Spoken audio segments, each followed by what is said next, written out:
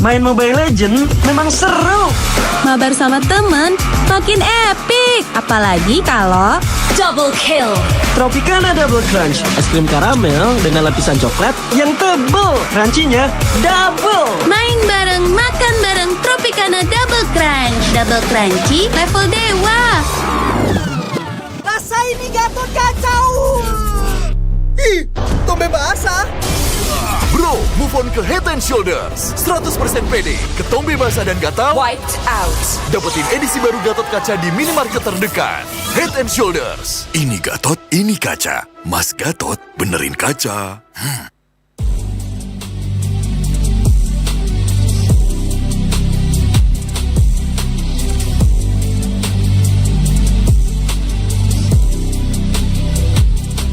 Kenangan adalah jati diri kita.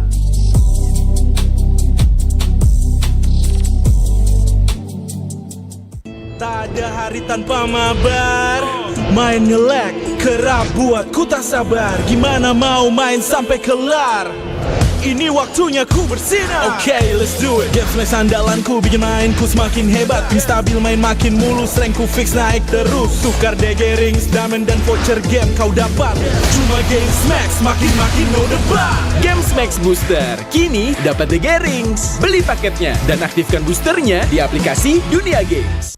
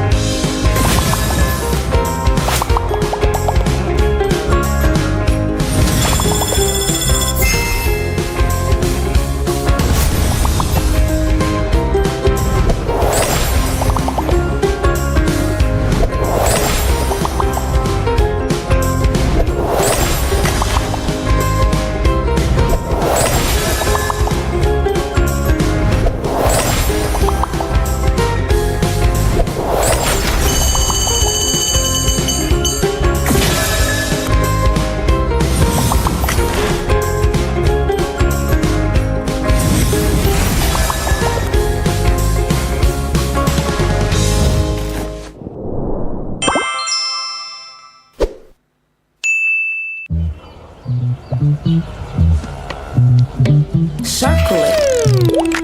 Circle, you let me circle it.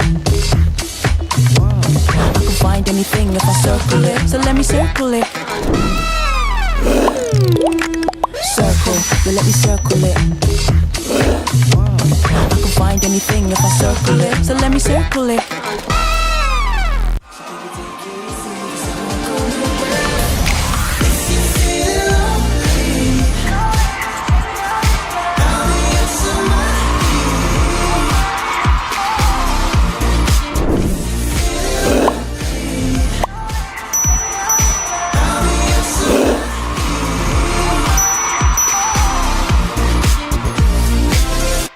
Pakai aplikasi GoPay, dompet andalan gamers. Banyak damage-nya. Ada cashback hingga 20.000 Buat upgrade skin baru. Jika seringan nggak makan memori, HP lemot bisa victory. top up langsung dalam game. Tanpa hambatan. Ikutan selebrasi MPL di aplikasi GoPay. Menambah total hadiah ratusan juta. Bonus stage. Gratis 100 kali transfer kemana aja. Beli pulsa harga termurah. Scan QRIS dengan mudah. Download sebelum mabarkan. Dia tidak akan segan untuk menghadapi siapapun yang berani melawan. Dia mewarisi perjuangan karena di tubuhnya mengalir darah seorang pahlawan. Pedangnya mengukir takdir kemenangan, menghadapi segala tantangan. penuh keberanian untuk terus berjalan menuju masa depan. Raihlah masa depan, nabung mulai dari hobi. Koleksi terbaru UBS Gold X Mobile Legends Bang Bang edisi spesial MPL ID Season 13.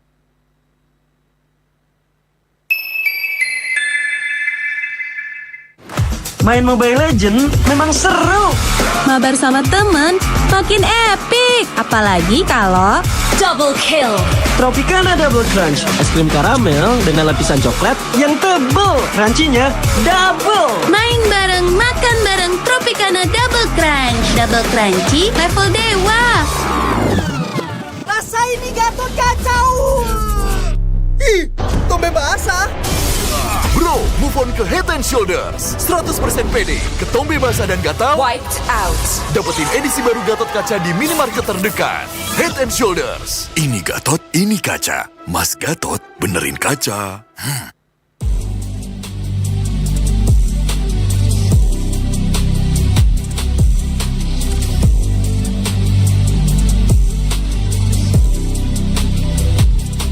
Kenangan adalah jati diri kita.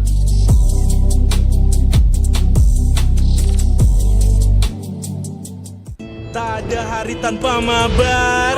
Main ngelek, kerap buatku tak sabar. Gimana mau main sampai kelar? Ini waktunya ku bersinar. Oke, let's do it. Games main sandalanku bikin mainku semakin hebat. Pin stabil main makin mulus, rankku fix naik terus. Tukar DG rings, diamond dan voucher game kau dapat. Cuma Games Max, makin no debat. Games Max Booster, kini dapat DG Rings. Beli paketnya dan aktifkan boosternya di aplikasi Dunia Games.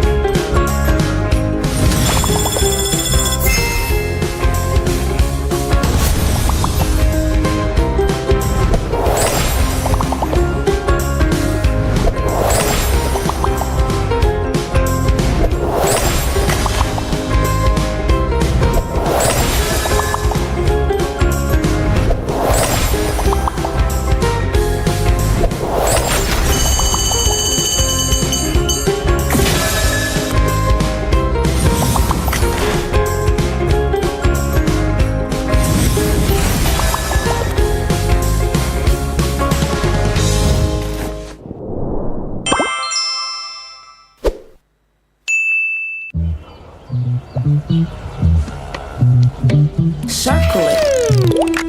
Circle, you let me circle it. I can find anything if I circle it, so let me circle it. Circle, you let me circle it. I can find anything if I circle it, so let me circle it.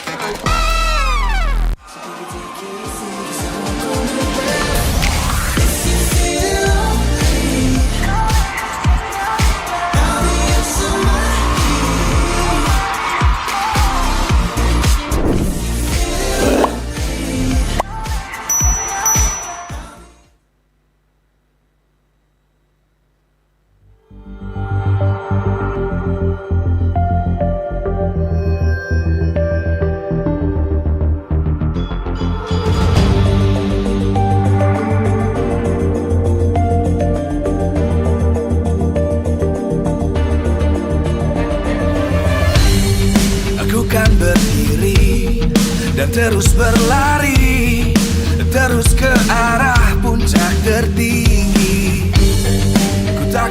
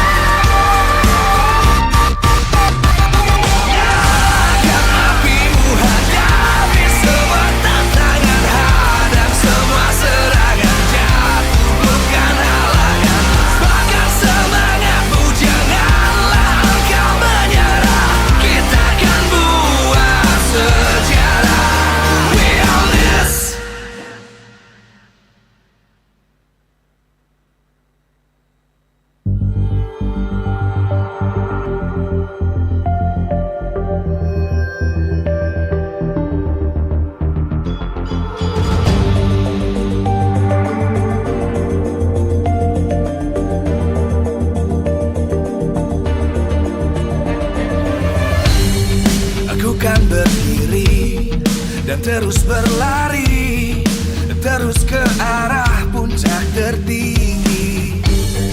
Ku takkan berhenti, hanya sampai di sini.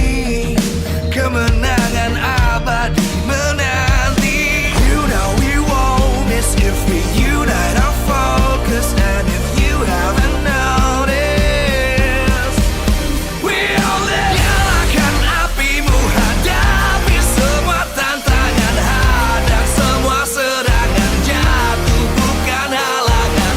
Bakar semangatmu, janganlah engkau menyerah. Kita akan buat sejarah. We all this, we won't miss. We all this, we won't miss. Saatnya beraksi, jalani ambisi. Aku kan menyawakan hari ini. You know we won't miss if we unite our focus. And if you haven't noticed, we all live. Nyalakan apimu, hadapi semua tantangan, hadang semua serangan, jatuh bukan halangan. Bakar semangatmu, janganlah engkau menyerah. Kita akan buat sejarah. We all this, we won't miss. We all this, we won't miss. We all this.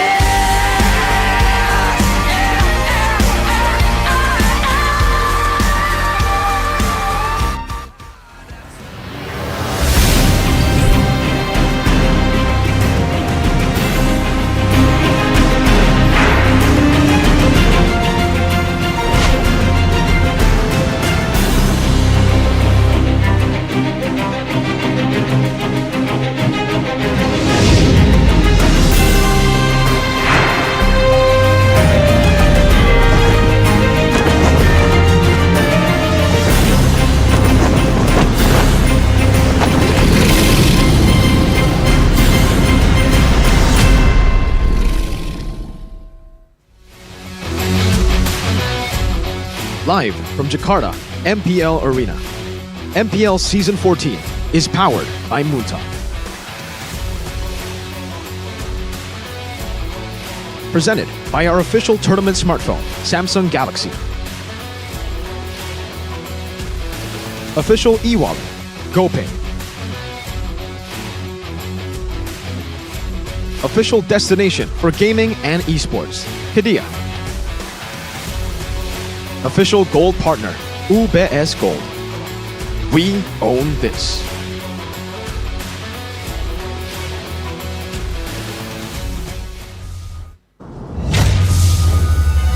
Kami akui, kami kalah. Tapi bukan berarti kami gagal. Bagi kami, gagal ketika kita menyerah. Tapi kalah kali ini bisa menjadi alasan kami untuk bisa naik kembali dari bawah.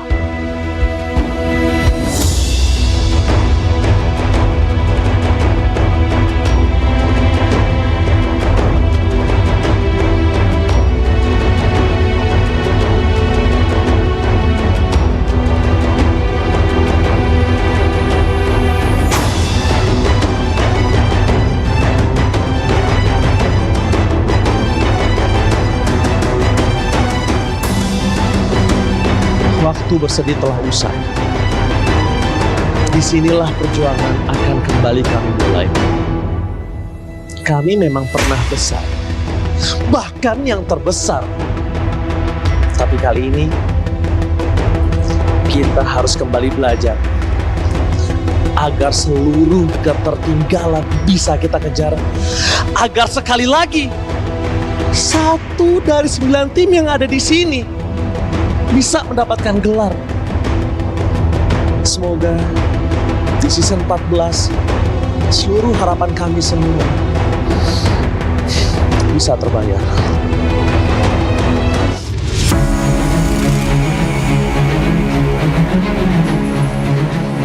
Di mana ada harapan, pasti ada pintu yang terbuka. Mulai dari sini, awal mula kita kembali berjuang.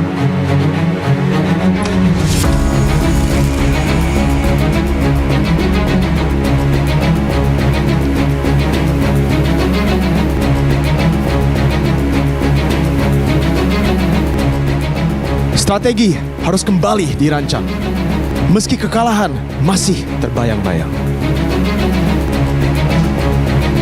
Meski sulit, kami harus bangkit. Meski sakit, kami harus bangkit. Ini bukan sekedar macan, raja, banteng, robot, atau bahkan raja langit. Tapi menjawab harapan yang terjerit-jerit. Karena meski dalam sakit, meski dalam sulit, kami akan tetap solid. Karena inilah wajah dari MPL Indonesia.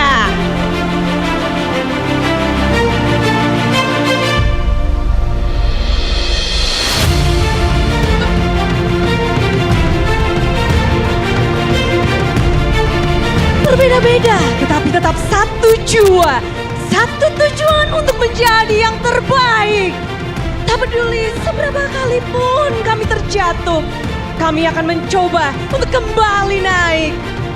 Bersatu dalam perbedaan, dan kita pun akan melangkah beriringan. Kami akan bangkit dengan penuh kebanggaan. Di season 14 ini, 9 tim terbaik Indonesia akan kembali hadir. Mereka akan berjuang, mereka akan bertarung, mereka akan mengalahkan satu sama lain. Inilah dia.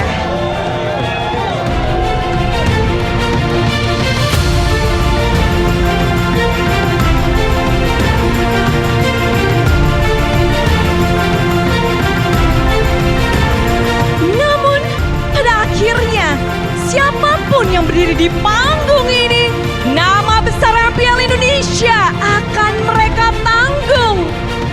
Maka, seberapa besar rivalitas kita gaungkan, pada akhirnya, siapapun pemenangnya, kita akan dukung.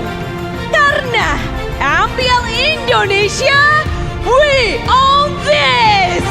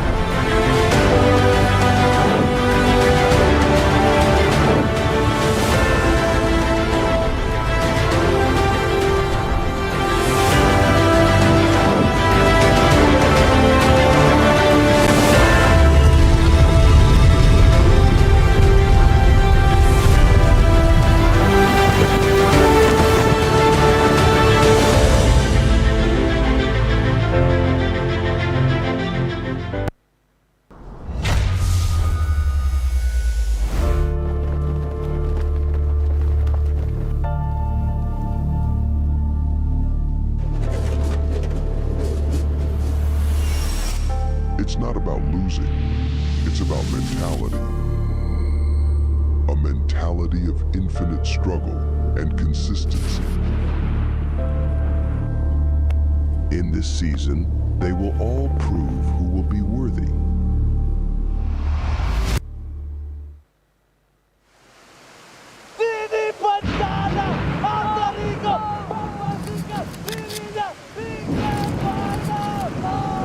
Prime mereka dulu yang ngebuat gue yakin ngejar impian ini. Tapi kenapa gue nggak bisa ngelanjutin masa itu?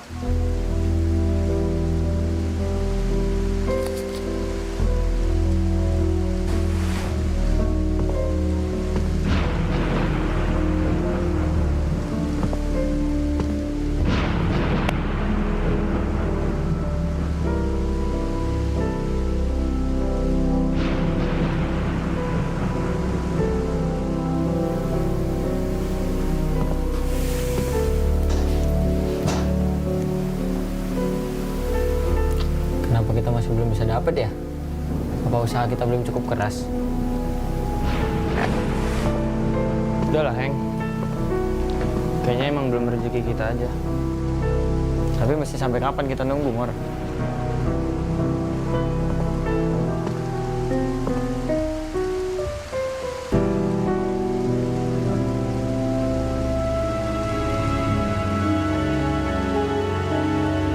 Setelah beberapa season ini,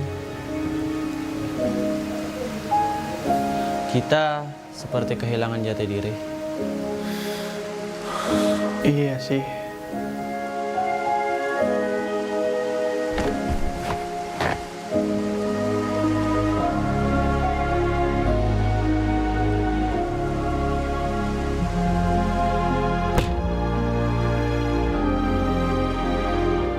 Kan udah gue bilang, Gun, jangan dengerin kata netizen. Fokus.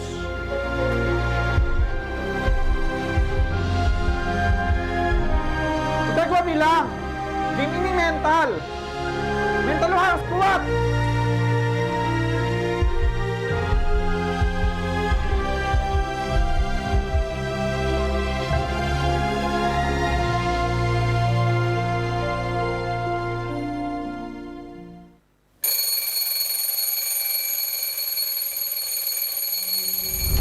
Jik Feb yang menang. Jik Feb yang menang. Anjir.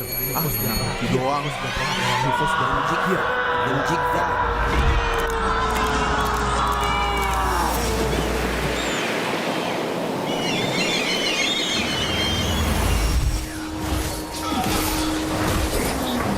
Victory! Mak, kalau aku jadi pro player, aku pengen banggain mama.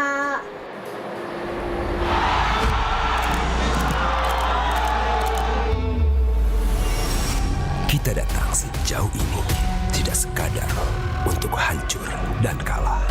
Kekuatan, kepemimpinan, mentalitas, dan kesabaran adalah alasan atas kegigihan kita. Persaingan mungkin memisahkan kita di medan pertempuran. Tetapi di luar itu, kita bersatu sebagai kesatuan. Mari terus saling mendukung dan tumbuh bersama. Dengan kebersamaan, kita akan menjadi kuat. Dengan kebersamaan, kita akan menjadi hebat. We own this.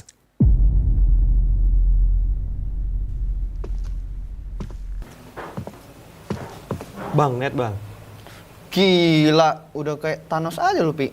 Lah, yang jempol kemana, Pi? Bentar.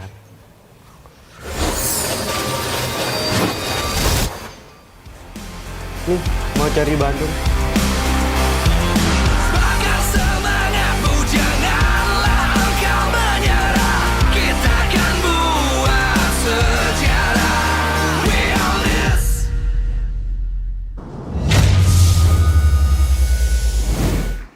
The covers drape, the curtains fall. A reality check, a wake-up call. Like Saturn slowly losing its rings, Indonesia also relinquishes its trophies. Once home to the silverwares of MSC and SPS, it is now all gone as our global presence fades. Now is our time to fight back with no excuses. It all starts here at MPL ID Season 14. Alongside me, Realize, and my two amazing partners, Mirko and Arashi. How are you guys feeling for today's start of a new season? Feeling motivated, great, especially after that VT and especially after those speeches given by Ranger Amas, a random dude, and Budekar Mongsar. A random dude, he says. Random dude. I mean, he looks familiar, but I really like the message, right? Yeah. For the longest time, we've been on top. It's about maintaining dominance, taking back what's ours. But now we are actually in the underdog spot. And it's been years since we've been in this like mindset almost. Yeah, feels like we're in this gray area where other regions are catching up and we're falling short. We have seen back in MSC, Onyx, and as well as EVOS faltering to reclaim that silverware that we were once in seas of, once we were in that possession. But now, of course, it all starts today with no excuses given, especially in the season where we will be going back to the coveted M6 back in Malaysia, fighting for the ticket, as well as a playoff spot in Bandung later on, will be the name of the game for most of the players today. the redemption arc is set in stone. It begins today for MPL Indonesia and all its teams. And funny that you say Fnatic Onyx and Evo's Glory, had a bad performance at MSC because they get to try to at least recover from that here because they both will be playing today. They have to. They have to come back. But of course, we will take a look at today's schedule because it is the start of a new dawn as well as new teams with their changes. The first match will see us fight against Fnatic Onyx against Team Liquid Indonesia. The new teams rebranding or rather merging into one. Meanwhile, for EVOS and Dewa will be the closure of today. Right, two very intense matches. I think we're starting off with an absolute bang right here. Everyone wants to see how good is Fnatic Onyx, especially after the performance. And for Team Liquid, remember, last playoff at least, we were really expecting Team Liquid to pop off out of nowhere. But unfortunately, that is not what happened. And a lot of people are assuming that, considering that that is what happened, right now they are absolutely raring to go, man, to prove everyone wrong that they are absolutely up there when it comes to champion contenders. Yeah, they were kind of like the Sky Kings, untouchable, but now they are touchable. A lot of teams catching up to them, even falling short of that success in MSC. But now we'll talk about the adaptations, because talking about Fnatic Onyx with their new addition of Lutfi, who's able to win MPL ID Season 13, they don't really need to adapt, but rather they need to be adaptive of the meta. Meanwhile, for Team Liquid Indonesia, the addition of James, of Iron Shiki and other players means that they have to adapt as well to the roster, Arashi. JMZ, it's a very interesting addition right here. There are a lot of talks about this, especially amongst us talents, because he just comes in out of nowhere. He has a great track record, but he's also coming into the shot calling position. I think we're talking about this. So out of nowhere, coming in, a new addition, immediately becoming the shot caller. Usually, I feel like there's gonna be a bit of an adaptation period, but with Team Liquid, who knows, right? Maybe they'll pull off the impossible, and today they can just pull off a complete upset against Fnatic Onyx that people are still at least perceiving as one of the best teams in Indonesia. I think that's a great way to make a statement, right? To say that we are not the same as last season. We have changed. Yeah, that changes as well. Kind of bruised against the rivalry, because if we talk about James, this guy was the runner-up of WCG 2023. That was kind of like a year ago, but he was able to show his class as this, XP laner that plays pretty well. Meanwhile, for Lutfi, in his first ever debut in MPL Indonesia, he was able to clinch that trophy. So what does this bring, Mirko, towards your eyes? What kind of fight, a rivalry will we see today? I think the rivalry is going to be great here. Rookie technically up against a rookie as well, because James will be making his debut in the MPL stage here for MPL Indonesia. It's definitely a different stage. We've heard a lot of different players say it's completely different, even to their own MPLs. Whenever they come here, when they hear the crowd chant every single time with every single match, especially the Fnatic Onyx fans who have, a very notorious line themselves. Di atas langit ada Onyx there. Above the skies is where the Sky King lie. That's the whole line there. So with the fan support, I'm going to really be expecting Yawi to already kind of build that mentality for the team here, because he has experience just last season. Kabuki is still here as well, and Gogun, a rookie last season, he's coming in here as more of a veteran compared to James, so he should be able to teach James the ropes as to how to handle the crowd.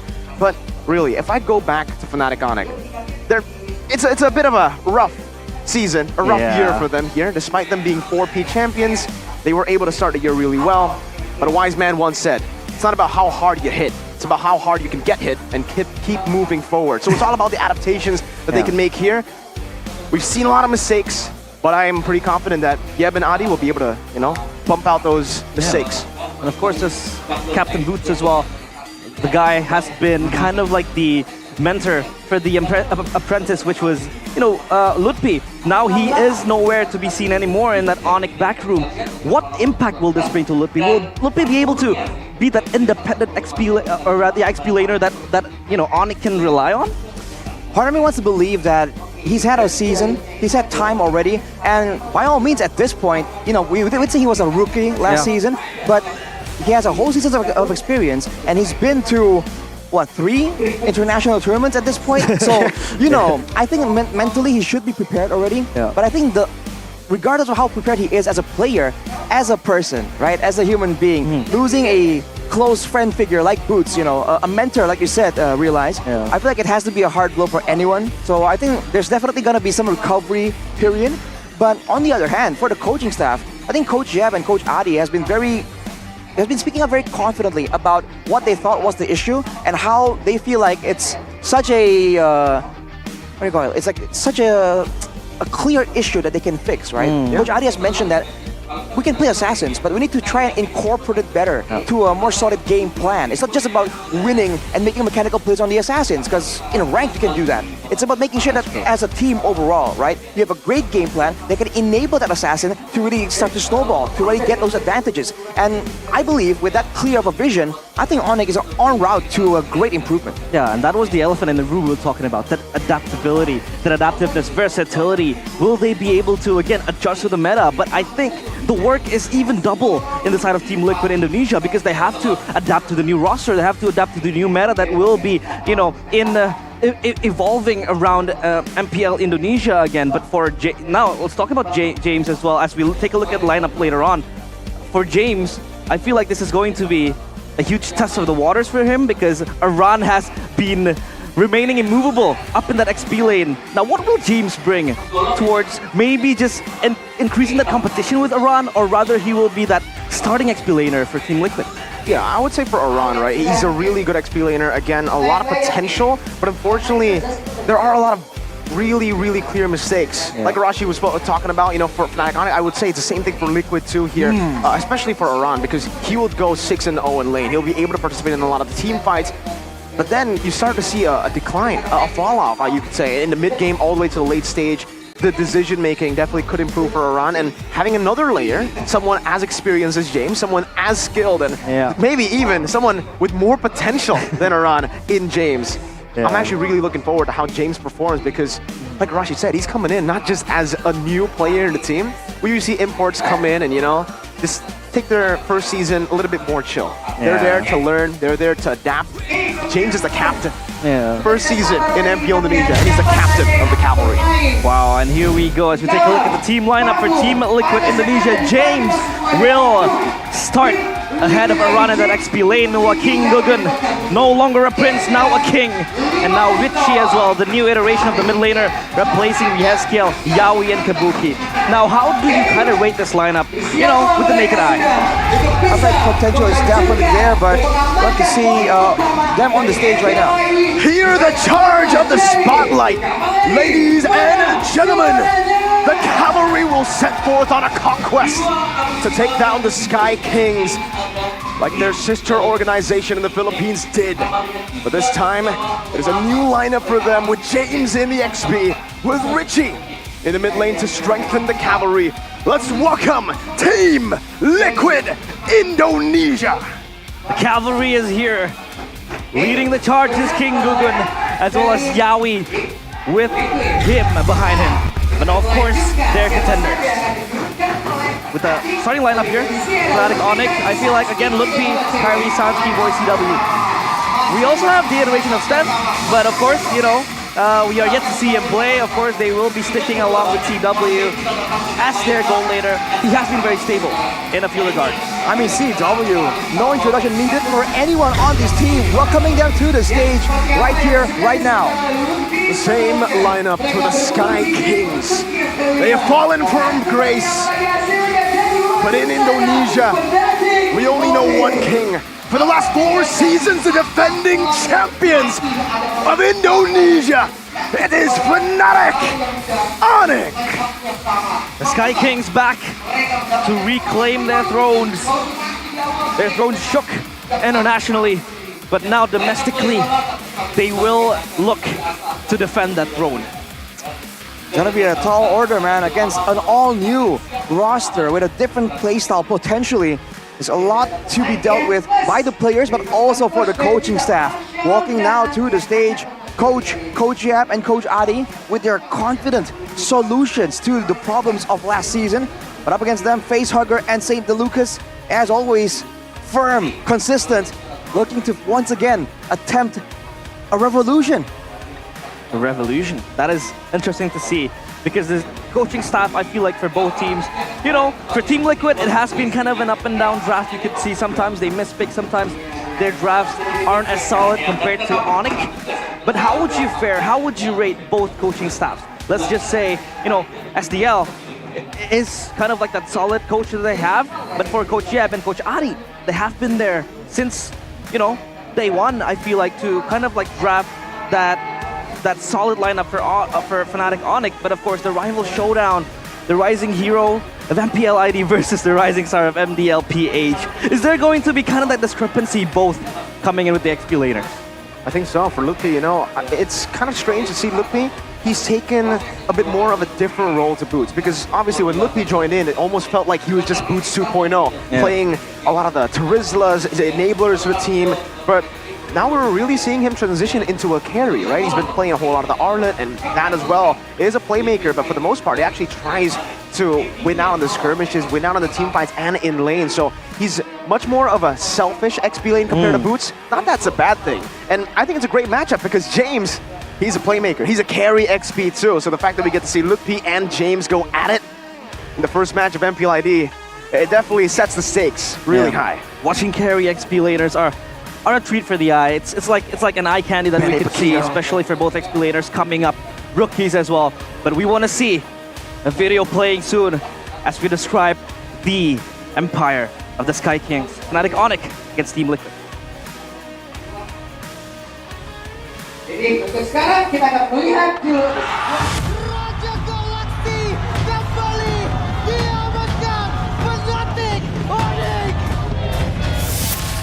Ya mungkin kayak banyak yang bilang kayak mending tim ini, mending tim itu. Ya buktiin aja dulu sih di MPL gitu.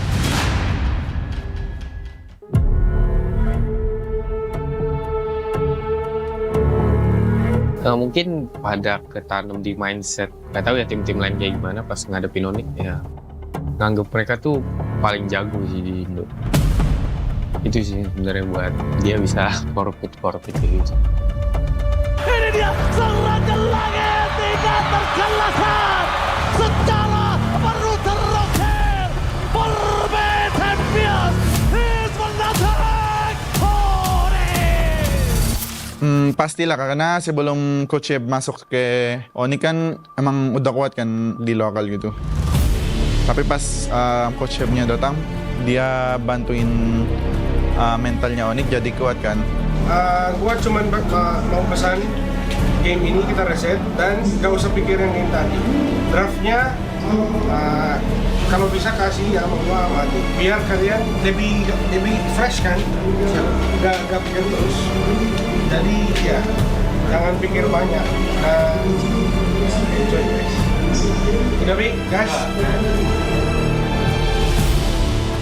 Kalau dari gua ya mungkin mental adalah kayak mental ada berbicara juga, paling experience sih, kayak ya mungkin kita berempat kayak experience yang udah lumayan banyak.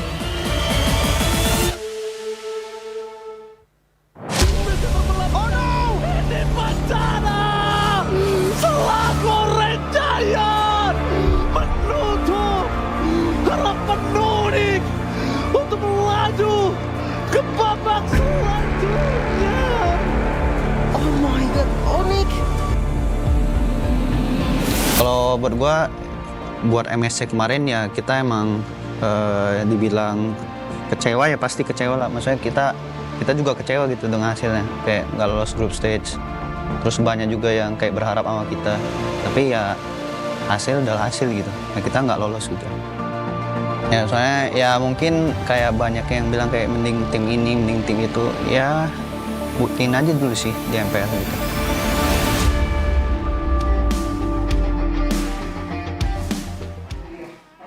The Sky Kings forced to descend in the international stage. It was such a heartbreaking loss for them.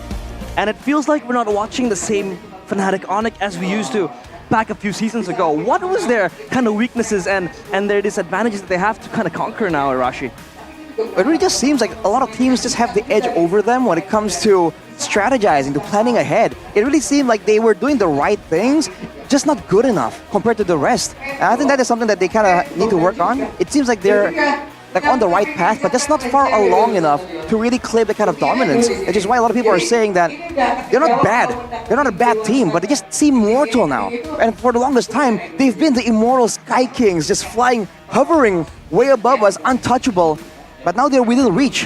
And I feel like that's a big problem for Onyx as well, because for a lot of teams, right, when they were asked about, what do you think about Onyx dominance last season? They say, I feel like we're good enough, technically. It seems like there's a mental game here, a mental block when we're up against Onyx. Now I don't think that's the case any longer. So this could either be a make or break moment here for Onyx. Yeah, that's the question now, Mirko, because Onyx has been kind of relinquishing that international dominance again. Will this affect their approach and their performance in the MPL ID Season 14 locally? Definitely, you know, the mentality of being an international champ, they were able to bring that over from MSC last year, from Snapdragon last year.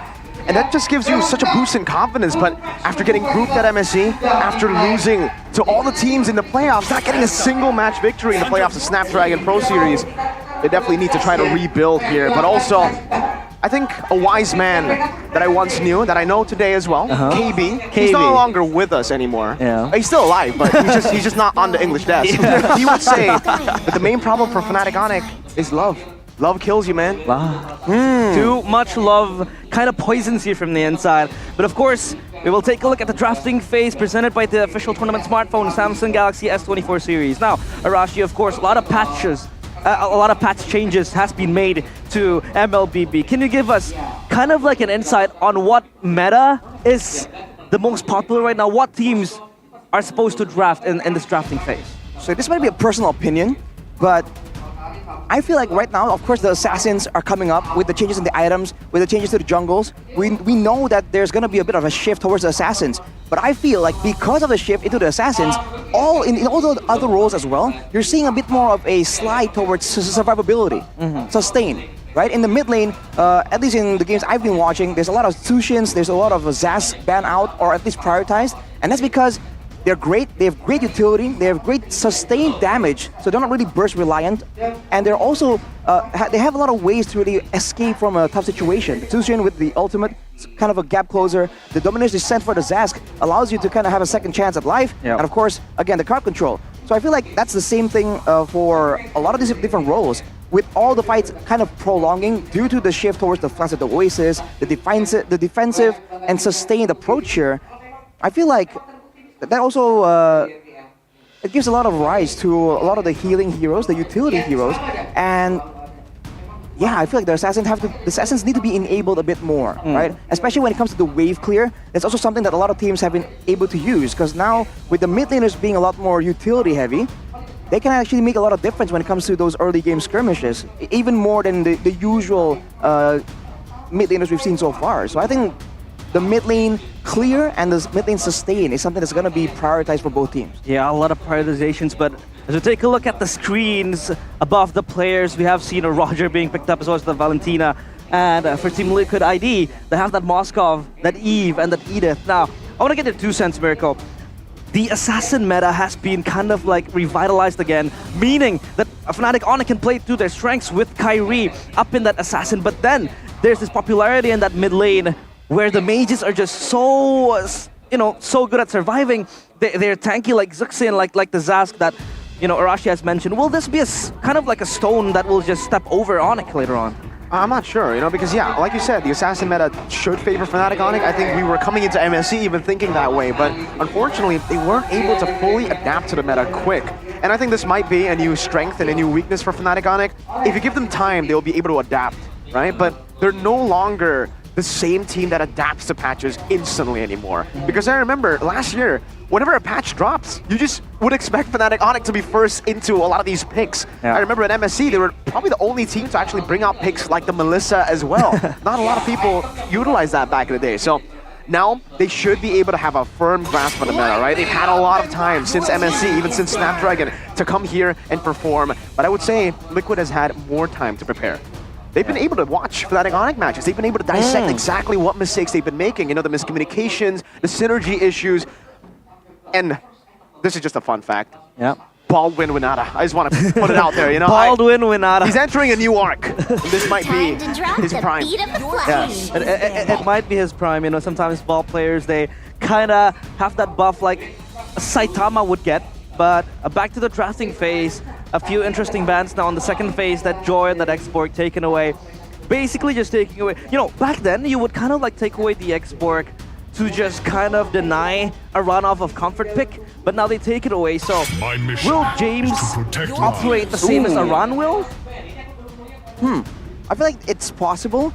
I feel like right now for Onyx, they're just looking at burst damage, right? Valentina, Roger, and Arlet. This is a very aggressive setup, and they're trying to eliminate all the frontliners that can kind of allow Team Liquid to try and open up the map and get information. The Hylas and Xborg are notorious for this right now, especially with the, by the way, you have to remember the Thunderbelt has been very prolific right now. Yeah. A lot of people like abusing it, stacking it up all the way from the early game. But for Team Liquid, they're definitely looking for something more of a front-to-back. They have good sources of damage output, magical and physical, technically from the Primal Rat and Loyi as well. That is DPS still.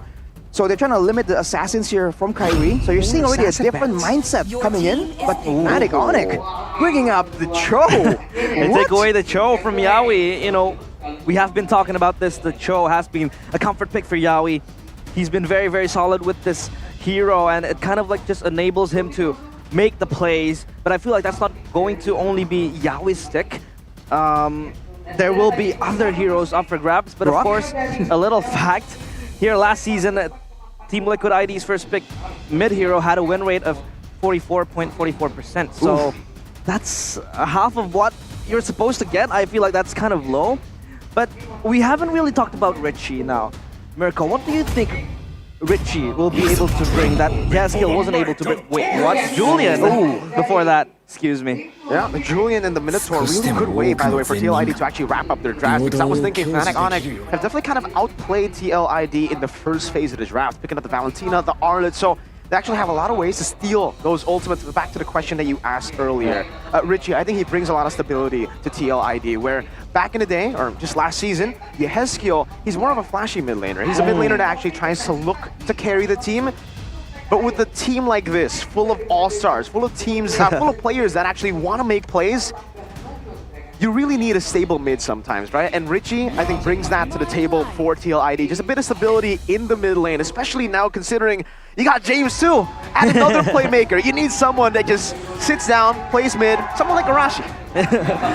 Who goes 0-7. Wait, hang on a minute. Oh, shout out to KB for exposing it. Shout out KB for that violation. But yeah, rounding out the draft, your thoughts, Arashi?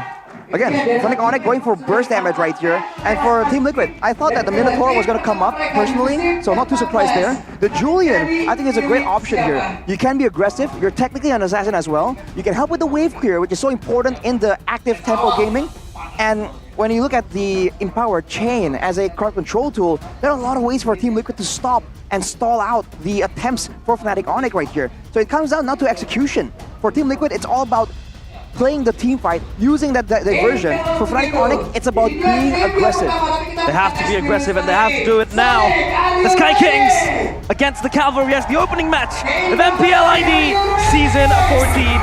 Into the line of dawn we go. Welcome, ladies and gentlemen, to the first match of MPL Indonesia Season 14. Just from the crowd alone, maybe even from Papulung's voice, you know exactly the stakes at play here. The pressure that a lot of these players, especially for James, I wonder how he's going to actually survive this pressure, at least for this first game. His first game ever in MPL Indo. Yeah. Is he fully prepared for what's to come? The preparation is something that is going to be very important because James, this stage is going to be very, very huge for him to make a statement, especially up against, you know, Lutpi, who has been able to prove himself in MPL ID Season 13. Of course, statement needs to be made by James. For sure. Right now, of course, Fnatic Onyx with the stronger early game power spikes, they're going aggressive, but look at the gold lane, CW.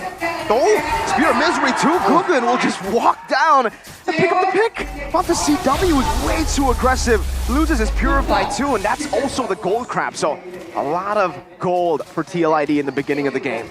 Overestimation there coming in from CW, and he gets punished for that. And here is now, of course, you want it to be kind of like Snowball because it is a lane bully, especially against a Moskov who doesn't really have the range but has that escape mechanism. Kyrie though, Gonna be caught there just a bit of damage with what Wolf usually calls the vacuum. That's a yin-yang reaction. Right. Again, the emblems earlier though, you saw that there was a basic emblem actually used by Kabuki here. He wants to sustain, he knows the lane can be difficult against Harith, so that's the option he went for. And for Team Liquid as well, Yawi went for the firmness and tenacity combo. So he's just purely looking to be more of a bit of a frontliner to ensure his team can make plays. But look at that. James gonna be caught like it. Pounce coming down. Kyrie picking up the kill down below to make it all but even again, right as a turtle spawns in the game. Oh, this turtle will be up for the taking for Fnatic Onyx, especially James now having to walk back to his lane to defend this turtle. Will TLID, the Team Liquid Indonesia, just relinquish this, or will they fight for this? I feel like it's going to be very close now. Keyboy. Oh, trying to go for the steal on the orange, but forces Goku to use the red tree. Now they're going to go for the invade. Keyboy still has the ult. Look, final slack. James back into the way of the dragon. Now able to pop in the primal rat. The Minute's Fury gets popped down, but it only knocks Lutpi up. Now with another knock up down. Lutpi still able to escape with the Vengeance. Coming back in with the Vengeance. Getting to sustain. Goku unable to get the kill. And TLID get completely outplayed by Fnatic Onyx. My goodness, Lutpi, Houdini, and Richie now under pressure as well. Keyboy just trying to make up even more space, zoning out that Luo Yi. A good turtle take coming in, and Lutpi just survives for so long. I mean, he just made a play again and again, man, with the Vengeance. That's Arlott gameplay for you. I think for Team Liquid, they gotta be a bit more careful about this. You're seeing the way Fnatic Onyx is playing the fights, man. They're going in and out, and they're very annoying with how they're positioning some of their heroes on the sides, right? Keyboy was just taking away so much attention that by the time Team Liquid can go for a play, they were the ones who were engaged on by Lutpi, even though they were the ones who originally were the ones walking towards the fight to begin with. With a 1.6k gold advantage right here, it's gonna be a bit difficult for Team Liquid to try and pull ahead. We talked about statements, right? As much as his statement is for Kyrie, for Lutpi, it is for Guggen as well, because we've always seen him being mentioned as being good on this asset, but he hasn't really pulled off or showed that performance just yet. Yeah, talent predictions by Gope has seen a few talents up predicting towards Fnatic Onyx, but now, so take a look at the item being made here. No Thunderbelt for Kyrie, he opts for the Wind Talker, which is kind of much more aggressive, and you get that attack speed and as well as that clear speed. Early damage in the few minutes of the first game. On top of that, Lutpi has the Thunderbelt, a great synergy with the kit of the Arlott. But that means that on the Arlott here, he can itemize a bit more aggressively, just the way Lutpi likes it, and still be relatively tanky enough for that late game. So that's one more issue that Team Liquid has to keep in mind here. They do have the advantage still when it comes to the prolonged damage, when it comes to the long team fight. Look at Yawi though, being set behind. Diversion, Kyrie spots him though. This time he walks into the right bush. Yawi is able to escape for a bit. Now flickers back towards the turtle. Now Minute's Fury going to be popped in. Kyrie still is able to out-retreat Guggen. Now gets brought back again by the way of the dragon, and Lutpi claims the kill. There has been talks about Kyrie's retribution not being on point, but he out-retries the Retry King. Keyboy just looking to even exert more pressure. As a good zoning coming in from Yawi wasn't enough, and San's looking for even a play here. Ooh, terrifying them now, man, and the layering of CC, by the way, for Fnatic Onyx has been absolutely phenomenal. And look at the wave clear they have at every single lane. They're always in the right place at the right time. There is a diversion available for Team Liquid ID, but they're just not allowed to actually make that play happen. The mid lane is completely controlled by the aggression, by Keyboy, just constantly being a nuisance, not recalling to the base, just standing around, recalling, as we see right here. And because of that, Team Liquid are always one step behind right here. Even if you look at the jungle, King Guggen hasn't been relatively invaded, but he is 2 levels below from Kyrie.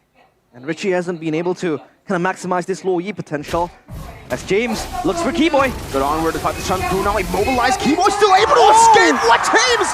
Not in range. He used the flicker to try to gap close, but still wasn't enough. It was Lutpi, and now it was Keyboy who cheats death for the second time. And he just survives that long after what looked like a death sentence for him. That's a tilter, man. It was so close yet so far.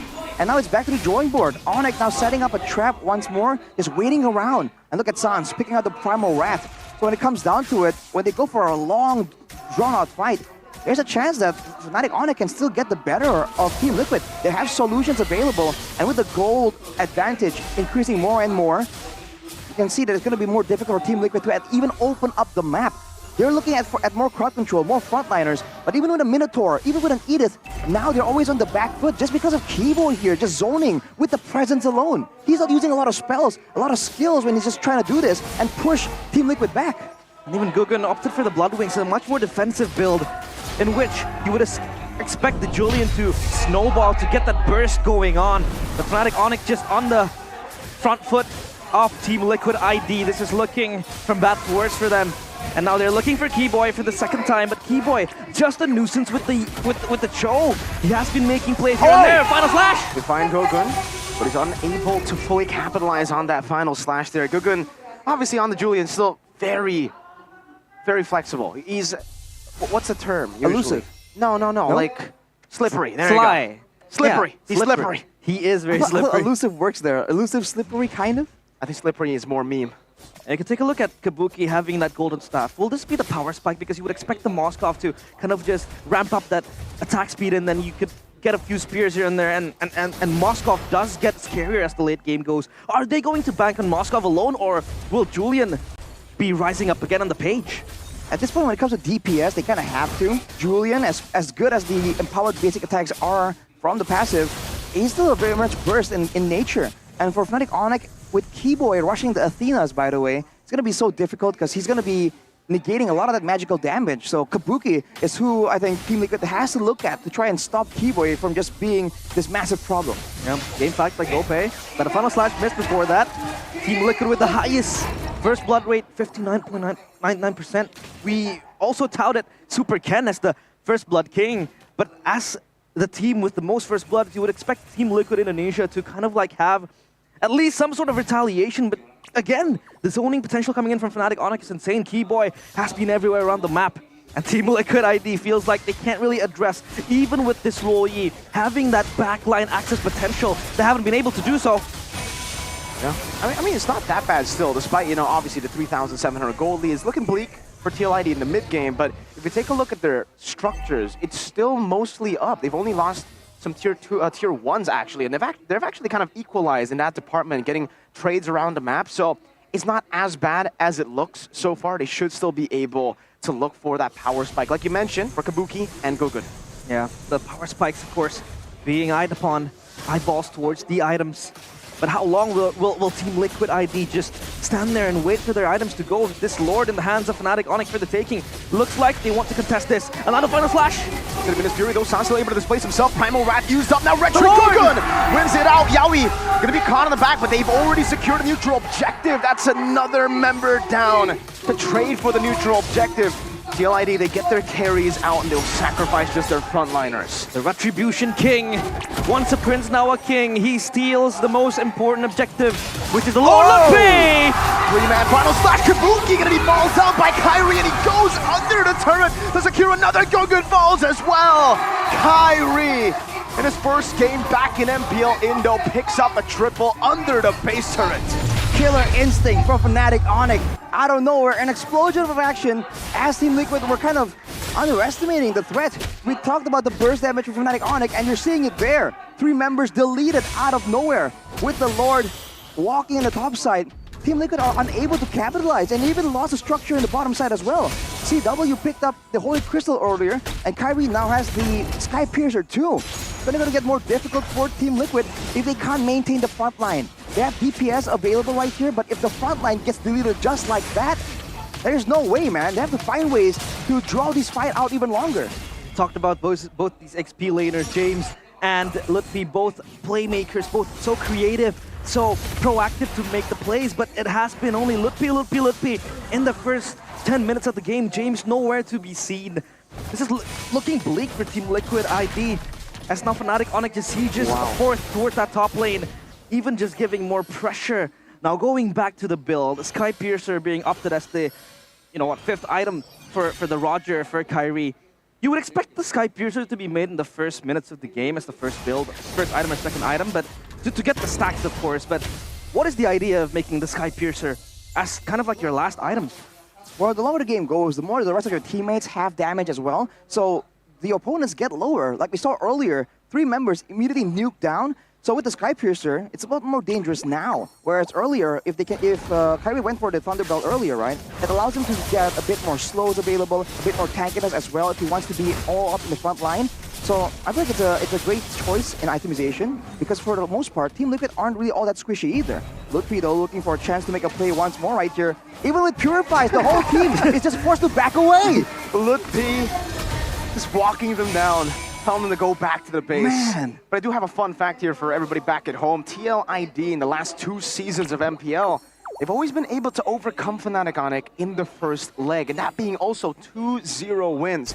It was 2-0 to Aura, then now Liquid in Season 13, and it was also the same in Season 12. First leg when Iran first joined James. The Communist Fury still there, knocking up Kyrie. He's still going to be able to displace himself. King Gugun! The Communist Fury traded upon them again by Sans. Kyrie's still able to escape. Kabuki! Spear of Destruction to the back. Sans still able to escape for a bit. Goes for the win of ground, and Lumpy tries to go for the trade. Does it in style. Kabuki claims a double still, though, and it's a win for TLID for now. 3 members taken down right as the fun fact comes around.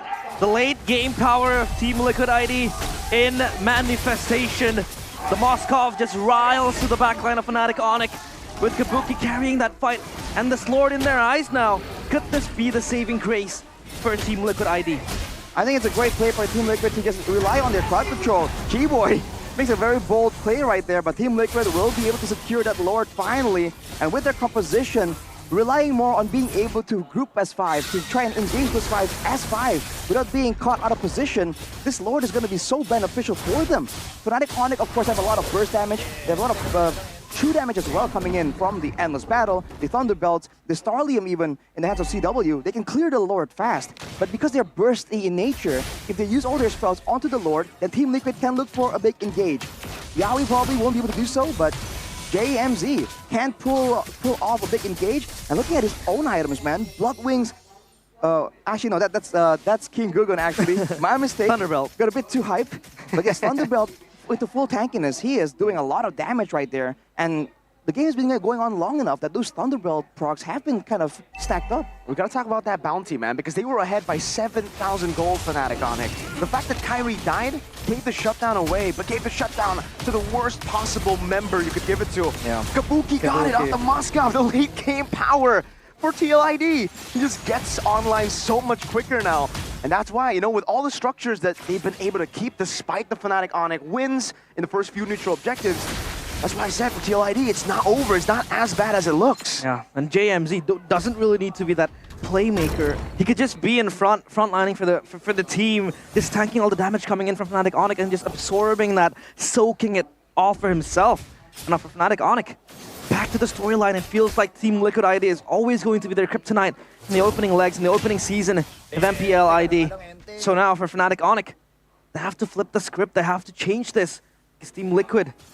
Take a look at their lineup as well. This is such a versatile lineup for such a late game.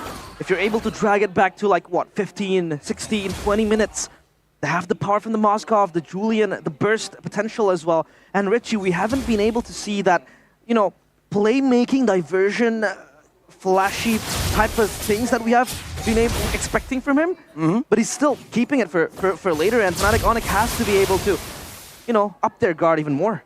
I bet Fnatic Onic also has to avoid fights in the jungle at this point. I mean, the only reason why they were losing that fight so massively was because Yaoi was able to land a massive Minion's Fury and kind of zone everyone away. It landed on Kyrie at least, that I can see, and even that was enough to kind of like slow down the damage potential from Fnatic Onic and allow Team Liquid to try and just use these combos, right? The fact that King Gugun also came in and did a ton of damage with the Julian. If this was a more spread out fight, a more open fight, which we saw in the first few skirmishes from Fnatic Onic, it's going to be a lot more difficult for Team Liquid to try and get their damage off. They're going to really be relying only on JMZ and Kabuki perhaps to really have that reliable DPS. So I think that's where they have to try and avoid these fights, because even before talking about the Minotaur, the Edith, the Lohi, right? When the Lohi was meta, we saw that in a fight on a thin corridor in the jungle, you almost never wanted to try and do that because the Lohi just procs so many stacks, so many passives, and does so much crowd control and damage.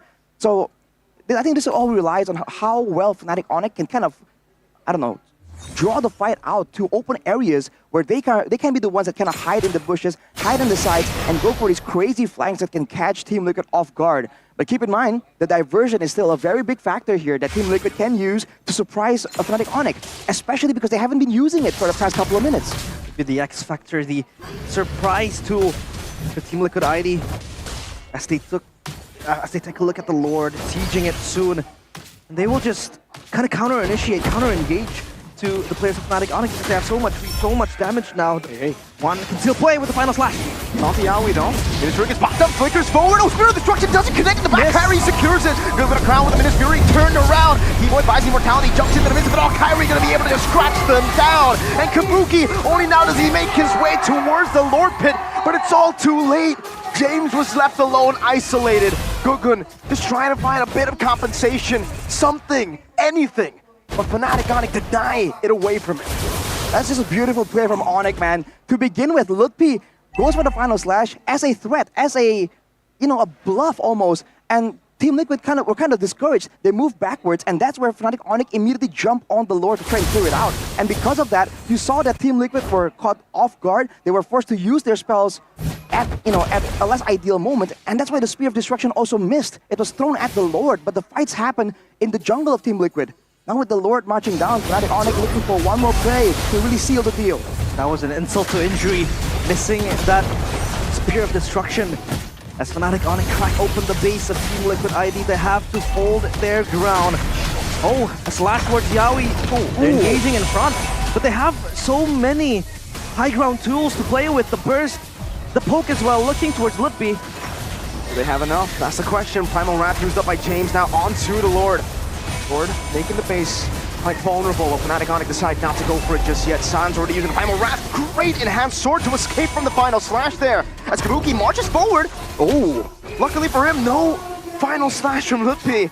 But he calculated that well. For TL ID, like you said, good wave clear, and they still will be able to see another day in this game. Kabuki's feeling it. He's blitzing forward. He's much more confident now. The fact that he has that damage needed, and they could still hold on to their own base for so long because they have sustainable damage, they have that burst, they have that control with the Luoyi, with the Moskov, and then you have JMZ as that front line to just layer up the damage and the defenses coming in from Team Liquid ID.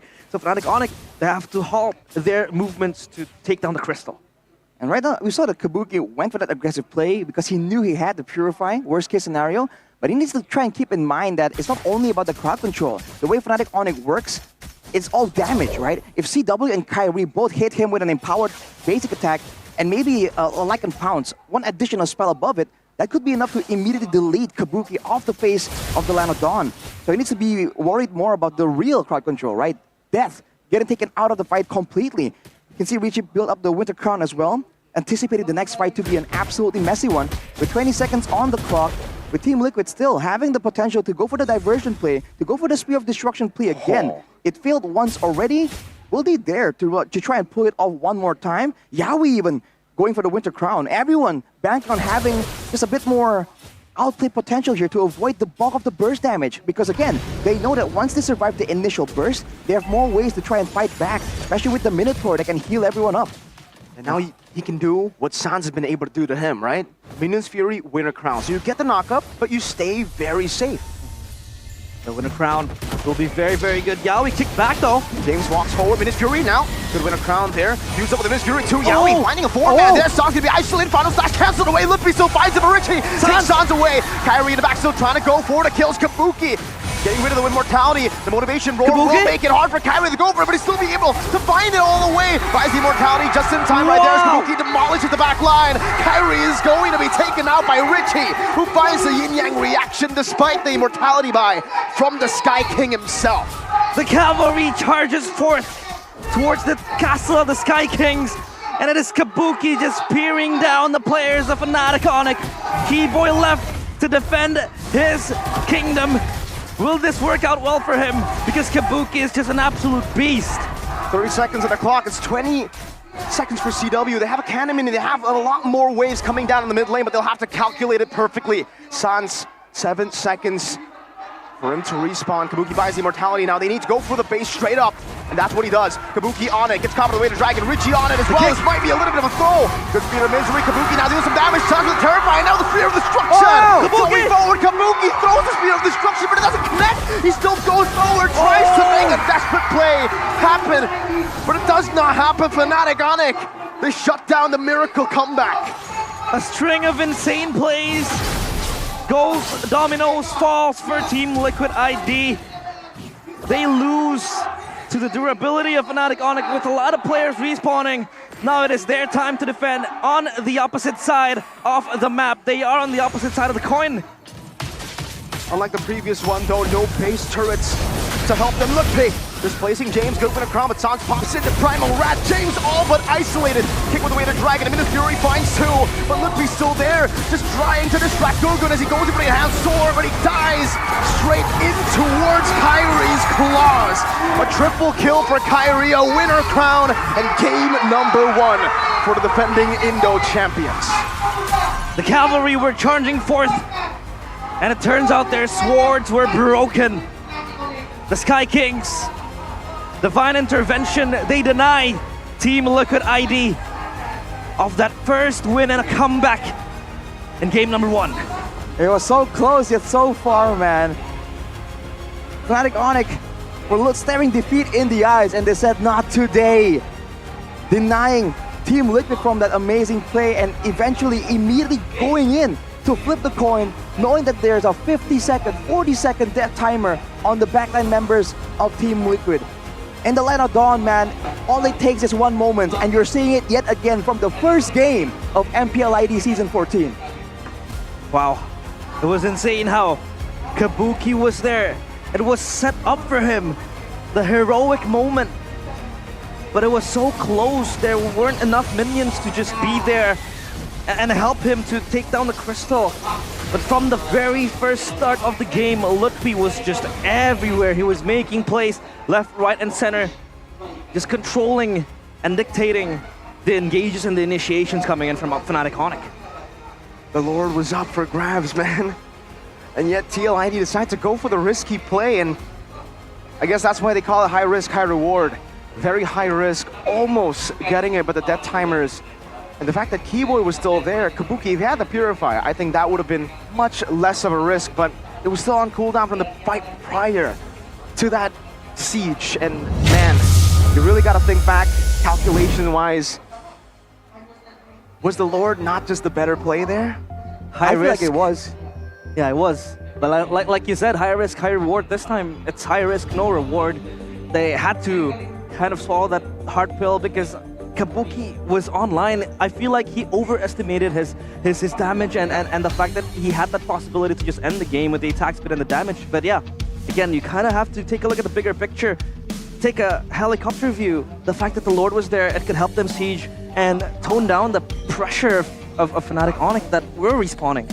To be fair, right, when the Fnatic Onyx, you never really know. When the game really feels like, oh, it's a done deal, it's all about getting this Lord, and then, you know, we win the next fight. Sometimes with Fnatic Onyx, it's just not that simple, right? You get this feeling that they're gonna pull something off, kind of find ways to make it work. And again, with Fnatic Onyx being the team with a lot of burst damage, there's a lot more risk in the heads of Team Liquid, right? If they get the Lord, who's to say that they won't be caught in the fight and then Kabuki gets taken out completely? Without Kabuki, even in the late game, they still lack that damage, right? Yeah. That's why their composition is better as 5, but at the same time, there's more dynamic playmaking available for the side of Fnatic Onyx. Even we saw earlier, Sans could just adjust which ultimate he takes to try and swing the fight in their favor. You can see Keyboy can change who he targets as well. So that is what makes it so difficult for Team Liquid to get a read on whether or not the next fight is just that guarantee. Oh, that was so close. For a second, I thought that, you know, Team Liquid ID can get the comeback again. The Kryptonites of Fnatic Onyx, they are kind of like, you know, the Achilles heel for the Sky Kings because they're able to just tremble down, especially in the opening legs of MPL ID. But again, this is still the first game. You know, there is still a second game to look at. But if we're talking about the conclusions coming in, Richie and James were, to be honest, nowhere to be seen. They were mostly banking on Kabuki, and the Moskov late game was coming to fruition. The fruits of his labor was there to save Team Liquid ID, but you can't just keep banking on him again and again. Sure, their winning conditions, one of them are through Kabuki, but of course you would expect for Richie, for James, sure, they are rookies, but again, you would kind of want that light to come in from them. Yeah, I think it's still their first game ever on stage here for MPL Indonesia, so you can give them the benefit of the doubt, can give them some more ways to improve. But we were talking about the rivalry earlier before the game, from James to Lutfi, and I guess in game 1, it's very clear who got the dub. I think it's most definitely Lutfi, man. basic emblem Arlet with the Thunderbelt, and then straight into a full tank build. This is a very annoying Arlet that does a respectable amount of damage. We saw that earlier. I believe the fight was kind of won for Team Liquid. Then Ludwig comes in and he just got his eyes on Kabuki. Like, come here, man. If we're going to lose the fight, at least I'm taking you down with me. And there are moments like that where, again, this is supposed to be the enabler, the tank, the initiator, right? Who goes with the final slash, and yet he's able to actually secure the kill onto the Moskov. It's moments like this that makes it so difficult. And on the flip side, for JMZ, he's on an Edith, and he's trying to maybe counter-engage, but the final slash comes in from such a far distance that the onward, that the Earth Shatter can't really be used to cancel it. And in fact, several times we saw that JMZ is the one trying to make an engage happen, trying to make a crowd control play, and he gets hit with the final slash instead. So the range here is something that I think Ludwig calculated so well, and his synergy with Keyboy, you gotta give a shout out to Keyboy as well, because Ludwig's initiations would not have been so impactful if Keyboy wasn't the one kind of waiting in the wings, kind of almost corralling everyone to the same point, just for Ludwig to get a massive 3-man, 4-man final slash. I think it's a combo that works together very, very well. Keyboy was just sweeping around for enemies, for foes, for Team Liquid ID, and the fact that he was able to build a relatively tanky build but still dealt so much damage was just insanity. And the fact that Final Slash wasn't kind of used in kind of like an aggressive way to initiate. He was using it mostly for a bluff, for setting up the Fnatic Onyx towards success. Mostly it was just the Arlet that was able to open up the spaces and the initiations coming in. But yeah, for Ludwig, such a great game with the Arlet. Does this kind of call a ban towards his Arlet in the next game? And I would actually want to bring it back to the itemization there, right? Because Ludwig bought the Encourage later on in the game, so he definitely got, a little bit more of the value from the roam items as well. He played as the frontliner, but also his build was very heavily targeted towards the magic damage of Liquid, and I think that's why Kabuki was such a threat to them in the later stage. No one could really tank up Kabuki's damage. That's, a great adjustment. I mean, we saw even Keyboy, right, rush the Athenas instead of any kind of physical defense items because they know that the Moskov, yes, it's a Moskov with Purify, with outplay potential, but in the grand scheme of things, you can still do enough damage to kind of zone the Moskov away. And look at what happens in these fights, man. Even in the backline, the fact that there's so much mobility available for the side of Fnatic Onyx, Kyrie, CW, Keyboy, everyone can dive in the backline, and even with the Purifies, you can see that Kabuki and Richie, once Onyx kind of finds the mark onto them, it's not so difficult. This fight really only went their way, I would say, because of that Winter Crown play. I don't think Fnatic Onyx were expecting 3 Winter Crowns out of nowhere, and we talked about the burst damage reliance, right, for the side of Fnatic Onyx. The Winter Crown kind of forced them to kind of switch targets multiple times without securing the deal, and that's the opportunity that Team Liquid has right there. But unfortunately, they went for their risky play, they tried to go for the end, and in the end, with 50 seconds on Kabuki, there was just so much time available for the sides of Fnatic Onyx to just immediately push down. And again, even if you want to try and clear the waves the same way that Fnatic Onyx did, look at the burst damage, man. These are the frontliners that are immediately destroyed. Retrospectively as well. And the basic emblem, which also allows him to kind of stay around the map a lot more often. The fact that he was the main frontline and Keyboy was the kind of... Usually the Cho becomes the frontline, but he's not really good at doing so. But the fact that the Arlet, right, with AoE card control is the frontline, and Keyboy is that hidden factor here that can play defensively or aggressively, it kind of really played well into the composition of Fnatic Onyx. And the basic emblem just allows Arlet, the Arlet on Ludwig, to just stay in the map. Several times we saw him get low, get to the half HP, and he just sticks around because he doesn't really have, he doesn't really need to be forced to just go back there. And for Kyrie on the Roger, we talked about how initially he went for all these, all the utility items, the War Axe, the Thunderbelt. Afterwards, he kept the Endless Battle, the Sky Piercer, and then as a final measure, he went for the Great Dragon Spear, which I guess in a sense is a big factor here, ensuring that whenever Fnatic Onyx really want to jump on the back line, the fact that Kabuki can maybe kite back, can maybe use the Abyss Walker to get out of danger. The same thing can't be said for Richie on the Lo Yi. He's forced to stand there, try and throw out the damage again and again, but even with the passive, even with the procs of the yin-yang effect, like you said, it's just not enough to just tank the damage coming in from the Harith and the Roger, man. It's way too much. And really, usually we expect the Lo Yi pick to make a lot of crazy plays in the mid-game, especially the late game, but it was non-existent. I honestly have to say that. Richie, Lo Yi felt like a Yeve. It really felt like someone that was just standing there in the mid lane, standing there in the compositions, utilizing the yin-yang reaction. And if that was the game plan, if that was what Richie wanted to do, I think the coaches should just give him something like a Lilia, should give him something like a Yvier, because, or Vexana. Did you see a single, like, amazing diversion? I don't remember one. There was one attempt with sending Yaoi. Yep. And even then failed. That failed. Yes, agreed. I feel like maybe the idea initially was to try and be more aggressive, but considering the fact that they're seeing, man, all these dives coming in from Fnatic Onyx, maybe that's why they went and tried to figure out, okay, maybe we can use the Loyi defensively, you know, proc the passives, get the shielding, and then pick a defensive support like a Minotaur instead. So it's almost like Fnatic Onyx kind of brute forced Team Liquid to shift their game plan there, or risk getting completely annihilated. Because a lot of these fights, by the way, for Team Liquid, were only won due to the threat, the zoning of the Minion Fury. So it's a trade-off that I think Team Liquid were forced to take. Yeah, we didn't really see that diversion plays. You would expect, you know, a TP down the brush towards the jungle, or maybe create some sort of play, but it was non-existent. Maybe with almost Google, for Richie.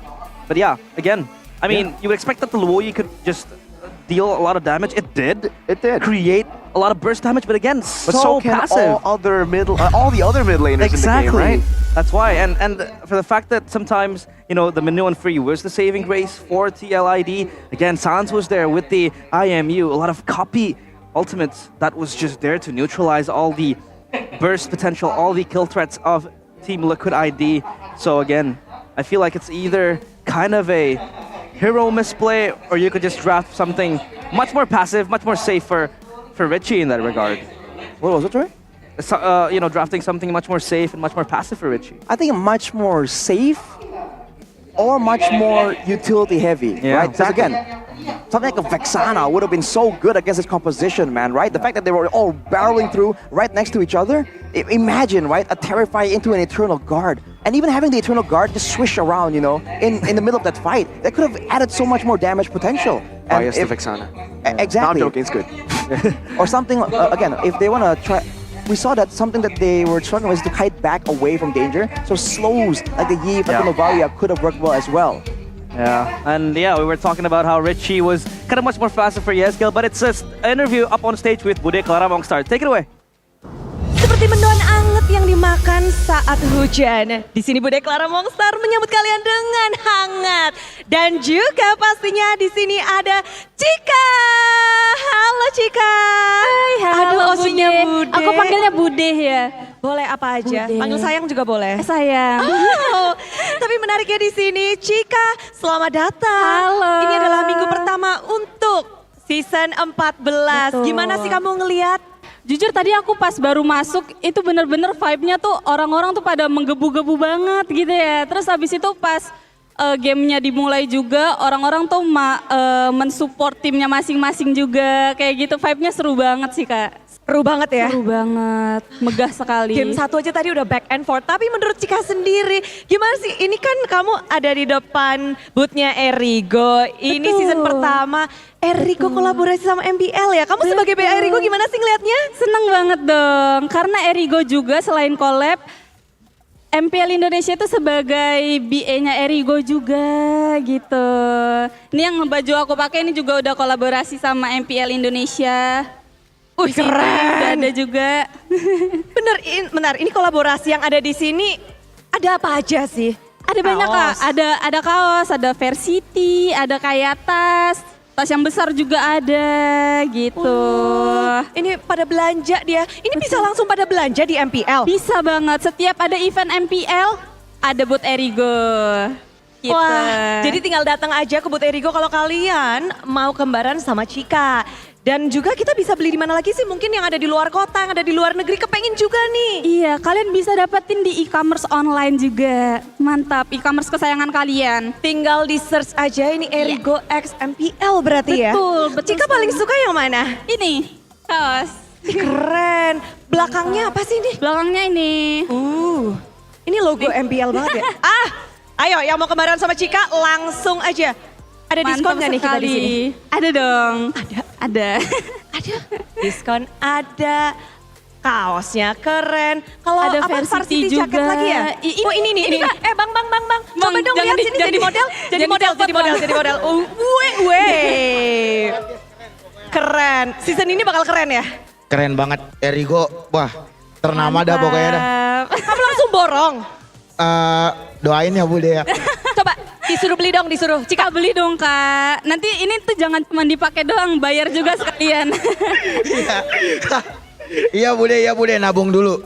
Nabung dulu. Kan. Baru pembukaan. Iya. Oke, udah ada di wishlist ya di sini. Iya. Tapi kamu paling suka yang mana? Sih.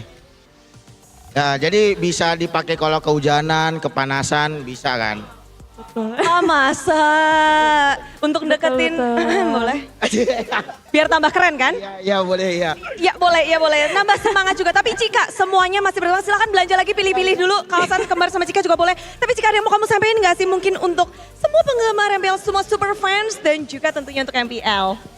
Aku pengen nyampein buat kalian semua. Numpung lagi ada eventnya MPL, kalian jangan lupa mampir ke booth-nya Erigo. Pasti dong. Thank you banget Cika. Terima kasih banyak Bude. Dan langsung aja kita akan lemparkan kepada caster untuk melanjutkan game yang kedua.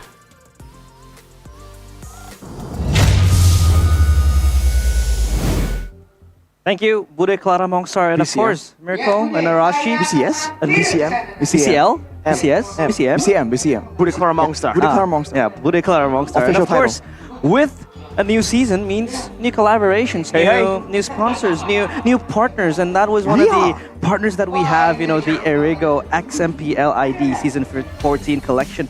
It's up on sale and it looks very, very good. You know. Definitely, you know, Erigo, one of the biggest, I think, the biggest local brand. Yeah. I have a lot of Erigo t-shirts personally, a lot of the outers as well. So seeing them collaborate with MPL Indo, I'm about to go out there right after this match. I think we should all go there together, get some more drip, you know, so we can look skibbity, Riz, maximum Riz. We can looks max. Looks maxing. But of course, now for Team Liquid ID, they have to draft max because the draft was solid in a way, but again, did not really fit the profile of the players of Team Liquid ID. Again, so heavily banking on that Moskov to go online, and it did. But then again, when the Moskov was deleted, when it was eliminated, it was gone from the Land of Dawn. Team Liquid ID felt clueless, and they didn't know what to do. So they have to change a few things. Now, for you, in your eyes, Arashi, what do Team Liquid ID need to change? I think it's a multifaceted approach right here because we were talking earlier as well. Is there potential for a Gugun to go with the whole team to go for the end? But then the ways we're pushing. Is there a way they could have maybe won the fights differently? But you know, they were kind of forced to do a lot of different things. I feel like several solutions are available. If they really want to bank on the execution, then all they need to do is make sure that they have enough tools to really control the fight. Because by all means, Kabuki was doing damage, Yaoi was doing crowd control. You know, everyone was doing what they were supposed to do. It's not that anyone made a massive misplay and we're like, oh no, and they lost the game, right? It was just a execution gap technically. It's almost like Onyx were the ones that are making the plays so complex, so weird, that Team Liquid can't really keep up. So if they feel like that's the issue and they want to go with a simple approach, right, then go for there's even stronger team fights. But if they want to try and make sure and do the banana split as well, there are a lot of ways here that they can win even without going for all-out team fights. That's the problem here that I think Team Liquid are just kind of confused by. Yeah, I don't know. I kind of agree where Fnatic Onyx for the most part were able to outplay Liquid, but I think there were some massive mistakes made in the game, right? It's not mistakes that you would normally see. Kabuki missing Spear of Destructions, crucial Spear of Destructions around that massive throw of a decision to actually try to end the game. But most importantly, the biggest mistake of them all that doesn't get highlighted much, but is a mistake when you play Lo Yi. Playing like Eve, playing like Sicilian. Where are the diversion plays?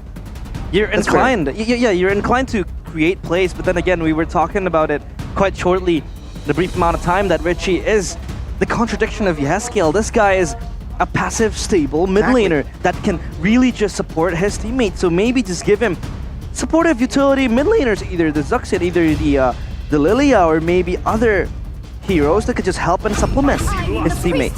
I wonder if the idea was to just, do the usual Yi stuff and then use your ultimate because there's a shot caller that can ask for it, right? But if that's the idea, I feel like that overloads JMZ because by all means, man, you're a shot caller, but if you have to micro even the usage of that ultimate, I feel like it's a bit too much. I think we talked about earlier as well, the fact that maybe they were pressured to end the game due to using all that Winter Crown, using the Immortals in the previous fight. That could have played a role into it as well. I think when it comes down to it, Team Liquid just has to find a draft that kind of works better together, and maybe that's more in line with the personalities and the playstyle of Team Liquid. If they really want to go for that hard team fight style, then maybe instead of going for the Edith along with the Minotaur, go for the Minotaur with something like a Terizla, right? Go for even more ways to make sure that when you do want to fight and you know that you have the damage to win the fight, you can force Onyx into those fights. Because you saw that for Fnatic Onyx, the only time where they were really fighting and committing was when they wanted to, right? Yeah. There's no time where Team Liquid were the ones dictating when the fight was going to happen. And Nolan, again, picked up by Kyrie, one of his staples. And now the Arlet taken away by Team Liquid ID from the hands of Litpi. It was such a menace. It was so disruptive for Team Liquid ID to play against. And now the question is, will JMZ be able to replicate what Litpi was able to do? That's a good question, right? Now on the same hero, so we'll see about that matchup. He definitely has a better hero to really set up, especially after banning the Arlet.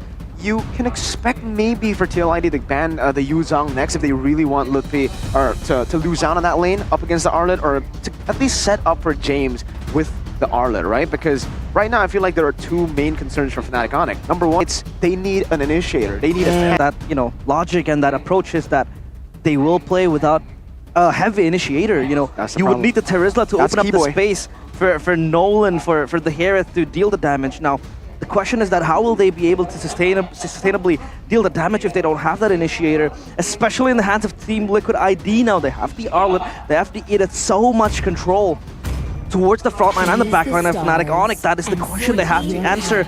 If they really want to go for full damage and they ban out the Luo Yi, they respect this time.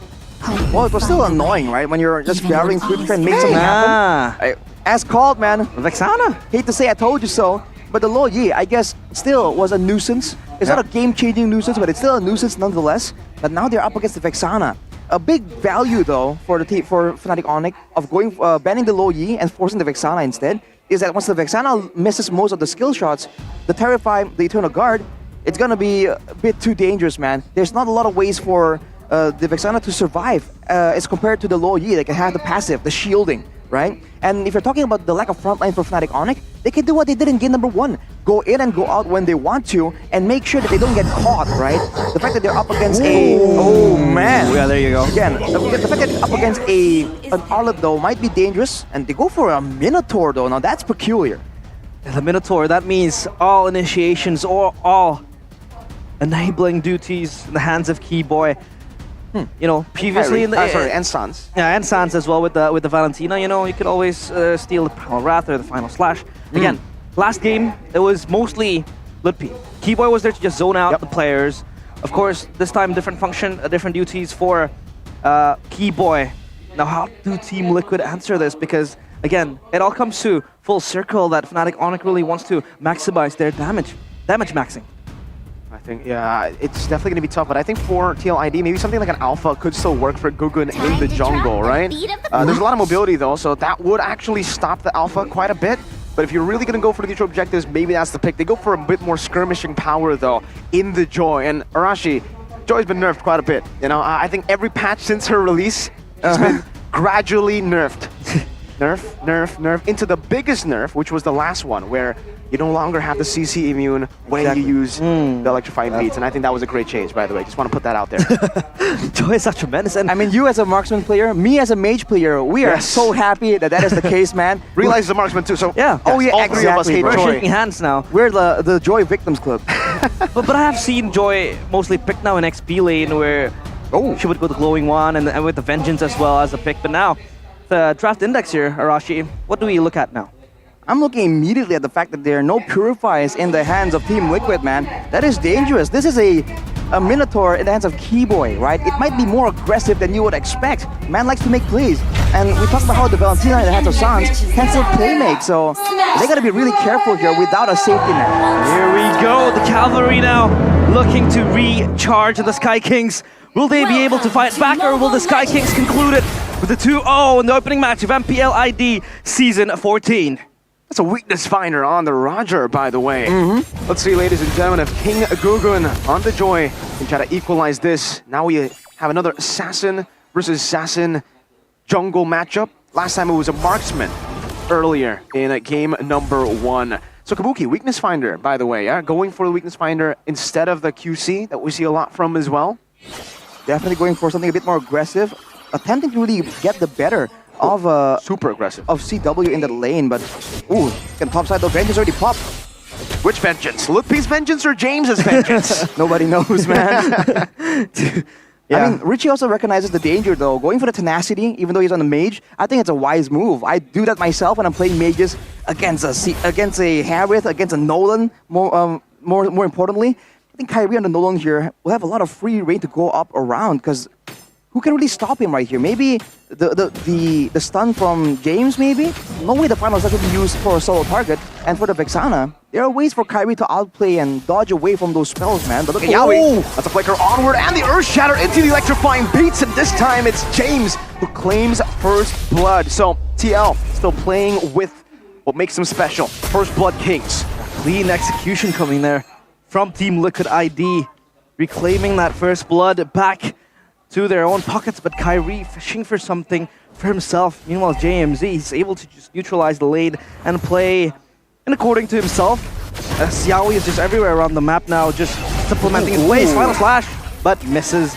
Turtle now, it's going to be very important for Team Liquid ID. Great damage, amazing zoning from James now, doing so much, and Lippy isn't even level 4 yet, so there's not going to be any contest for Fnatic. Onic, a Team Liquid lead with the first turtle, but down below, this is the strong side for Fnatic Onic at this point of the game with CW on the Harith. You have to look at the emblems as well for Lutpi. He has that, the war cry to try and augment the damage, and later on he'll be able to actually proc that on multiple people. But I guess in a way it also lowers his laning prowess, right? Compared to something a bit more direct, like a Brave Smite to win out in the 1v1s. That may be why he seems to be a bit less YOLO as of right now. The ganks though, for the side of Team Liquid, is definitely something they have to try and keep in mind, because with the Earth Shatter and the Curse Blast combo in the mid lane for Team Liquid, they can immediately clear the lane in a single second, and you're seeing Yaoi being a lot more active because of it. Ooh. Fans though under pressure, good looking for a play, and this could be another collapse coming in from Fnatic Onic and Team Liquid ID. Oh, able to escape. Yaoi still has a Primal Wrath, decides to pop at Lutpi. Still in the midst of it all, gets caught on the Curse Blast. Now James walking forward, another Vengeance there, but is Fury gonna knock him up? No! He flickers out to safety. Kyrie with a fracture. It's not enough to take him down. King Gugun now walking down in towards the enemy jungle. Kyrie zones him away, and both teams decide to disengage for now. But now Gugun enters the enemy jungle again to steal that creep away from Kai. This time around, Team Liquid ID, they have a lot of disengage tools, you know, the Vengeance coming in from JMZ as well, and they are much more tanky compared to Fnatic Onic. So Kyrie so far hasn't been able to just assassinate the players of Team Liquid ID. More tanky this time. Oh, and knows much more placed into the wrong direction. Still though, CW gets out. Ooh, luckily, this is a nerf joy. And it's still doing that much damage, man. And for Gugun here, showing up on the Assassin once more. I think for Kyrie, the problem is, again, the only real target he has right here is Richie. Everyone else on his team can't really set up with a big amount of crowd control to guarantee the fracture. And even the gold lane, right? It's a Roger and Kabuki, so he's a lot tankier than you would expect from the usual mid laners. So I think his potential here, his threat, is kind of nerfed a bit by the drafts. But when it comes to clear speed, he still has a bit more of an advantage. But Gugun is keeping up really, really well. Yeah. Now, could be a typical take for both teams. It's Fnatic Onic. This time around, they have enough damage, but looking for a play is Yaoi. Earth Shatter onward, and now they combo together with the final slash and the Eternal Guard. Tate CC. Keyboy taken down. Gugun still winning the retreat battle despite it all. Good vengeance by Lutpi, so getting damage right now as Kabuki jumps in with the Lycan Pounce, steals damage and takes Lutpi out, but now gets caught all alone. Tries to go with the Lycan Pounce. CW gets rid of him. Gugun re-engaging, and Richie trying to get that Terrify down. It's a winning fight for Fnatic Onic, and now they go on Richie. Fracture. Not enough to take him down. Not just yet. Gugun forcing Kyrie to back away. Fight for Fnatic Onyx, objective for Liquid. Gugun is relentless, and so is Kabuki, but Kabuki in too deep with that pounce, and he gets punished for that. And if you let your guard down this time around, Fnatic Onyx could just burst you down with the damage that they have all in their lane. And Gugun already has the Starlium at this point, so even more burst available. Here's a game fact by our African GoPay though, but wait a minute. But Wolf doesn't have the Vengeance. It's gonna be okay. Yeah, it's gonna be okay. But a game fact by the new application GoPay. This is the debut of Thamus in MPL ID Season 14 before last being used by Lanaya in MPL ID Season 12. Now talking about Thamus though, the main idea of this XP laner is to use damage, but wait a minute. Yeah, stolen Eternal Guard, Yowie! Everything in the kitchen sink thrown! That is 4 ultimates! You can count it as 5, you know, you can kind of cheat, but after the Eternal Guard catching him! We're gonna be taken down, Fnatic Onyx! They got a good pick there, but they stayed so long! This is layering that Team Liquid ID should be doing since game number 1. You have JMZ as the main initiator, and then you have Richie coming in with the Eternal Guard. So, you know, you have that utility, you have that CC layered upon Fnatic Onyx. They can't even move, and you get a pick. This is how Team Liquid ID, you know, are inclined to play. And right now you can see from the items, growing one rush for Richie here. Gonna lower get some more damage, but also lower the regeneration coming in from the side of Fnatic Onyx. Especially they're against, because they're up against a Thamus and a Minotaur, and a Harriet technically, and a Valentina. There's a lot of value for this growing one pick. But that means that Richie needs to be a bit more careful with the mana management, right? Only relying on the Impure Rage here to try and get some mana sustained. Onyx make a play for the turtle once more. I think this time they have more of an edge. They're pushing Team Liquid back. They've taken back control of the game. It's a 1,000 gold lead. Good wave push here. A shove in the mid lane from Kabuki as they set up for the neutral objective. And still it's Lutpi who's holding it down. Everybody else more concerned about the setup first. They have to set this up as well, and we're talking about how Fnatic Onyx only has one initiation tool, and that will be in Keyboy and Sans. But Sans, he needs a good ultimate. He has the primal wrath, not the final flash though. And now taking Lutfi gets chain CC. He has the Vengeance down. Oh, Keyboy jumps in with him. His Fury catches them all. And now Gugun, even with electrifying beats, he can only just use it to run away. Kabuki goes in, but it's more to the Minotaur. I don't think that's worth it. Kabuki taken out. Richie's gonna be next on the chopping block. He does have the flicker, but now with the chase, Richie gets out. To flicker burnt down, and Fnatic Onyx, they've completely turned the tides around. Harry looking for it. As the dash jumps in, fracture! Just a pixel away from landing. Richie escaping with his life.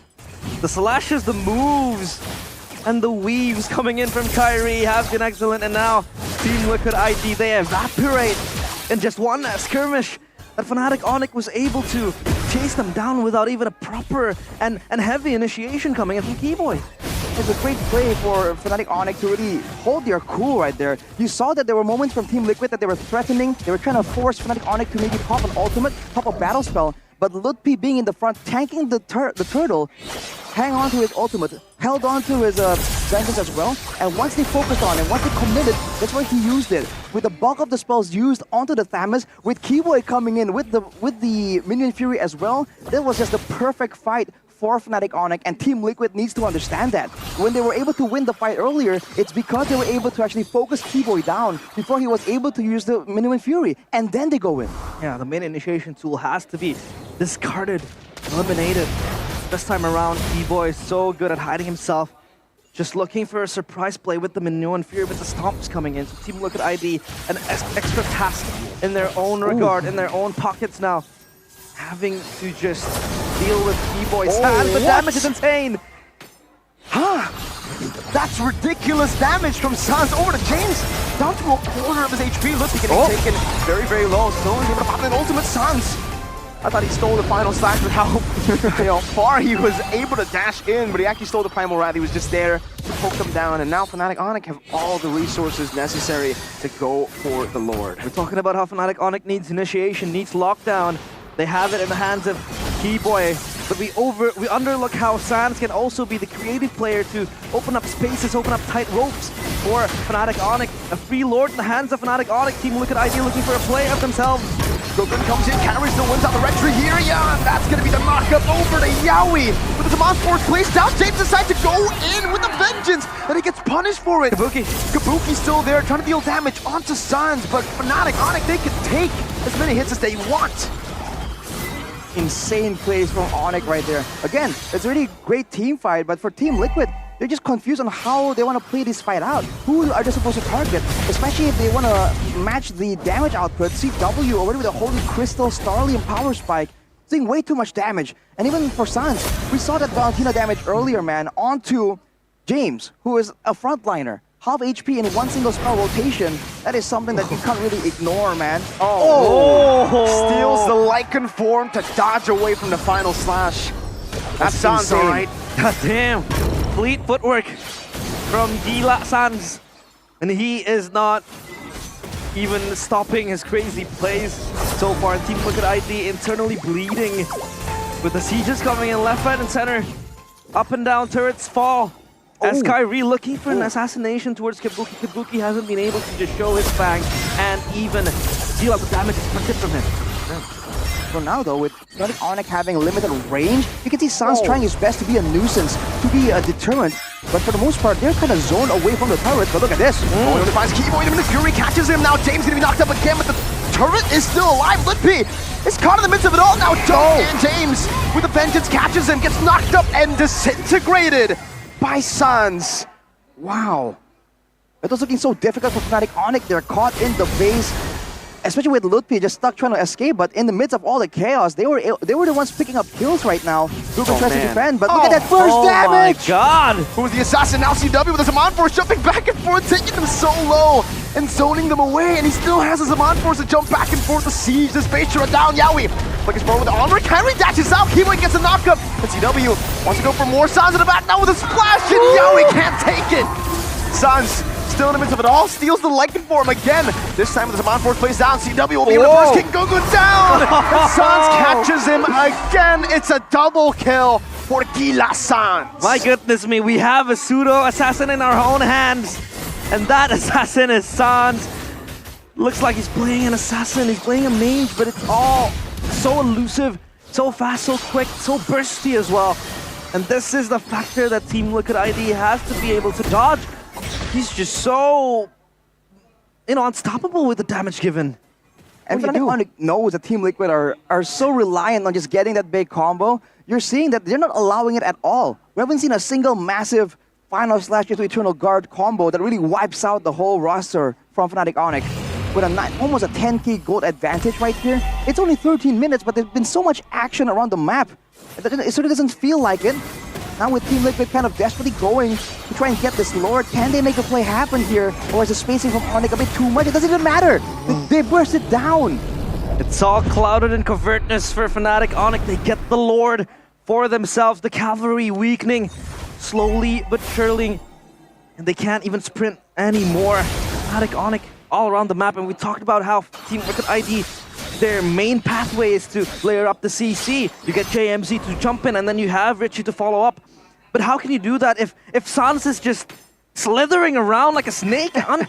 Untouchable. Slithering Sans might be the new nickname given to him here with his performance. He has Lord Prot up top, and he will just get a few hits now. Yaoi with the Primal Wrath doing a good amount of damage. Lippy will just siege it down in the bottom lane too. Kyrie's on it. They are able to deal with the Enhanced Lord, but they lose 2 base turrets in the process.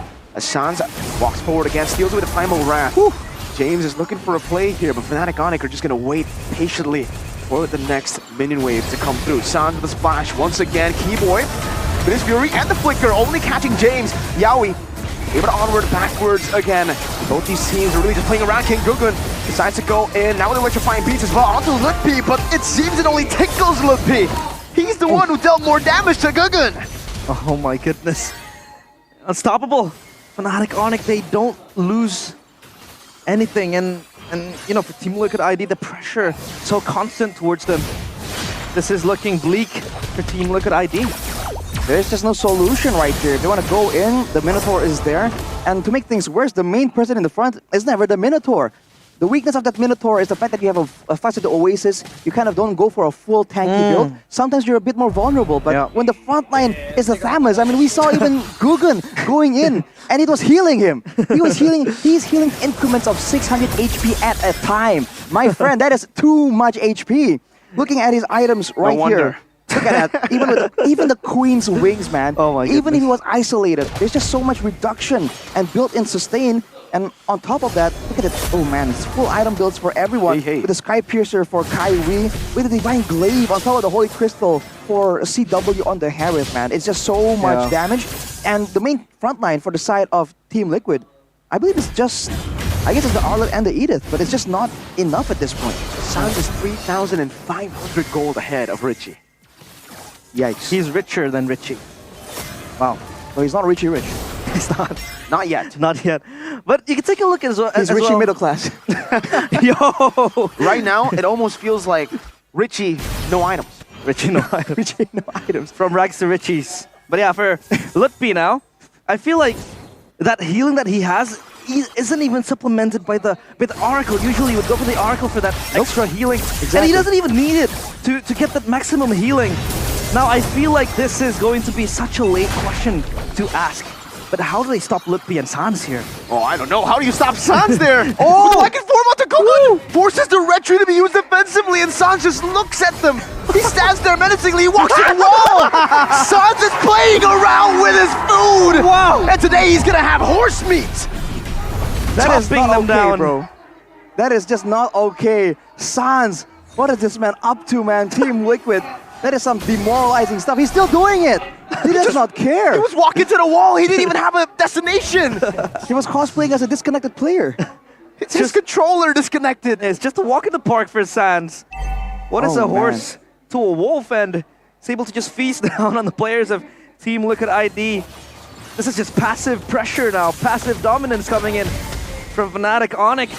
Team Liquid ID clueless on what they have to do to neutralize the threat coming in from Fnatic Onyx. A fight down bottom. Oh, Kabuki flickering back to safety. Carry's still chasing, going for Fracture, forcing Kabuki to go all the way to the fountain. Good Eternal Dawn with the final side displacing him. Keyboy now pops into his fury! Oh! Keyboy finds 5!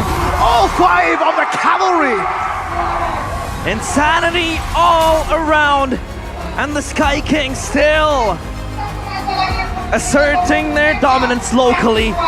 This time around, a good start to open up the match in MPL ID Season 14. They take the 2-0 against Team Liquid ID. Man, Keyboy goes where he pleases. Keyboy smash! 5 members up in the air. How do you deal with that? He even built the fleeting time, by the way, towards the end. That man wants some action. You thought this was a defensive Minotaur? Think again, man. You're a cavalry? How do you run when you're up in the air, bro? The Sky Kings, take them out. Mid-air, airborne, airtime. You can nade, but what can you do up against the moon?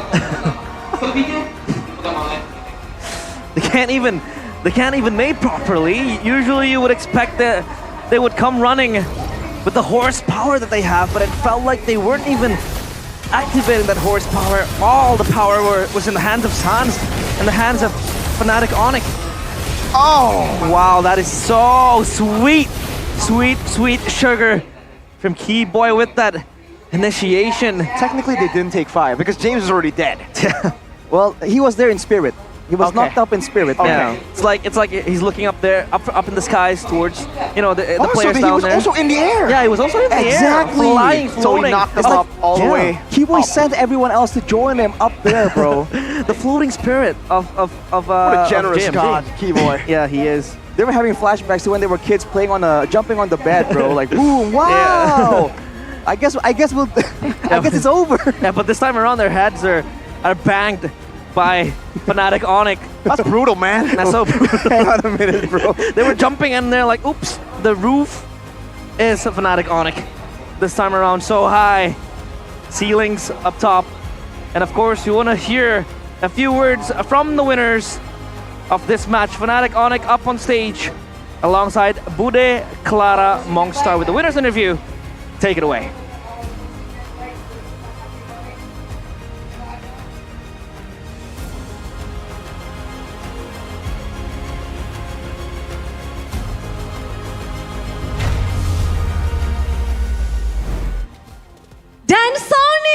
inilah dia kemenangan pertama bagi tim Fnatic Onyx. Wah, begitu meriahnya di hari pembukaan ini. Selamat datang tim Fnatic Onyx.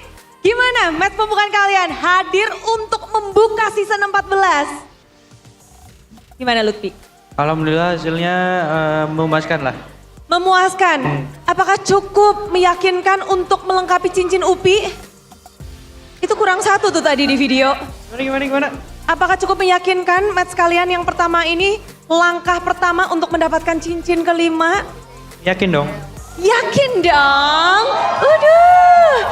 Tapi di sini pasti semuanya pada senang banget ya ngeliat wajah yang sama dari Fnatic Onyx. Udah penasaran apakah itu menjadi salah satu keunggulan kalian nih dengan 5 player yang masih sama plek keciplek dibandingkan mungkin kita tahu ada 2 tim yang gak berganti line up dan kalian salah satunya. Gimana tuh? Dengan wajah yang sama, apakah itu menjadi keunggulan kalian? Sans? Kita percaya proses aja sih bahwa roster ini masih bisa dan masih kuat. Masih bisa dan masih kuat. Ini masih bisa untuk nyabet semuanya Kak Sans? Asal konsisten insya Allah bisa. Insya Allah bisa, amin. Tapi kan ini ada kutipan menarik ya dari coach kalian. Coach Adi mengatakan bahwa saat MSC kalian memang belum bisa untuk memaksimalkan gameplay dengan assassinnya. Apakah sekarang sudah bisa? Gameplaynya sudah matang. Mungkin Kyrie, you can answer this. Are you more comfortable, udah lebih nyaman dengan gameplay Assassin Hero di MPL season 14 ini? Kalau kata Adi di MSC itu masih agak kesulitan. Oh sorry? Adi say that. You have you guys, Fnatic Onyx, yes, with gameplay. Ya, lebih enak. Terus biar bisa dapat kill juga. Soalnya udah bosan sama tank kemarin.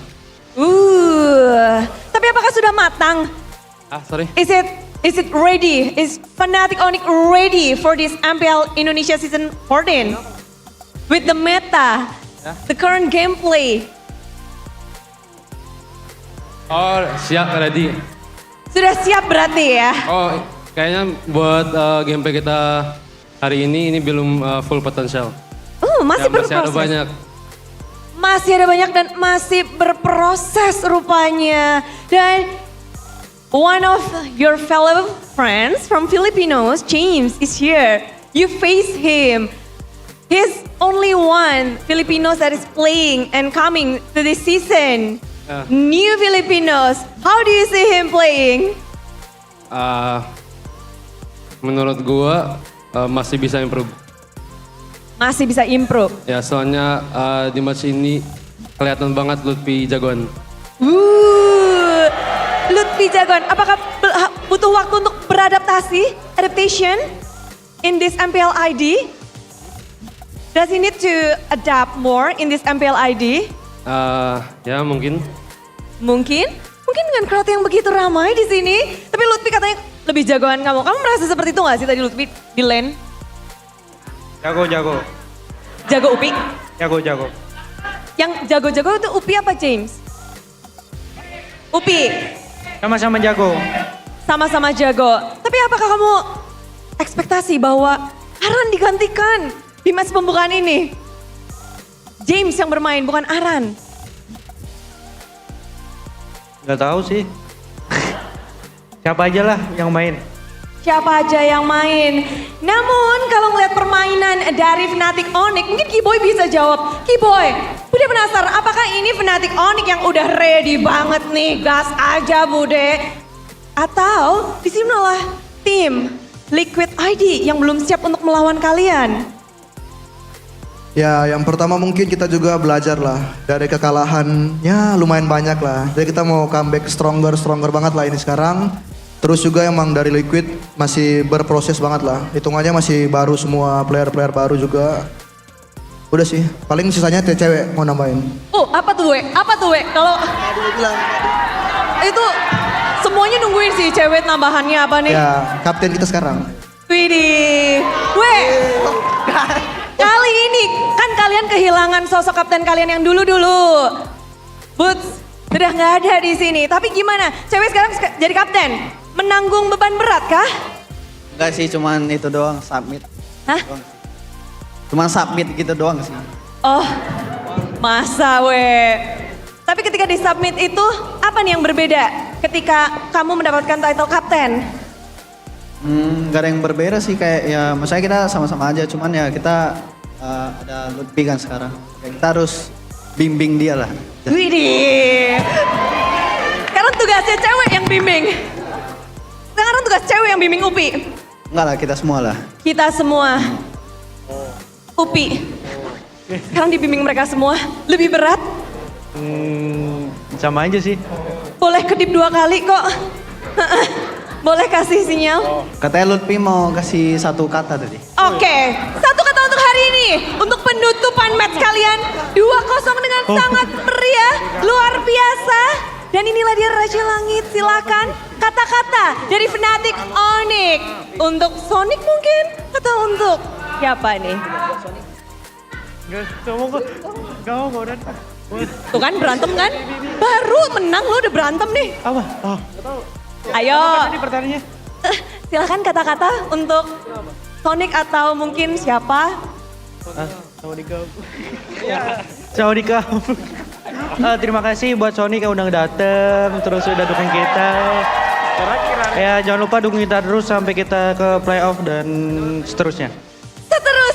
Dan kasih tepuk tangan buat Sonic untuk Fnatic Onyx. Dan itulah dia caster kemenangan perdana yang begitu meyakinkan.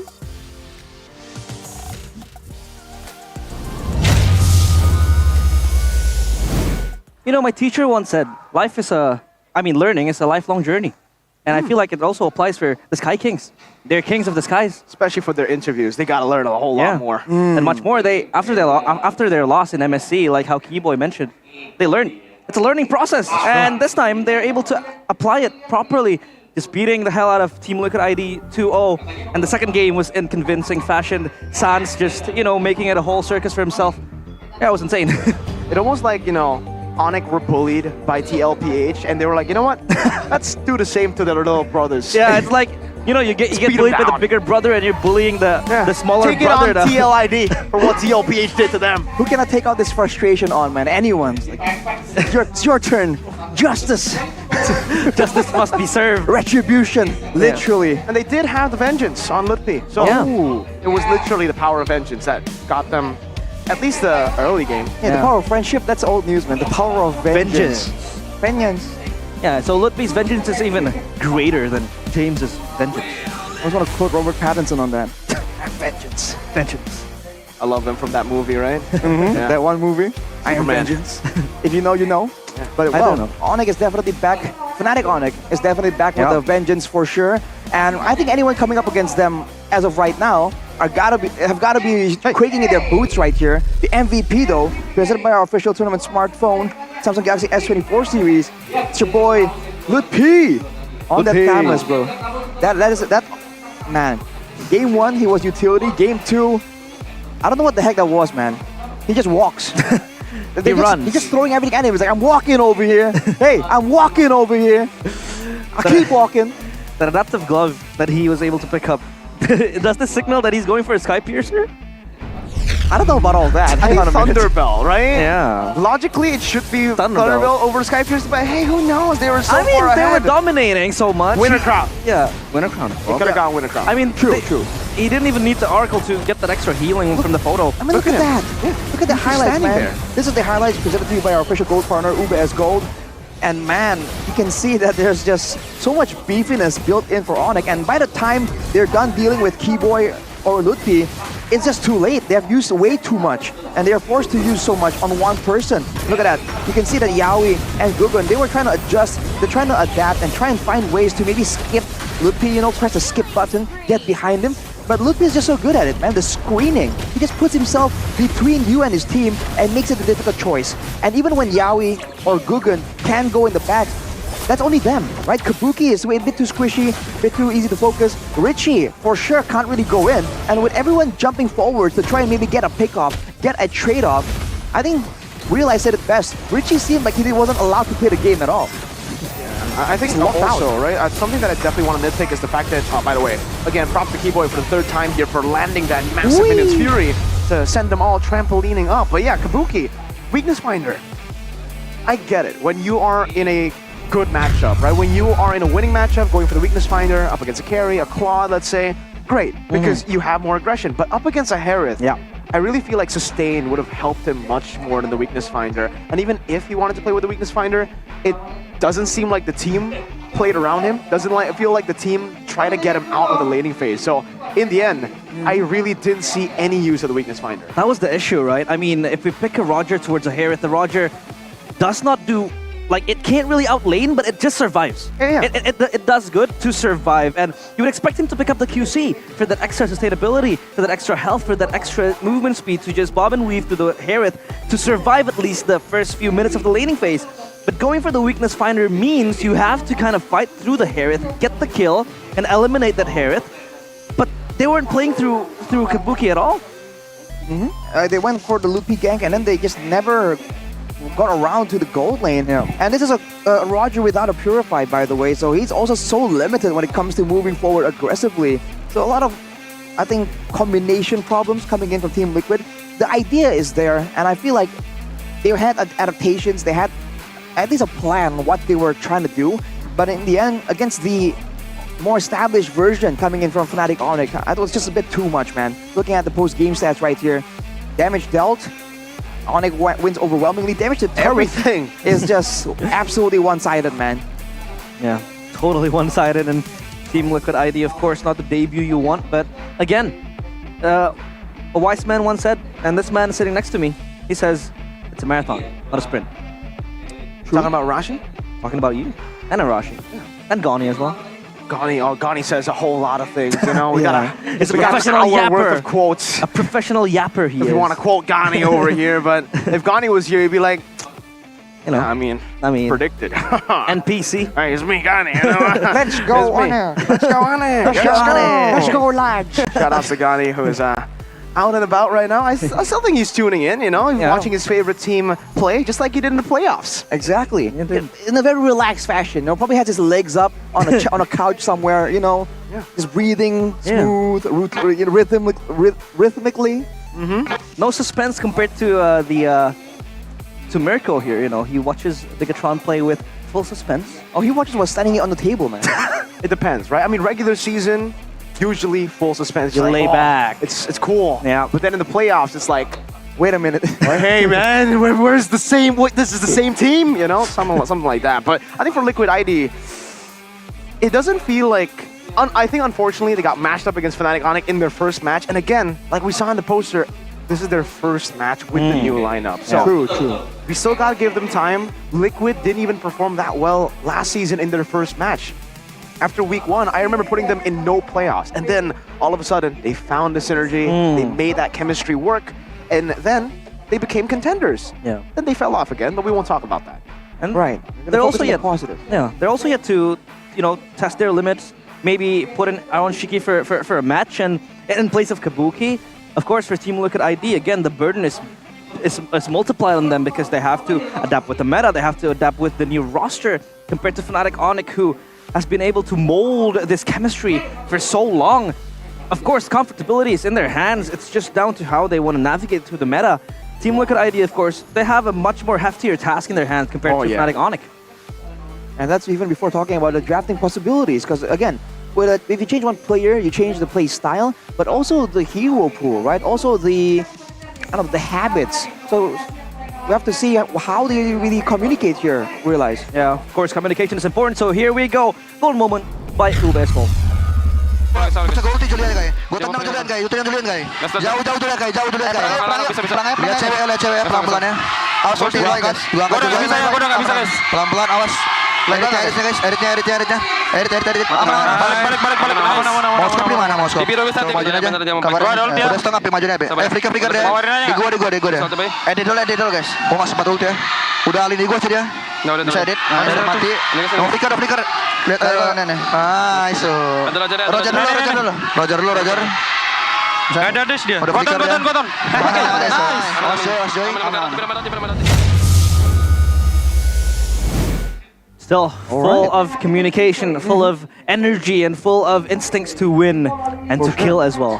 Yeah, I think the main issue that, well, this was an issue that was a strength for them. Because for the most part, I think me and Arashi, we coached at one point, and for a lot of the amateur players, we said you need to have one shot caller, right? You can have someone else to help you out, and everybody can give their own input, but you need to follow one shot caller. The way that Fnatic Onyx does it is all of them shot call together, and it was great for them for the longest time. Like last year, where they were able to just consistently be at the top of the MLBB game, but this year, especially in international tournaments, we see a lot of miscoms happen, and I think it's due to that, right? And it doesn't seem like they've changed. It does feel like everybody was making calls. What do you think about that? Yeah, I feel like it's very interesting. I mean, if you have 5 heads thinking together with different views as well, different opinions, it's going to be hard to pull up a conclusion, Arashi.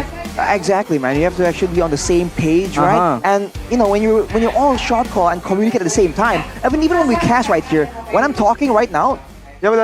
Exactly, we don't talk at the same time because you, the listeners, right, might have it overshadowed. Yeah, but of course, we want to hear from the losers of the match. MPL ID up on stage. Here we go. Udah bisa ngobrol-ngobrol bersama tim yang nggak bisa mendapatkan kemenangan. Sudah cukup lembut bahasanya? Udah. Gagal mendapatkan kemenangan. Sakit. Oh, oke. Tapi di sini, saya Lukas, halo. Halo Ci, ya. Hari pertama, minggu yang pertama, match pertama juga match pembukaan. Gimana sih kamu ngeliat performa dari timmu sendiri? Sebenarnya kalau lihat dari performanya dari game 1 udah cukup baik lah. Tapi di game 2-nya ternyata belum cukup memuaskan. Banyak tim fight yang gak kita menangin. Oh, rupanya memang, apakah ini sudah prosesnya berapa persen sih kalau boleh tahu? Kalau dari proses harusnya baru 20% lah kita. Ya. Begitu seram ya. Namun ini kan menjadi pertanyaan, ngelawan Onyx langsung, Fnatic Onyx di depan mata di match pembukaan, apakah itu menjadi beban mental tersendiri nggak sih untuk mempersiapkan melawan Raja Langit? Sebenarnya sih lawan Onyx kita punya advantage banyak lah. Karena kita udah mantau Onyxnya banyak, tapi ya balik lagi di in-game-nya kita masih kurang bisa maksimalin semuanya. Oke, sudah tahu banyak tapi masih belum bisa apa sih ini Onyx memang sesulit itu untuk diporak-porandakan? Masih strong lah, masih strong. Super strong? Iya. Apakah karena 5 player yang nggak berganti? Itu jadi salah satu kunci atau nggak sih? Itu bisa jadi walaupun mereka kemarin kalah tapi masih chemistry sama semua mekaniknya masih jago-jago lah. Masih jago-jago. Nah ini berbanding terbalik ya. Kalau kita ngelihat dari Onyx yang masih stay dengan 5 playernya. Kalian membuat gebrakan dengan satu-satunya tim. Di season ini membawa import dari Filipina, James. Dan itu menggantikan Aran. Dan juga mid laner kalian ganti pula. Ada perombakan yang terjadi. Ini perombakannya gimana sih? Sebenarnya perombakannya kayak berdasarkan trial kita yang udah dilewatin. Terus 2 orang ini lumayan cocok sama tim. Mungkin kendala di Jamesnya baru bahas aja yang masih kurang. Jadi ya buat sekarang kita buat ngebiasain dia di stage sama biasain bahasanya lagi lah. Memang ya, language barrier itu harus butuh waktu. Namun Saint Lucas, ini banyak yang pasti penasaran nanyain juga. Biasa kita ngeliat Aran, tapi di sini adanya James. Apa ini yang mungkin menjadi pertimbangan untuk memainkan James? Apa sih yang Aran nggak punya? Kalau itu biar Aran tuh lebih bisa banyak lagi lah ininya, POV-nya. Nggak yang cuma dari in-game, tapi dia juga bisa ngelihat lebih banyak lagi kalau dia nonton sebenarnya. Jadi ya sama-sama baik lah buat mereka berdua.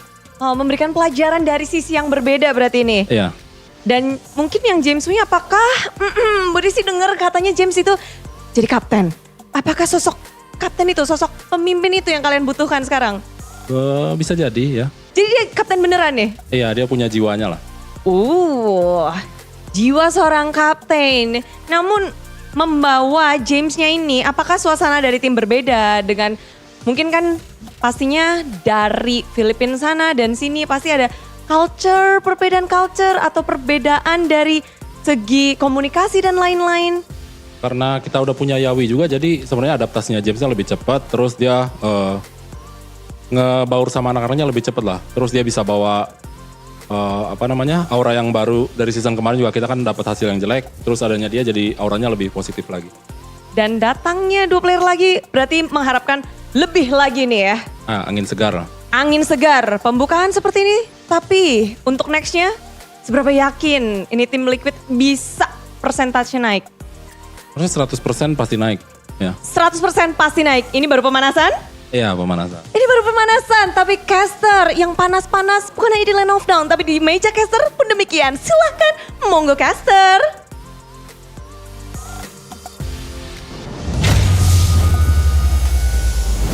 A new interesting segment, the losers interview. Of course, we want to hear what goes on in the heads of the ones who loses the matches. Yeah, and if you guys didn't catch it, because if you don't speak Indonesian, Saint Lucas said that was just a warm-up, right? Because obviously it's their first match, and they will get better, 100%. He's very confident in that, and I'll have to say I think all of us are also very confident in Liquid's ways to actually improve in the middle of the season, because we've actually already seen this many times before. Yeah, it feels like it's rinse and repeat for Team Liquid ID back then last season when they were still Aura Esports. They were still kind of like trying to grasp on what goes well with their synergy, especially now they have two rookies coming in. For JMZ, he hasn't been able to show his full potential, but then again, like you said, we have to give them the benefit of the doubt because they have that extra burden to kind of just mesh and glue themselves into this new roster that they are trying to create. Especially because the best way of dealing with that issue is time, right? Time will, in theory, allow them to have that synergy, that communication, and in some ways, even the team fights, right? We saw that sometimes in their team fights, when it gets messy, they kind of get overwhelmed. I think it's fair to say that, right? We saw some of their players literally just, whoa, where now? Like, on it just everywhere, right? So I feel like with time, right? If you play with those same guys with time, eventually even in those team fights, you're gonna build that kind of peace of mind, that kind of calmness that you really need. Because remember, for Fnatic Onyx, part of why they were able to get such a dominant position is because Lutpi in the front, we said he was a rookie, right? We said he has experience now because of time. He was up there getting chunked to half HP. No sweat, no ultimate pop, no vengeance pop. He knows exactly when to do it because he's calm with it, right? Yeah. And if Team Liquid can develop the same kind of calmness, I feel like that could be a dangerous version of Team Liquid. Maturity is the name of the game, especially for most of the players. So interesting to see. But of course, what is much more interesting is the Galaxy S24 series from Samsung, because the Galaxy AI as well is here. You could purchase this right beautiful phone right here. We want to grab it, but we can't because this is for the show. And Arashi will punish me if I kind of run away with this phone, especially with the features it has, the Galaxy AI. You can be a winner of the game with the Samsung Galaxy S24 series with epic gaming performance. Epic. Including the Snapdragon 8 Generation 3 for Galaxy processor that keeps your phone lag-free. And a large vapor chamber to prevent overheating, because you don't want to play on an overheating phone. Of course not. You have to get the right phone so you can sharpen your gaming skills to a pro level. And plus, the AI now translates to Korean immediately. And there are many more other features powered by the Galaxy AI. I mean, look at this, right? See this? Okay, I see it. I see it. Technology. Wait, technology. Are you going to translate what you're going to say to a different language? Well, let's see if we can get it working here. Well, why are you talking about we? We don't have the phone. You have the phone. Yeah, it's a group effort. Come here. Lean in over here real quick. You know where it is? Because this is brand new. I got you, brother. We have to navigate. I got you. They want to show you the best, the real deal, what you're going to get. Yeah. This is brand new, man. They got it just for you guys. So we got to Here it is. Yeah, try it. Here we go. Speak into it in Indonesian. And then we do the usual, you know. You just tap it, right? Yeah. You tap it and tap it again once you're done. Saya suka main game. Put it on the mic. Wait. You gotta max out the volume, Arashi. Yeah, the volume. It's just so advanced. It's so advanced. It's so brand new that Arashi's still trying to figure out, because bro, the sound waves, bro. He's used to, toy phones. Yeah. This time, this is the real deal. Exactly. This is the real phone. Oh yeah, we give it a crack, bro. Yeah. Give it a try. So you press that, say something, and then boom. Sure. Let's give it to Mirko. I think Mirko knows better. It's a group effort, guys. Kalian bisa mendapatkan promosi. It's not coming out. The audio's not coming out. It's okay, but you guys can go and check it out with the cashbacks there. It still works. It just the audio didn't come out because the volume was muted actually. Yeah. It's too advanced, bro. Rashi skipped it. But of course, talking about cashbacks is the new application by GoPay. You can download the GoPay app, the new GoPay app, the gamer's wallet that packs a punch. With GoPay, you can vote for the winner of each MPL Season 14 match and guarantees you to get GoPay coins on your first vote and 1 token with every vote. With every vote, 1 token? 1 whole token. That's a lot of tokens, man. You can One collect those and exchange this for free goodies perks coming in. the app, man. So Yeah, make sure you exactly. just take full advantage of it. Because why not? We know you use it. Yeah. Why not, bro? What are you doing, right? And while you're on that app, you can also go and buy some skins because, hey, there's going to be a lot of cool collaborations coming in very, very soon in this month. And you guys can all get it for very, very low prices with the GoPay app. Yeah, and with the GoPay app as well, you can make 100 transfers, which most of them are free transfers you can create. You can also buy skins, like how Mirko mentioned, because there has been a lot of skins going out, as well as the aspirants. Gacha. I've been trying to get the Ruby skin. That Ruby skin is so I got fire. it. Really? Yeah. Unfair. I got all 4. Wow. I think I'm only lacking 1 more. I forgot which one. Life is so unfair. But of course, to It make can be things fair. fair, Use GoPay. yeah, you can use GoPay to make it even more fair. It's the equalizer. Equalizer. And you should also be fair with your friends when you split the bills. Oh, and you man, can do no. that with the GoPay app. It's Okay, easier we and should start faster. doing that, bro. Because we spend so much time after doing something like Yeah. So how much is my order? How much is my hot pot? This is my tactic, right? You still pay with GoPay, but I can just be like, thank you, realize. Wow. A trickery. But of course, we welcome you to Kiria, the official destination of gaming and esports. For more information, you can drop into the Kiria Discord for all things gaming, and also at the URL fandx.io/Kiria. Now we play at Kiria Games. Take Right a look there. at this, man. I mean, Right there. The first ever. It really feels like just a city built for esports, Wow. for gaming. Yep. And we've never seen anything of this scope before for gaming and esports, so it's really, really cool that we get to see Kadia. We technically got to see like a little bit of it at EWC. Yeah. Right? But that wasn't even Kadia, but we got to see at least a place where it was just all games, all esports, multiple titles. It almost felt like a multiverse of esports. Yeah, feels like it's a dreamland for most of the esports fans. But of course, another dream is to win the epic collaboration limited series UBS Gold X MPL Season 14, available at ubslifestyle.com and UBS Lifestyle e-commerce as well. You can get a free skin with every purchase of the limited edition of the UBS Gold X MPL ID Season 14 collaboration. I mean, you get the ring. Yeah, you can get the mythic warrior ring and the Benedetta katana with the Electro katana. I kind of want this. I like how subtle it is, though, because Yeah. you think it's gonna be massive, right? It's gonna hang down like yeah. a tie, Yeah. like that big. No, it kind of hangs right there subtly, and if you don't really take a closer look, you don't even know that it's a katana. Yeah. And I feel like it's kind of nice. It is very nice. And I got to see it firsthand because Moreno, Oh. most improved player Yeah. and also second team, he got the award. I mean, he got the award and also the gift. I saw it. It's really cool. Like you said, subtle, cool. And you're a Benedetta fan? W. I need that. But of course, next up is EVOS against Dewa United. They need the W's, and the W's will come right after the break. So stay tuned. An MPL ID Season 14.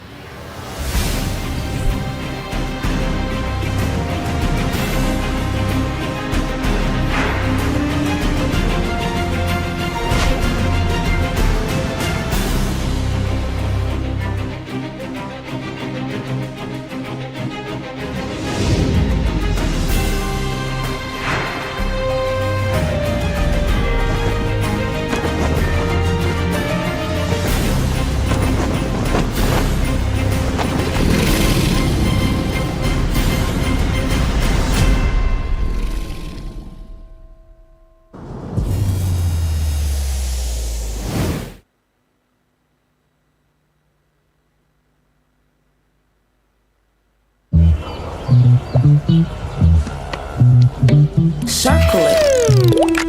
Circle, you let me circle it. I can find anything if I circle it, so let me circle it. Circle, you let me circle it. I can find anything if I circle it, so let me circle it.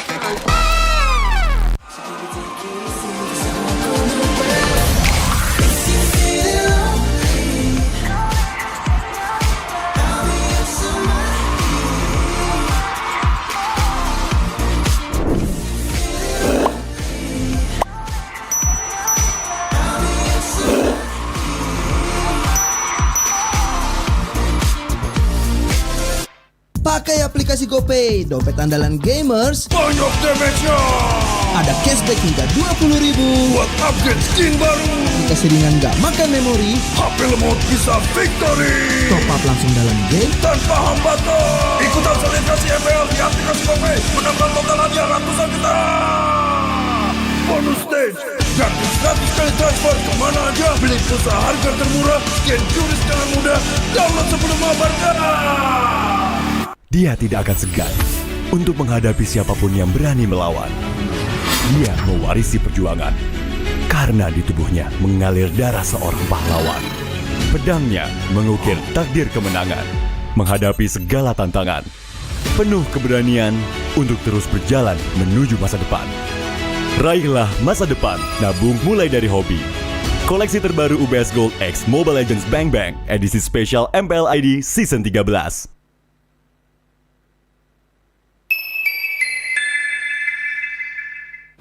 Main Mobile Legends memang seru. Mabar sama temen makin epic. Apalagi kalau double kill.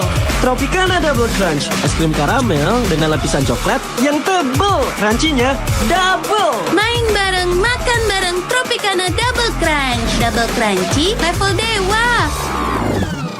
Rasa ini Gatot kacau. Ih, tombe basah. Bro, move on ke Head and Shoulders. 100% pede, ketombe basah dan gatal wiped out.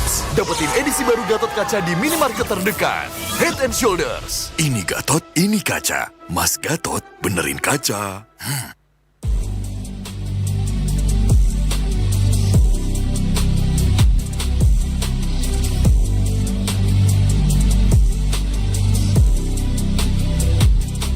Kenangan adalah jati diri kita.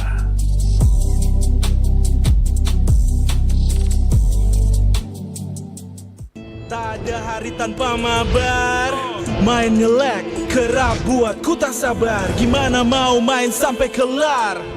Ini waktunya ku bersinar. Okay, let's do it. Games match andalanku bikin mainku semakin hebat. Tim stabil main makin mulus, rankku fix naik terus. Tukar DG rings, diamond dan voucher game kau dapat.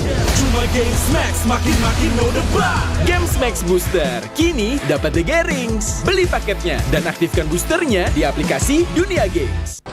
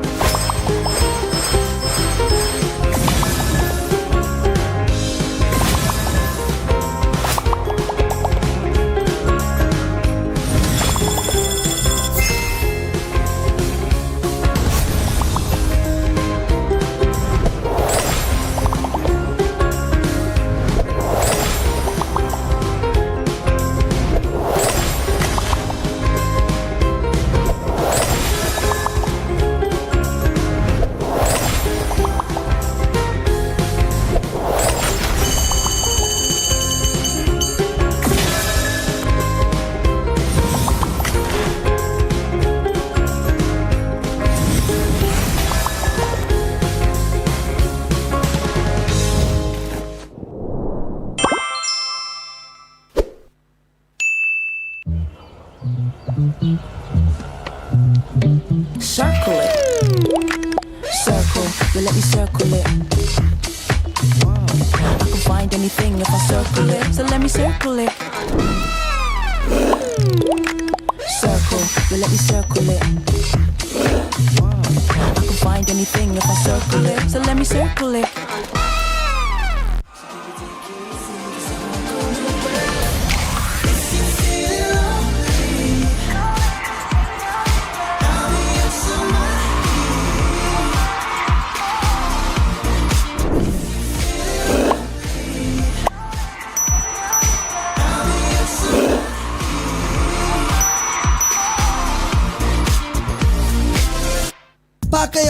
GoPay, dompet andalan gamers. Banyak damage-nya.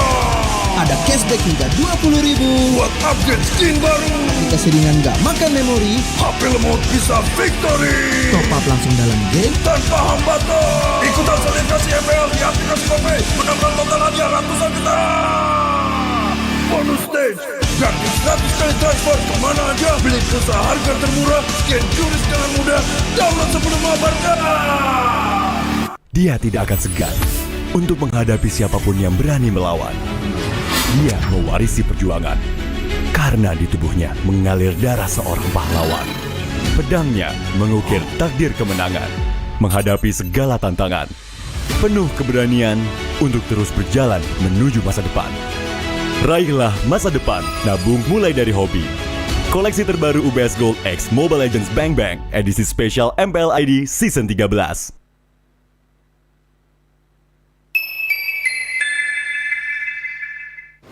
Main Mobile Legends memang seru. Mabar sama temen makin epic. Apalagi kalau double kill. Tropicana Double Crunch, es krim karamel dengan lapisan coklat yang tebal. Crunchy-nya double. Main bareng, makan bareng Tropicana Double Crunch. Double crunchy level dewa. Rasa ini Gatot kacau. Ih, tombe basah. Bro, move on ke Head and Shoulders. 100% pede, ketombe basah dan gatal Wiped out. dapetin edisi baru Gatot kaca di minimarket terdekat. Head and Shoulders. Ini Gatot, ini kaca. Mas Gatot, benerin kaca.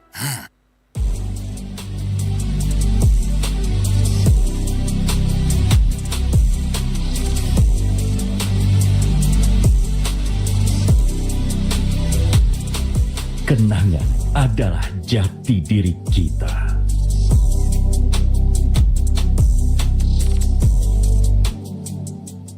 Tak ada hari tanpa mabar. Main nge-lag, kerap buat ku tak sabar. Gimana mau main sampai kelar? Ini waktunya ku bersinar. Okay, let's do it. Game flash andalanku bikin mainku semakin hebat. Pin stabil main makin mulus, rankku fix naik terus. Tukar DG rings, diamond dan voucher game kau dapat. Cuma Games Max, makin no debat. Games Max Booster, kini dapat DG Rings. Beli paketnya dan aktifkan boosternya di aplikasi Dunia Games.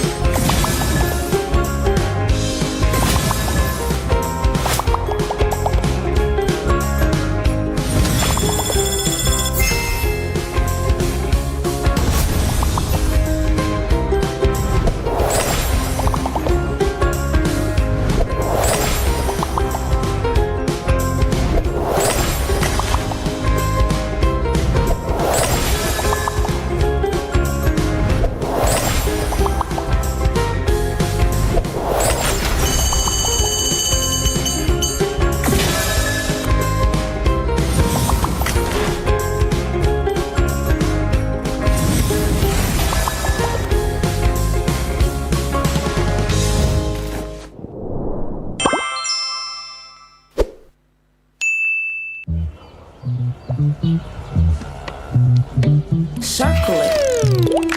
Circle, well, let me circle it. I can find anything if I circle it, so let me circle it. Circle, well, let me circle it. I can find anything if I circle it, so let me circle it.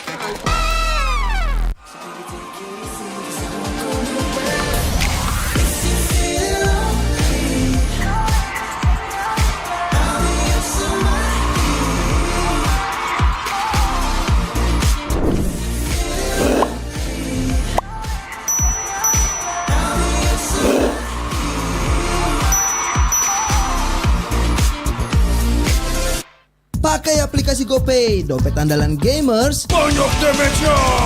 Ada cashback hingga 20.000 buat upgrade skin baru. Aplikasi ringan gak makan memori. HP lemot bisa victory. Top up langsung dalam game tanpa hambatan. Ikutan selebrasi MPL di aplikasi GoPay. Menambah total hadiah ratusan juta.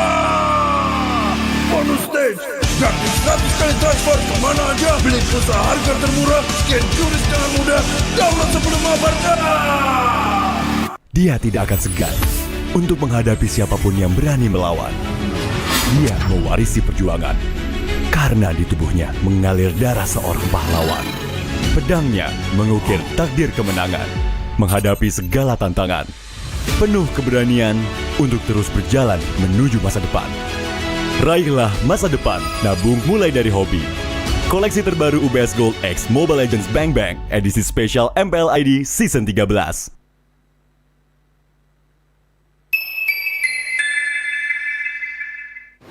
Main Mobile Legends memang seru. Mabar sama temen makin epic. Apalagi kalau double kill. Tropicana Double Crunch, es krim karamel dengan lapisan coklat yang tebal. Crunchy-nya double. Main bareng, makan bareng Tropicana Double Crunch. Double crunchy level dewa. Rasa ini Gatot kacau. Ih, tombe basah. Bro, move on ke Head and Shoulders. 100% pede, ketombe basah dan gatal Wiped out. dapetin edisi baru Gatot kaca di minimarket terdekat. Head and Shoulders. Ini Gatot, ini kaca. Mas Gatot benerin kaca.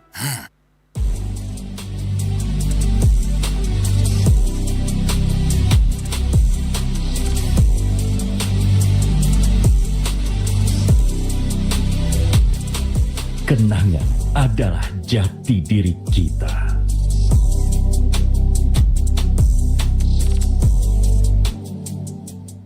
Tak ada hari tanpa mabar. Main nge-lag, kerap buat ku tak sabar. Gimana mau main sampai kelar? Ini waktunya ku bersinar. Okay, let's do it. Game flash andalanku bikin mainku semakin hebat. Pin stabil main makin mulus, rankku fix naik terus. Tukar DG rings, diamond dan voucher game kau dapat. Cuma Games Max, makin no debat. Games Max Booster, kini dapat DG rings. Beli paketnya dan aktifkan boosternya di aplikasi Dunia Games.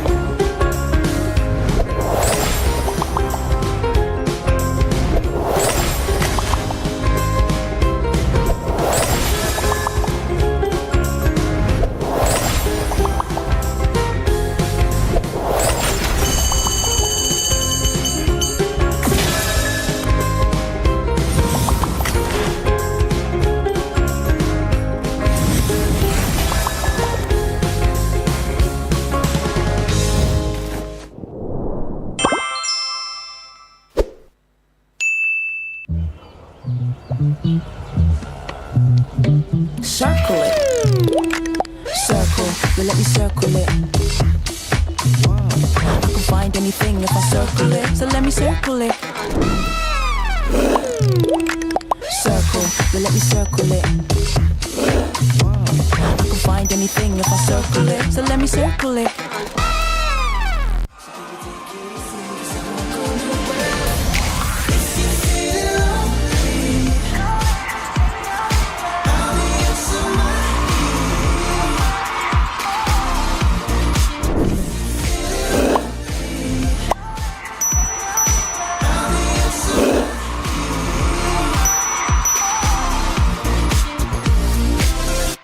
Pakai aplikasi GoPay, dompet andalan gamers. Banyak damage-nya.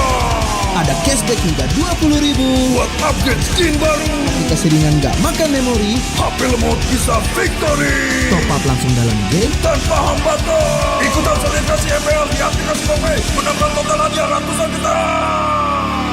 Bonus stage. Gratis 100 kali transfer kemana aja. Beli pulsa harga termurah. Scan QRIS dengan mudah. Download sebelum mabarkan. Dia tidak akan segan untuk menghadapi siapapun yang berani melawan. Dia mewarisi perjuangan karena di tubuhnya mengalir darah seorang pahlawan. Pedangnya mengukir takdir kemenangan, menghadapi segala tantangan. Penuh keberanian untuk terus berjalan menuju masa depan. Raihlah masa depan, nabung mulai dari hobi. Koleksi terbaru UBS Gold X Mobile Legends Bang Bang edisi spesial MPL ID Season 13.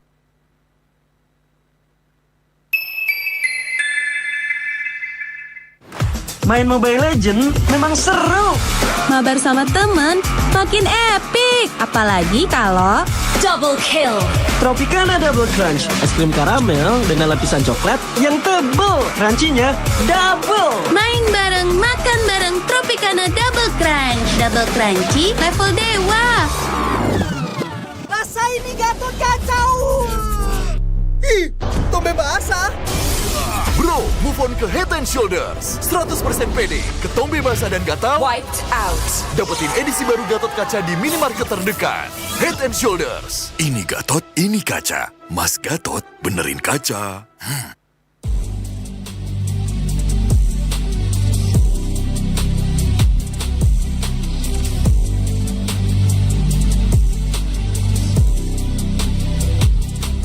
Kenangan adalah jati diri kita.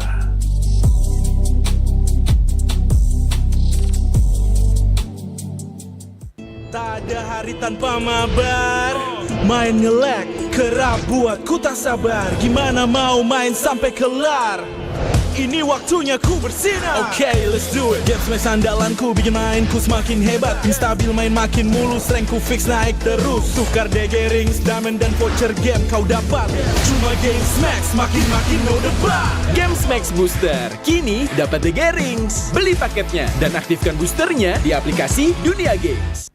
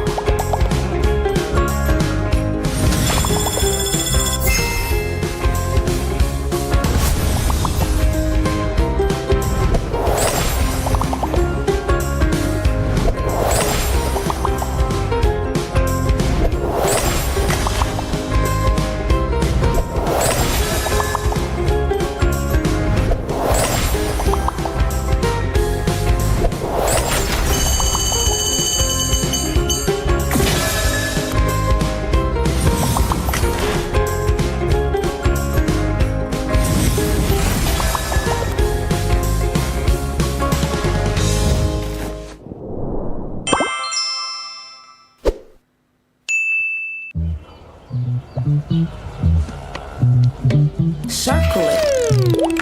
Circle, you let me circle it. I can find anything if I circle it, so let me circle it. Circle, you let me circle it. I can find anything if I circle it, so let me circle it.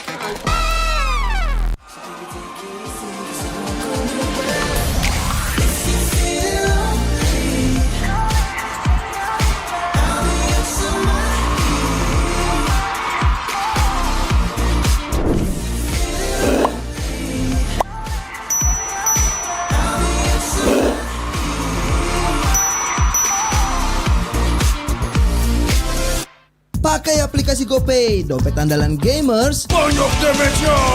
Ada cashback hingga 20.000 buat upgrade skin baru. Aplikasi ringan gak makan memori. HP lemot bisa victory. Top up langsung dalam game tanpa hambatan. Ikutan selebrasi MPL di aplikasi GoPay. Menambah total hadiah ratusan juta. Bonus stage. Gratis 100 kali transfer kemana aja. Beli pulsa harga termurah. Scan QRIS dengan mudah. Download sebelum mabarkan. Dia tidak akan segan untuk menghadapi siapapun yang berani melawan. Dia mewarisi perjuangan karena di tubuhnya mengalir darah seorang pahlawan. Pedangnya mengukir takdir kemenangan, menghadapi segala tantangan. Penuh keberanian untuk terus berjalan menuju masa depan. Raihlah masa depan, nabung mulai dari hobi.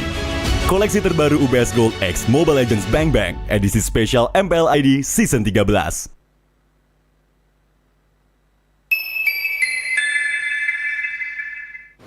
Main Mobile Legends memang seru. Mabar sama temen makin epic. Apalagi kalau double kill. Tropicana Double Crunch, es krim karamel dengan lapisan coklat yang tebal. Crunchy-nya double. Main bareng, makan bareng Tropicana Double Crunch. Double crunchy level dewa. Rasa ini Gatot kacau. Ih, tombe basah. Bro, move on ke Head and Shoulders. 100% pede, ketombe basah dan gatal Wiped out. dapetin edisi baru Gatot Kaca di minimarket terdekat. Head and Shoulders. Ini Gatot, ini kaca. Mas Gatot, benerin kaca.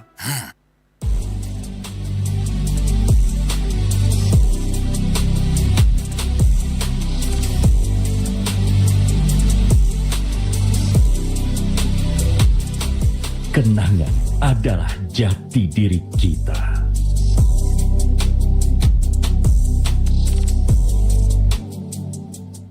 Tak ada hari tanpa mabar.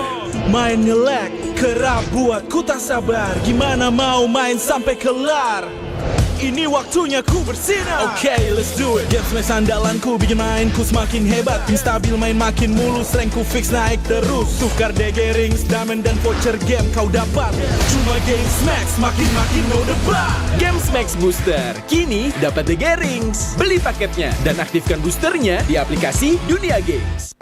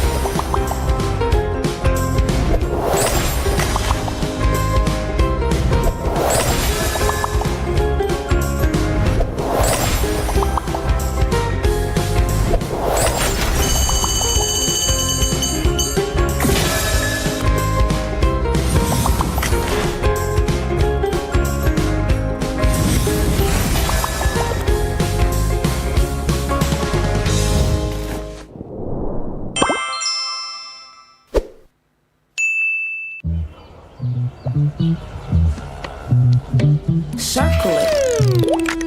Circle, you let me circle it. I can find anything if I circle it, so let me circle it. Circle, you let me circle it. I can find anything if I circle it, so let me circle it.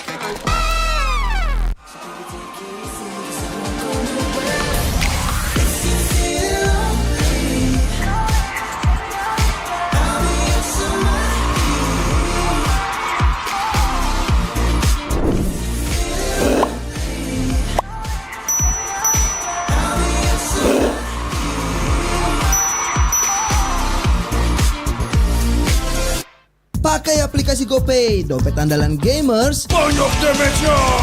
Ada cashback hingga 20.000 buat upgrade skin baru. Aplikasi ringan gak makan memori. HP lemot bisa victory. Top up langsung dalam game tanpa hambatan. Ikutan selebrasi MPL di aplikasi GoPay. Menambah total hadiah ratusan juta. Bonus stage. Gratis 100 kali transfer kemana aja. Beli pulsa harga termurah. Scan QRIS dengan mudah. Download sebelum mabarkan. Dia tidak akan segan untuk menghadapi siapapun yang berani melawan. Dia mewarisi perjuangan karena di tubuhnya mengalir darah seorang pahlawan. Pedangnya mengukir takdir kemenangan, menghadapi segala tantangan. Penuh keberanian untuk terus berjalan menuju masa depan. Raihlah masa depan, nabung mulai dari hobi. Koleksi terbaru UBS Gold X Mobile Legends Bang Bang, edisi spesial MPL ID Season 13.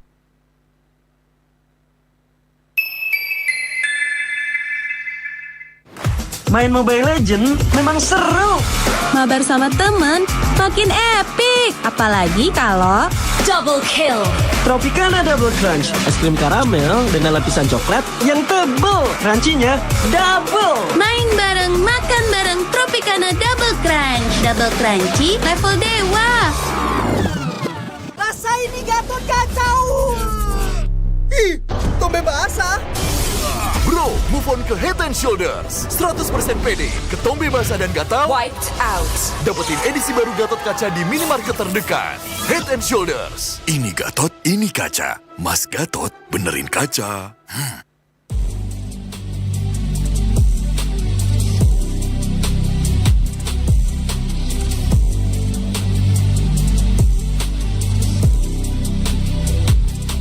Kenangan adalah jati diri kita.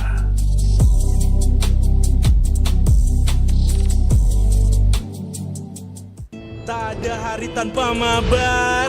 Main nge-lag, kerap buatku tak sabar. Gimana mau main sampai kelar? Ini waktunya ku bersinar. Okay, let's do it. Games max andalanku bikin mainku semakin hebat. Pin stabil main makin mulus, rankku fix naik terus. Tukar DG rings, diamond dan voucher game kau dapat. Cuma Games Max makin no debat. Games Max Booster kini dapat DG rings. Beli paketnya dan aktifkan boosternya di aplikasi Dunia Games.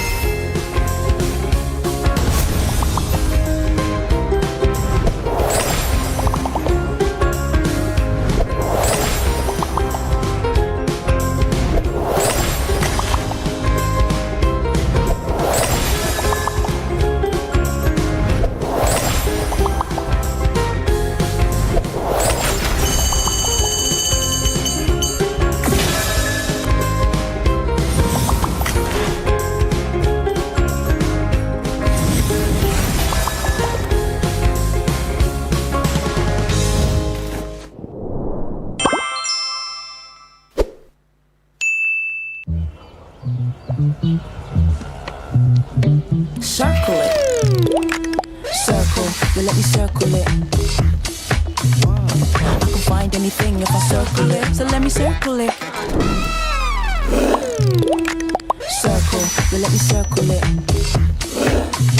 I can find anything if I circle it, so let me circle it.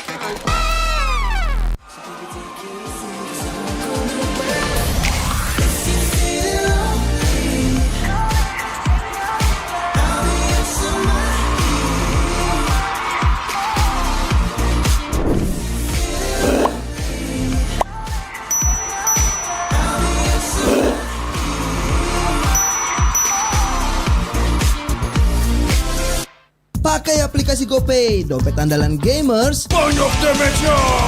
Ada cashback hingga 20.000 buat upgrade skin baru. Jika seringan gak makan memori, HP lemot bisa victory. top up langsung dalam game tanpa hambatan. Ikutan selebrasi MPL di aplikasi GoPay, menambah total hadiah ratusan juta. Bonus stage, gratis 100 kali transfer kemana aja. Beli pulsa harga termurah, scan QRIS dengan mudah. Download sebelum mabarkan. Dia tidak akan segan untuk menghadapi siapapun yang berani melawan. Dia mewarisi perjuangan karena di tubuhnya mengalir darah seorang pahlawan. Pedangnya mengukir takdir kemenangan, menghadapi segala tantangan. Penuh keberanian untuk terus berjalan menuju masa depan. Raihlah masa depan, nabung mulai dari hobi. Koleksi terbaru UBS Gold X Mobile Legends Bang Bang, edisi spesial MPL ID Season 13.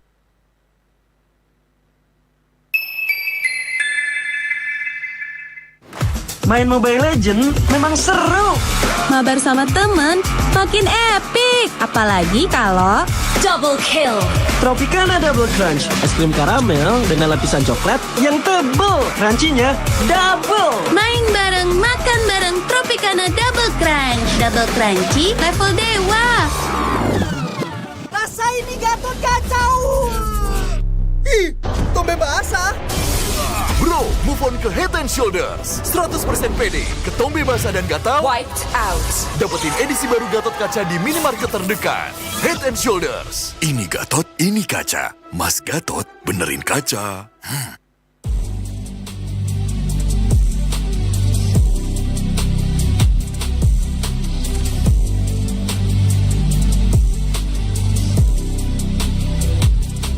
Kenangan adalah jati diri kita.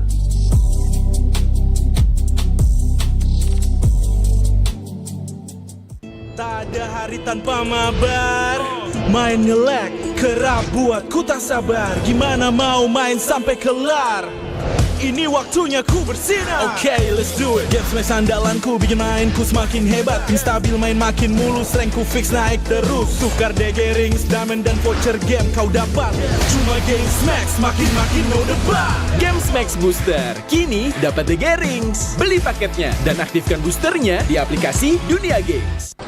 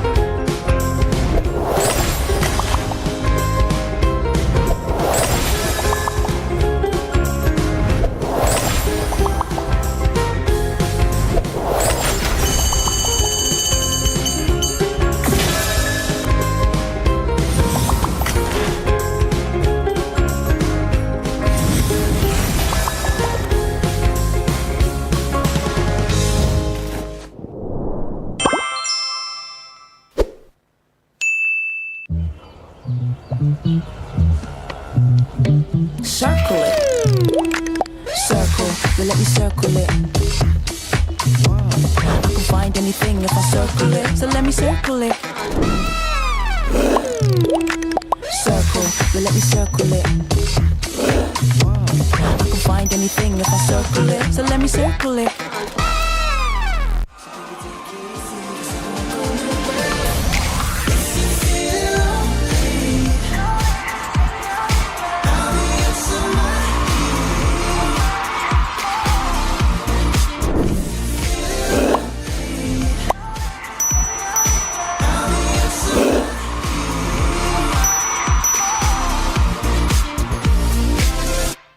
Pakai aplikasi GoPay, dompet andalan gamers. Banyak damage-nya. Ada cashback hingga 20.000 buat upgrade skin baru. Aplikasi ringan gak makan memori. HP lemot bisa victory. Top up langsung dalam game tanpa hambatan. Ikutan selebrasi MPL di aplikasi GoPay. Menambah total hadiah ratusan juta. Bonus stage. Gratis 100 kali transfer kemana aja. Beli pulsa harga termurah. Scan juris dengan mudah. Download sebelum mabarkan. Dia tidak akan segan untuk menghadapi siapapun yang berani melawan. Dia mewarisi perjuangan karena di tubuhnya mengalir darah seorang pahlawan. Pedangnya mengukir takdir kemenangan, menghadapi segala tantangan. Penuh keberanian untuk terus berjalan menuju masa depan. Raihlah masa depan, nabung mulai dari hobi. Koleksi terbaru UBS Gold X Mobile Legends Bang Bang edisi spesial MPL ID Season 13.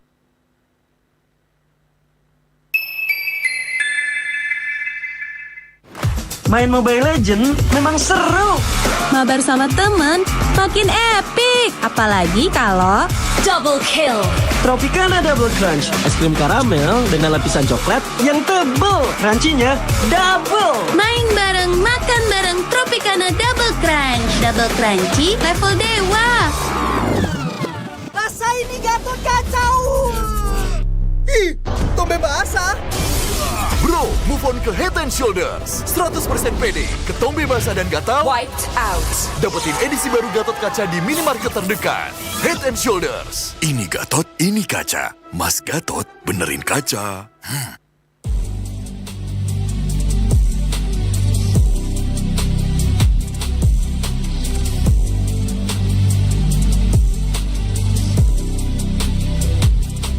Kenangan adalah jati diri kita.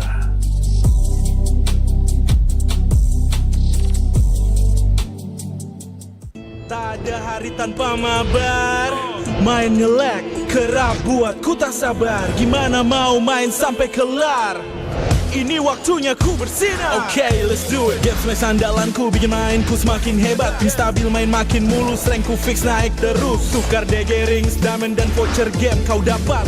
Cuma Games Max makin no debat. Games Max Booster kini dapat DG rings. Beli paketnya dan aktifkan boosternya di aplikasi Dunia Games.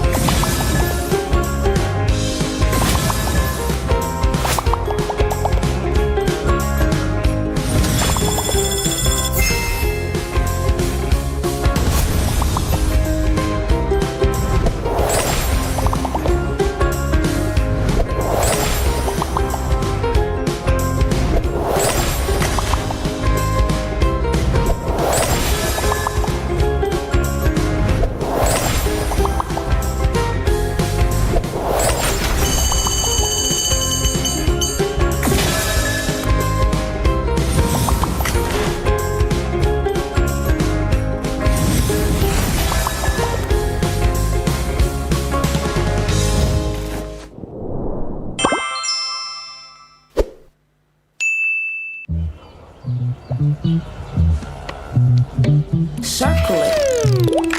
Circle, yeah, let me circle it. I can find anything if I circle it, so let me circle it. Circle, yeah, let me circle it. I can find anything if I circle it, so let me circle it.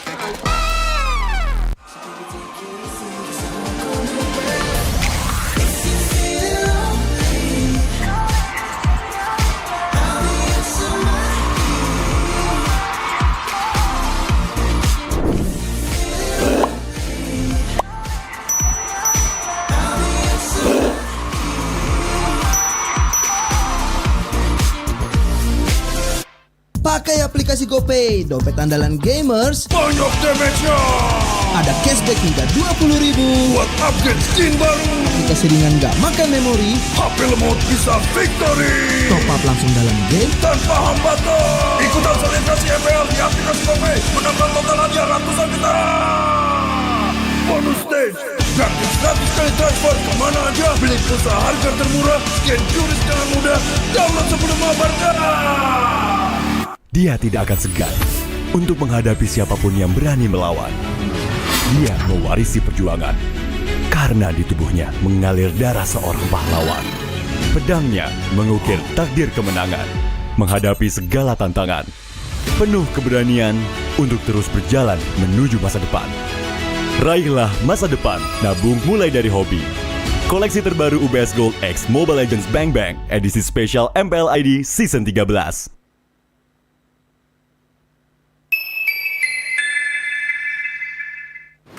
Main Mobile Legends memang seru.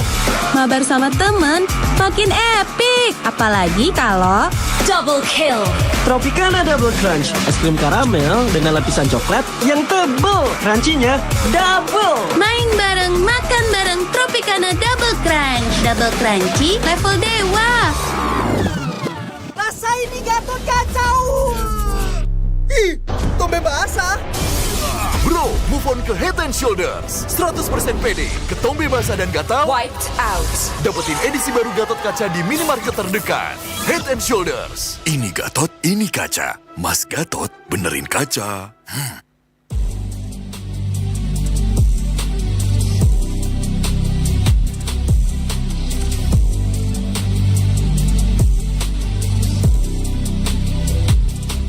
Kenangan adalah jati diri kita.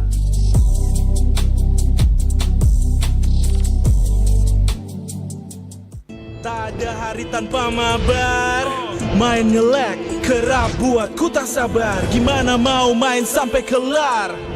Ini waktunya ku bersinar. Okay, let's do it. Game smash andalanku bikin mainku semakin hebat. Pin stabil main makin mulus, rankku fix naik terus. Tukar DG rings, diamond dan voucher game kau dapat. Cuma Game Smash makin no debat. Game Max Booster, kini dapat DG Rings. Beli paketnya dan aktifkan boosternya di aplikasi Dunia Games.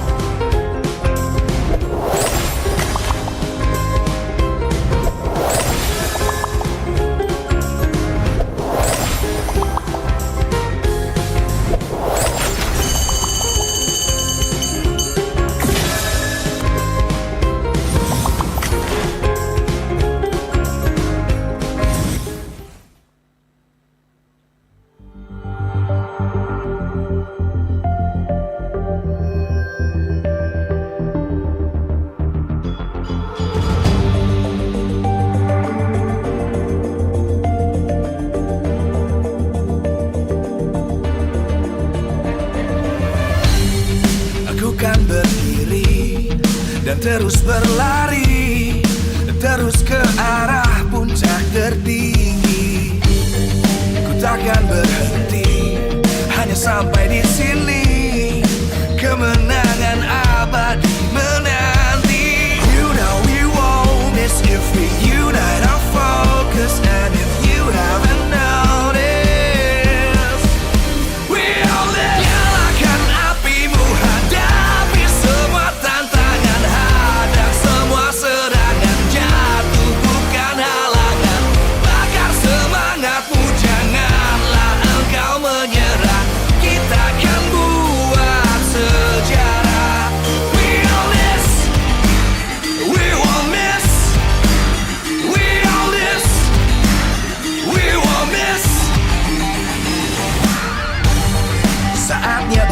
beraksi, jalani ambisi, aku kan menyawakan hari ini. You know we won't miss if we unite our focus, and if you haven't noticed, we'll live. Nyalakan apimu, hadapi semua tantangan, hadang semua serangan, jatuh bukan halangan.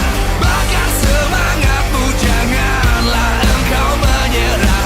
Kita akan buat sejarah. We all this, we won't miss. We all this, we won't miss. We all this.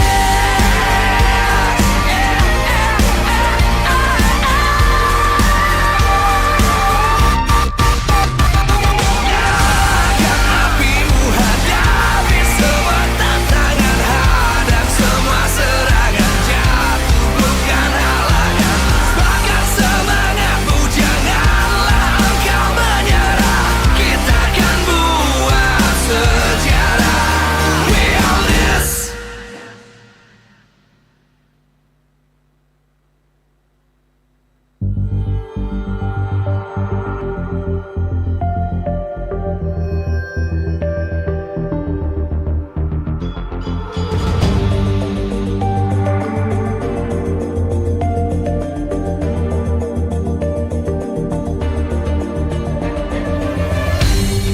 Aku kan berdiri dan terus berlari, terus ke arah puncak tertinggi.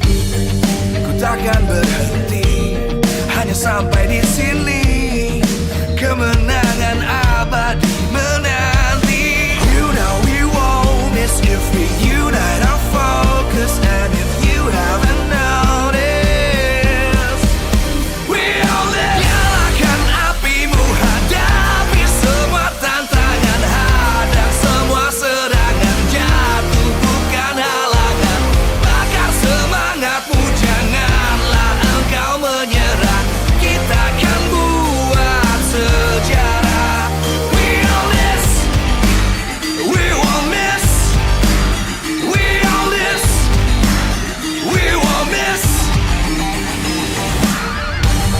Saatnya beraksi, jalani ambisi, aku kan menyawakan hari ini. You know we won't miss if we unite our focus, and if you haven't noticed, we all live. Nyalakan apimu, hadapi semua tantangan, hadang semua serangan, jatuh bukan halangan. Bakar semangatmu, janganlah engkau menyerah. Kita akan buat sejarah. We all this, we won't miss. We all this, we won't miss. We all this.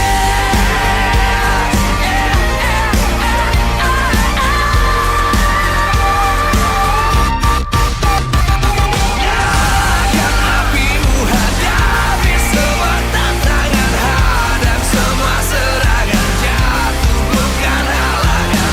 Bakar semangatmu,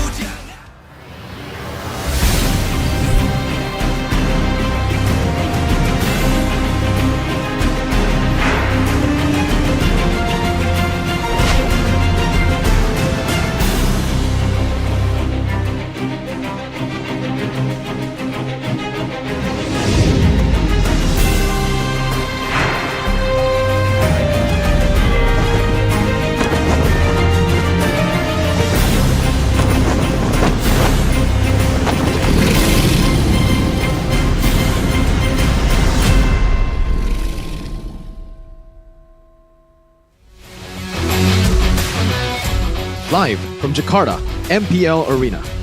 MPL Season 14 is powered by Munta. Presented by our official tournament smartphone, Samsung Galaxy. Official e-wallet, GoPay.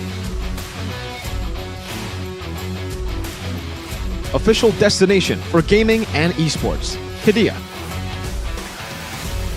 official gold partner, UBS Gold. We own this.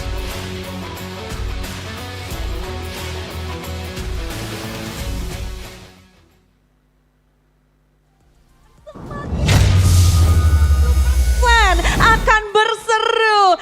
Dan Superfans udah gak sabar untuk menantikan match kedua. Kita sudah melihat match pembukaan di hari ini. Hari yang pertama, dua tim sudah berada di panggung. Dan kali ini dua tim lagi untuk match kedua akan dihadirkan masih dalam Best of 3 Series. Dengan adanya kita sudah melihat ada EVOS Fans di belakang Bude. Berarti EVOS akan bermain dan juga anak Dewa sudah berkumpul. Dewa United pun akan hadir. Untuk match yang kedua, kita melihat bahwa histori dari kedua tim ini tentu tidaklah baik. Dengan Dewa United yang gagal masuk ke dalam babak playoff season 13, proses seperti apa yang mereka sudah lakukan untuk season 14 ini. Dan kalau dari pasukan Macan sendiri, mereka memang benar-benar bisa membuat kita terkejut di babak playoff. Mereka adalah top 2, mereka adalah runner up. Namun di pertarungan terakhir mereka, di laga terakhir mereka, di babak MSC, hasil baik tidak bisa didapatkan. Lagi dan lagi, tentu saja semua tim berproses. Kita harus menantikan seperti apa proses yang sudah mereka lakukan dan akan berikan untuk season 14 ini. Namun keramaian hari ini tentu saja karena ada super fans yang begitu meriah di MPL Arena dan juga yang ada di rumah. Dan Bude juga ingin berterima kasih kepada semua pendukung MPL Indonesia season 14. Powered by Munton, presented by Official Tournament Smartphone Samsung Galaxy, Official E-Wallet GoPay, Official Destination for Gaming and Esports Kidia, Official Gold Partner UBS Gold. Dan kita juga punya partner in esports, ada Campina, Head and Shoulder, lalu Ora Imo, Telkomsel, Dunia Games, dan juga Games Max. Serta suppliers Eriko dan Saturday. Acara ini supported by PBSI. Bude Clara ingin sekali menyaksikan tayangan perdana dan juga seperti apa gameplay yang mungkin sudah dipoles oleh kedua tim ini. Seperti apa pertarungan? Jadi kita akan coba cek sound ya. Untuk dari ini fans dulu nih ya. Kita mau dengar suara dari EVOS Fans. Wow. Super Fans begitu meriah. Gimana halnya dengan anak Dewa?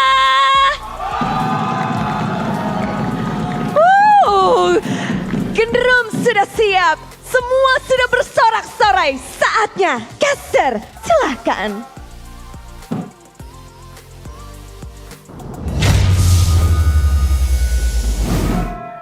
Welcome back to MPL ID Season 14. Still week 1, day number 1.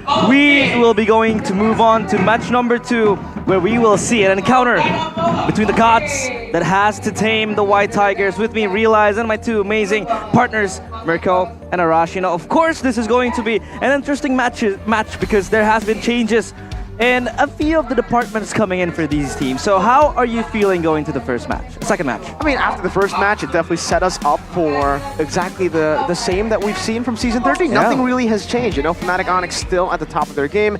And if it is anything like match number 1, then it should be EVOS finding a whole lot of success here, because obviously EVOS were our MPL ID representatives to MSC. Yeah. We don't talk about their performance in the group stage, though. Yeah. We don't talk about that. You know, you gotta focus on the positive, right? Exactly. Positive energy, positive vibes here on the desk. No excuses, of course. Just say it. But I think you have to keep in mind that aside from the same data, there's no change. Who's to say that both teams haven't had their own developments, haven't developed new strategies that can swing tides in their favor? What's for sure is that our fan base is still very, very loud. I don't know if I'm yelling at you guys right now. I can barely hear you. They're banging the drums, and it feels like it's a call to war. The war song or war cry for these fans. Of course, they're expecting higher ceilings for EVOS Esports, or rather EVOS Glory, because back in the Velodrome, they were creating that emotional comeback against Geek Fam. That was one of the best matches that I have been able to cast, and I cried at that scenario. So of course, they are expecting EVOS Glory to even reach higher heights. But as we take a look at today's schedule, we have seen Team Liquid falter to the hands of Fnatic Onyx still. The Sky Kings reign supreme. Now, second match, EVOS Glory against Dewa United. We want to expect new things, new creations coming in from both teams, especially when their game plans has to change coming into the new season. I think they've had changes in their roster as well. So I think that's the most interesting part of this, because we saw that even for a team as promising as Team Liquid ID, a change in roster can just make such a big difference right here. And considering that EVOS is at least a bit more, I don't know, a bit more same from last season, I would say there's a lot more. The deck is kind of stacked in favor of EVOS for sure. Yeah, and as we take a look at the standings already, in which we have seen Fnatic Onyx grab that win.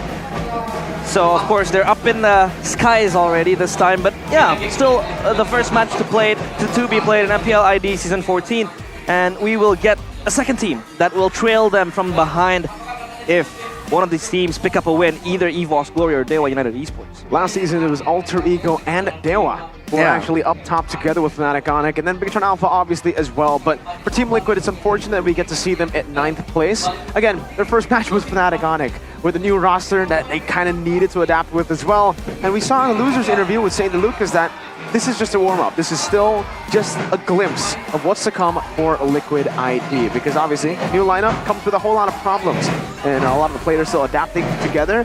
And if you give them time, I have no doubt that they were probably going to perform the way they did last season. After a horrible first week, they came back and they were actually able to get all the way to almost number 1. Yeah, and now we shift our focus to the new EVOS Glory lineup, of course, with the addition of Panzer and Doma as well into the lineup. They need a new game plan, but sometimes people say, if it ain't broke, don't fix it.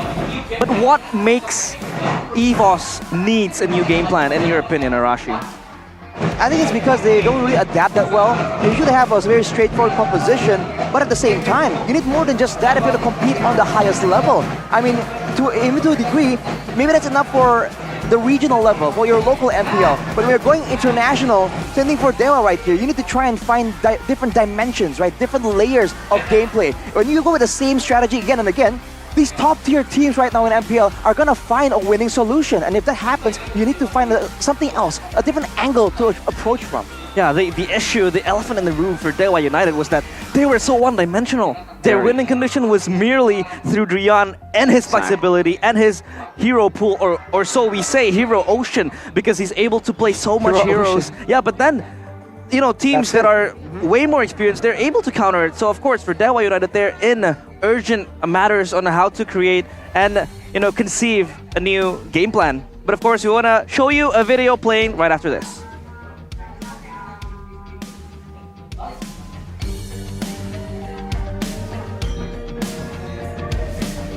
It does seem like we're going to have to wait on that here. We're just going to take a look at the players.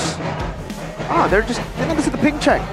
Ah, it's a ping check. Okay, so yeah, this is a video. Of course, literally is a video, but yeah, as we take a look at the players just marching out. I mean, for Dewa United, aside from that one-dimensional approach that they have to the games, of course now with the addition of Mueza as well in the roster, does this mean they won't be funneling through that Drian type of play again anymore, maybe? Yeah, there's no way they'll still utilize that, right, with Drian out of the roster, and with I would say a normal roamer now in the midst, because as good as Drian was, he was not a normal roamer. He was Drian. The way he played, it's something you don't see from any other roamer in MPL Indonesia, right? He's a guy that can play the Masha, Valentina roam. We can go on and on with this hero. Like you said, ocean of heroes. But for Mueza, he's more of the normal, you know, the literally. I think when you think of roamer, you think of Mueza's picks. You know, with the Edith, the Minotaur, also the Kufras, and he has been phenomenal in the MPL. He was part of the roster for Geek Fam Jr. that actually reverse swept RRQ Senna. 3-0 it was for RRQ in the grand finals, and then for some reason, Mueza and all the others that we will see in Geek Fam later said, nah, I'd win. Nah, they would prefer to win, of course, but now for the prodigies coming in, we can talk about Doma as well, who has arrived in EVOS. That's Miracle's boy. Miracle has been glazing on Doma. Yes, sir. Will he be able to give extra competition for Brands? Because I feel like Brands was kind of the key player to lock in EVOS, that MSC spot, with that clutch play, with the Claude, kind of just rattling through the backline of GeekFam in that final fight we saw. But now Brands kind of faces competition internally with Doma. What will Doma bring, especially when he's a prodigy? Will EVOS Glory, rightfully so, just put him in the starting lineup? I think we've talked about Doma for a long time at this point. Since And it's SPS last year. It's kind of unfortunate he hasn't really seen as much airtime. Yeah. But when this dynamic here for EVOS in a competition with Brands, I feel like Brands is a lot more seasoned, a lot more experienced, and he's shown, he's proven, right? Battle tested. Whereas Doma is a bit more of a potential type deal. Yeah. But at the same time, right, there's a chance that changing something like that, changing the one key player of your team could be the key to really revamping your whole strategy and finally getting a winning solution. Yeah, they need that winning solution, but for Dewa United, it will be Mueza starting up in place of Rian Chorizo as well, the new addition from Bigatron Alpha, with Ray, Hijume, and Watt. Hijume, of course, he was overshadowing Clocken as the starting mid laner for that ISF campaign, but will he still be in the shadows this time? The Dewas look new, but don't be fooled. Only Mueza is a new player. Only he is the rookie. Chorizo from Bigatron, Ray from his conquest with Geek, Watts, the ever so bright veteran, and a man himself who was part of the team that they will be facing off against. Hijume is back in MPL. Ladies and gentlemen, let's welcome Dewa United Esports. The gods that have bled so much in Season 13 didn't make the cut towards playoff, but this time they're looking to even revamp their roster further. And this time for EVOS, Vienna, Clock and Pants here, and Doma, no dreams, no Brands. Will this be a new chapter for EVOS Glory? A new combination there, potentially the gold lane. Panther and Doma out of nowhere here, replacing the iconic season members of EVOS. They've been relying on that coin flip. Is it going to be Mr. Fantastic or Bombastic is the question you ask every single game when EVOS plays. But today, we won't see dreams, we won't see Brands. What we will see is a new form of EVOS Glory. With Panzer and Doma, it's EVOS Glory! The White Tigers looking to sharpen their fangs and even quicken their claws, with Clocken standing, looking at his former shadow in place, which was Hijume. He was overshadowed by Hijume, and now he was one of the key factors for EVOS Glory on reclaiming that MSC spot. This is going to be a battle of the ages, Hijume against Clocken. But of course, the coaching staff from both respective teams, Strategy and Naito Miya, up at Billin alongside. That's going with against Ryzen here. A bit of a new face. We were caught off guard ourselves seeing him. But man, we have to see if he can stand up to Strategy, because for the longest time, EVOS weren't finding a lot of success. But with the arrival of Coach Strategy, we've seen that they've been able to improve so much. It's literally called Strateg, right? So we have to see if Ryzen can find a winning strategy to try and take Strategy down. Yeah, of course, the rival showdown, we have been talking about this, Clocken and Hijume, battle of the blue-blooded mid laners again. One is a former shadow of the past self, ISF WEC 2022 champion, but Clocken wasn't really playing that much. Hijume was taking the spotlight, but it feels like there has been a kind of like a swap of fates. Clocken making it so far with EVOS Glory, with the playoffs, and then going to MSC. How will the battle look like this time? I think it'll be a lot different to what we expect before, right? I mean, in 2022, Hijume was on top of the Mobile Legends World, at least in Indonesia, winning ISF WEC 2022, and everybody was talking about Hijume being the next big thing. But the man who sat in the shadows of Hijume, the man who also won with the same EVOS lineup, with the Indonesian lineup at ISF WEC 2022, never got any spotlight. It continued even this year, or actually last year, with EVOS Holy winning WCG. Clockhood was a sub, that was right in. Yet, now we see Clockhood, I would say, overshadowing and taking the spotlight away from Hijume and even Krite.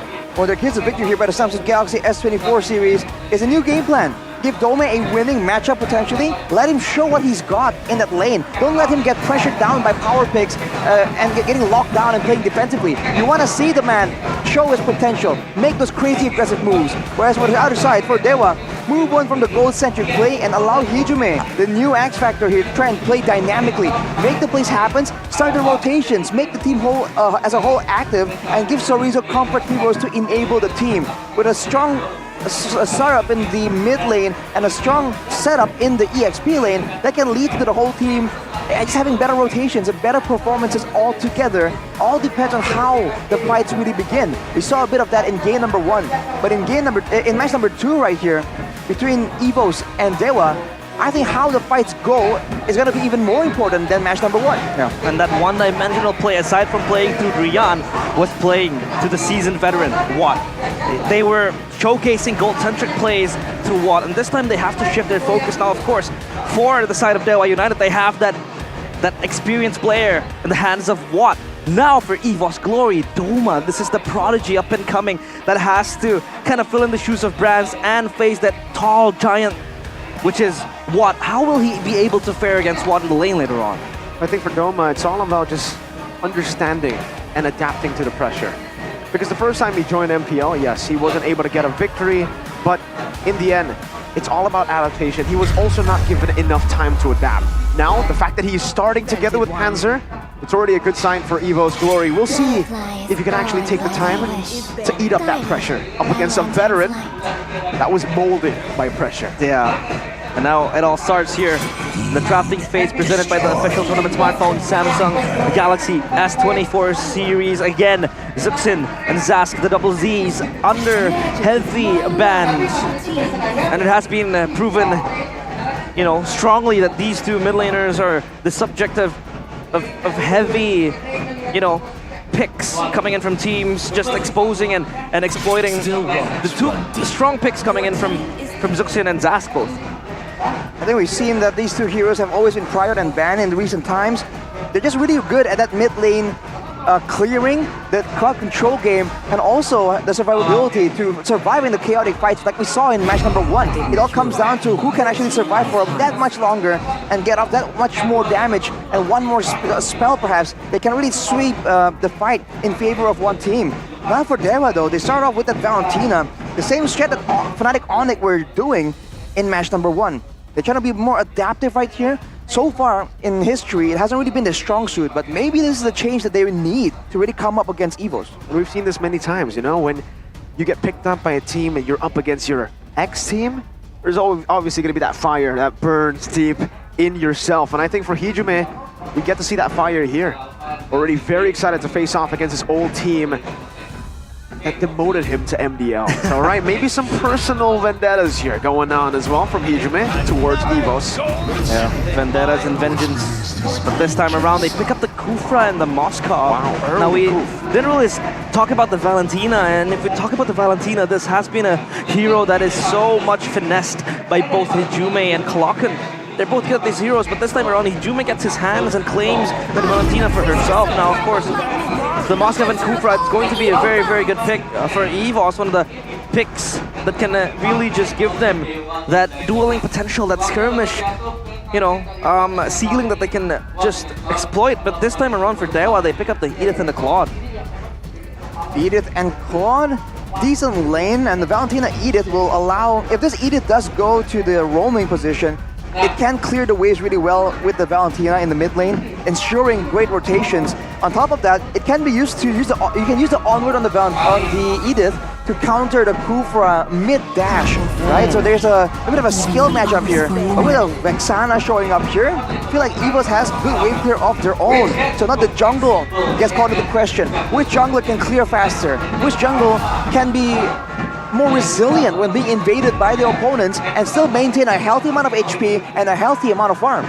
Yeah, the Vexana underlooked in game number 1. It was picked second game for Richie this time around. No, it's for Klokken to pick up. But then again, it raises the question on how Dewa will have an extra CC, extra kind of like mini load that they can play through the IMU, kind of stealing that Eternal Guard, that will kind of give a pesky task for EVOS to deal with. As they ban out the Minotaur, kind of like just disables Mueza on that initiation tool, essentially. The thing on the Kufra, right, is it's really good that you already ban out the Minotaur here. All the reactive picks is definitely a good option to go for up against the Kufra. You want to try to dive here, and you definitely want to take away anything that can stop that dive. But the thing is, for Dewa, they've already picked up the Edith relatively early, and this is why the Edith is so important to pick up in the first phase. It's so prio. You have that flexibility, and it actually adds to so much for this composition, because even if Evo's ban out the Minotaur, that Edith could be just used in the roam position. And we know for a fact Mueza can play that from MPL. That's another Carmilla ban as well, so another roam ban towards Mueza. But I think for Dewa, they're definitely just going to start targeting Anavel down, right? He is definitely a lethal assassin. One of the most lethal assassins, I think, in MPL Indo. Just last season, he was probably the best Ling. Yeah. So the fact that Ling gets banned out by Evo shows you just how much respect they also have towards Ray, who also proved a lot of people wrong in the playoffs. Yeah, played Ling spectacularly in that regard. And now we want to touch a bit about the Kufra. The Kufra in and of itself is a good counter initiator, but then again, it can't really initiate in and of itself. It needs some sort of setup that could really just maximize the Tyrant's Rage. Now, of course, for EVOS, how do they deal with this? Because they do have the Vexana, but they still need one more initiator maybe to just round out the draft, practically. I mean, if they want to have multiple ways of engaging, that could serve well.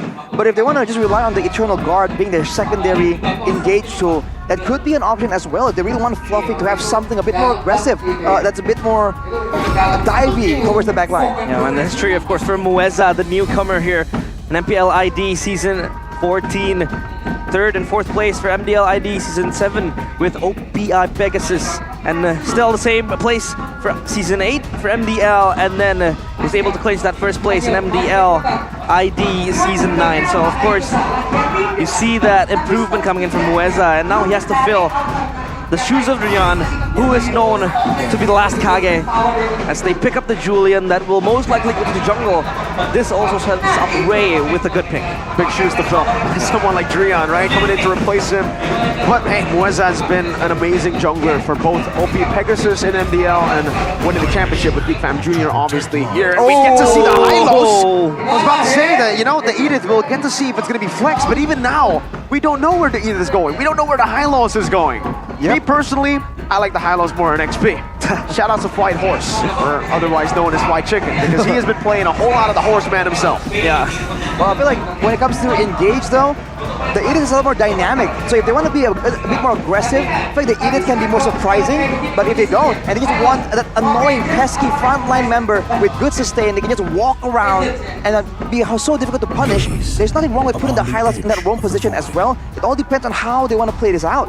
And finally, rounding out this draft with the Nolan here for the side of Evos. A lot of assassins, but not a lot of targets available for the side from the side of Dewa. So this Nolan is going to be facing the same issue that Kyrie was, although we saw that Fnatic Onyx were able to beat the odds in that situation. Yeah, I mean, the Valentina is hard to catch, so will be the Edith, tanky in its own regard, as well as the Hylos, who is just quick, unkillable, and also very fast. Now, the draft index here, Rashi. Well, if you look at the draft index, lineup rating, and counter index, both favor the side of Evos. I feel like they do have the more well-rounded composition. They have an assassin, they can go for big team fights, or they can go for pickoffs as well. So that usually means that they can be a bit more confusing in the Land of Dawn, but we'll have to see for Dewa, man. There are ways that they can use this draft in creative ways as well. Here we go, the gods seeking out to tame the White Tigers. Will their fangs and their claws stay the same, as sharp as ever, or will the gods still reign over them? It is the match number 2 of MPL ID Season 14, Dewa United against EVOS Glory. A whole lot of green, by the way, for Dewa. Almost like they're sending a message. Go green, ladies and gentlemen. Go purify and revitalize, right? 2 purifies and 1 big revitalize for the Horseman himself. And it'll be in the XP, by the way. As we see Panzer actually walk up very early on. It might be first blood. Hejume gonna fall. Panzer flickers forward to give the final smack. Well, that came out of nowhere. We weren't ready for that, but Hejume already taken out, already forced to use the Purify as well. What was that about, man? Evo's immediately bit down on that, and now Ray tries his best to try and get the steal. He does, actually. Great combo together with the terrifying Mueza, still able to flicker backwards. Earth Shadow coming down. Hijime respawning and clapping back. Able to find a trade, and that has to be worth it. Now immobilized into the enhanced sight. Ray equalizes the kills on the board. We are back to 2-2. EVOS forces the issue, and this time around, it becomes an issue for themselves. They were overextending their stay, but as we take a look at the emblems here, Arashi, what is something that you can pick up with the emblems they pick? Well, this is a Kufra with a Quantum Charge on Panzer, so he wants a bit more of the sustain of the movement speed, more utility-based, so he won't be too concerned with the clearing, with the concussive blast. Whereas for Mueza, being the main frontline here, aside from Chorizo, of course, he just goes in for the permanent tenacity combo. All he wants to do is survive long enough to get one extra Earth Shatter off, like we saw in the previous engagement. And that could be all that the team needs to try and find a winning play. But look at this. But onward into the Earth Shatter. Panzer can't be moving right now. Got bouncing ball to try to escape. The enhanced chain will knock him up, but it's not going to be enough damage to take him down. Setup definitely favorable for Dewa United right now. Fluffy, not even level 4 just yet. Panzer needs to sprint back because this turtle now on the hands of Dewa United. They hug it close, they hold it tight. The free turtle now for Dewa United. So of course, all things considered, the fact that Hijime had to die early and then there was another kill as well towards Mueza, this is a good equalizer coming in from Dewa United. They're able to tone on the pressure, neutralize all of EVOS' early lead, and Annabelle not yet able to kind of like show his fangs that much. As we take a look at the talent prediction by the new application GoPay, a few Dewas this time around, much more kind of like favoring Dewa United. More Dewas on the Indonesian side for sure, but Mirko here, again, it's so early in the season, we have to wait and see, right? Yep. Is it going to be a curse or is it going to be a bless? You never really know when Mirko is involved. It has been blesses so far this year. Well, that doesn't, you never know. But looking at the situation right here, the fact that Ray on the Julian is able to outfarm the Nolan, part of the why the Nolan is just so oppressive and so difficult to deal with is that clear speed as well. And yet, he's still matching up and even able to pick up a kill right here, even though Annabelle was able to do the same at the cost of his own life. So they're keeping up, they're making sure that they do have the goal advantage. From here though, this is where it gets sketchy, right? This is where a team with more experience can kind of get the better of Dewa United. They have to make sure that they set up all of their plays and plan up ahead. It's 30 minutes right now, but they have to plan for minute 4 already to try and figure out how they want to push and how they want to rotate around the map. And more importantly, who do they want to get ahead, right? To carry them in the mid to late game. Dewa has been investing a lot of these members to just drag out the resources and maybe look for a collapse towards EVOS Glory. Doma already has his corrosive skite, able to just survive the lane and maybe, just maybe, join in the team fight a little bit more early because that item kind of supplements that approach. So, opting for the Revitalize compared to the Vengeance, what raises that choice over there, Rashi? Just wants to get a bit more healing, and usually we've seen this usually the Hylos with a Revitalize combo with a healing hero, and it's an obscene amount of healing, man. But even solo with the Glorious Pathway, you still get an extra bit of value from your ultimate, and it's on a relatively short-ish cooldown. So for Chorizo here, he can just be the oppressive frontline and let Mueza be the creative one to just hide in the sides, look for these weird flanks just like this to investigate and maybe find something. Charged up, Tower's Bench, that one's gonna rage as well. Did he be able to lock them down? Eternal Guard with the Glorious Pathway, but Panzer is gonna be caught in the Glorious Pathway. They've got all the movement speed he needs to run him down with a blazing duet, and it's a win for Dewa. Panzer again having to bite the bullet. This time around, Dewa. It's so insane how they're able to stitch up and bandage all the injuries that they were able to receive in the first minutes of the game. Hajime back in line as well with that turtle take. They're even inching further as Annabelle and Ray just playing a game of cat and mouse down bottom. Ray is still getting the better of him though. They were able to get the red tree steal there onto the objective, and they're still able to win it out. It's a difference in burst damage, even though in theory, for EVOS, they have all the AoE, all the burst damage available from that Vexana.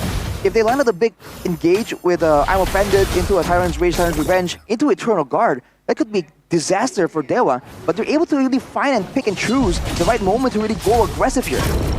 Now Fluffy, even everybody's really struggling in their own lanes. So for me, Dewa, it really felt like in the draft they just had Evo's Glory's number. even a known pick. It definitely felt like it was a very forced pick to go for, right? There's no targets here. And Nolan, his strong point, like suit, is his mobility on top of the crazy clear. So the fact that Daewoo can actually match that and chase him down with the Glorious Pathway, with all the lockdown here, it's going to be definitely very tough. What?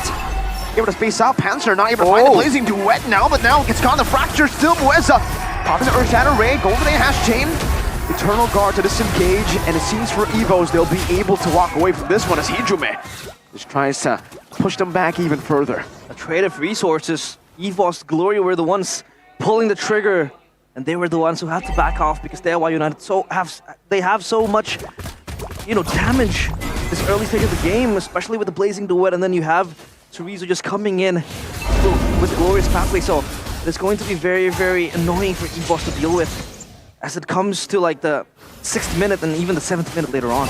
It's a great move for Evos there. They know that right now Chorizo is just way too tanky to be taken out in the lane. They send him to just cut the wave and get the prio to really go for that neutral objective. So they get the turtle, but they also get the turret on the bottom side. That's where Annabelle is trying to equalize. But look at the play already for the side of Daewoo. Immediately going into the jungle, trying to find a bit more. I think they're really planning on letting go of this bottom turret, which is acceptable because they're going to trade on top side too. They're zoning Evos from even getting to their structures. Yeah, Annabelle looking for a cross-map play, but what matches it as well. So all in all, it's such a profitable margin for Daewoo United to pull up against. Meanwhile, for Evos Glory, they're still yet caged in their own jungle, in their own areas. Not able to maximize the use of this Kufra with the Tyrant's Rage. Again, you need someone who can really set up the Kufra to get the stuns.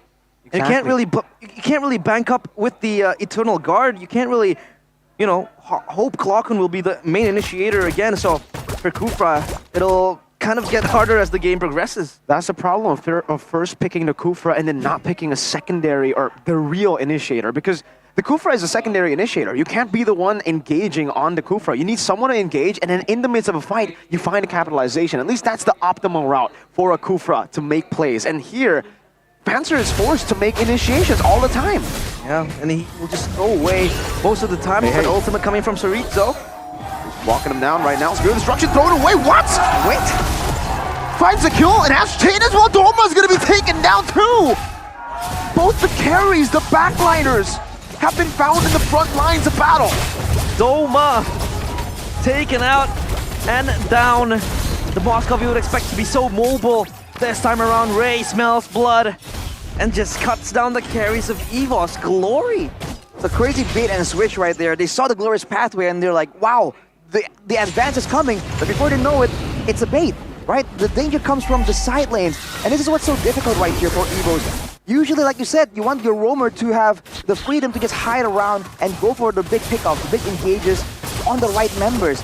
But the fact that they have Fluffy on a Ruby that's, sustainable, but not exactly tanky for the burst damage coming in from the side of Daewoo, now they're just forced to kind of use Panzer to be the main front line because they can't lose Fluffy and have him fall behind. So for now, Panzer's going to take the brunt of the aggression, and Fluffy immediately goes for the Radiant Armor because he knows that the Julian damage, that the Edith damage, and the Valentina damage as well, all are it's the exact factor that's allowing Daewoo to be a lot more fearsome when it comes to the pickoff game. Yeah, and Fluffy hasn't even been existent in most of the skirmishes and the collapses coming in from Evos Glory.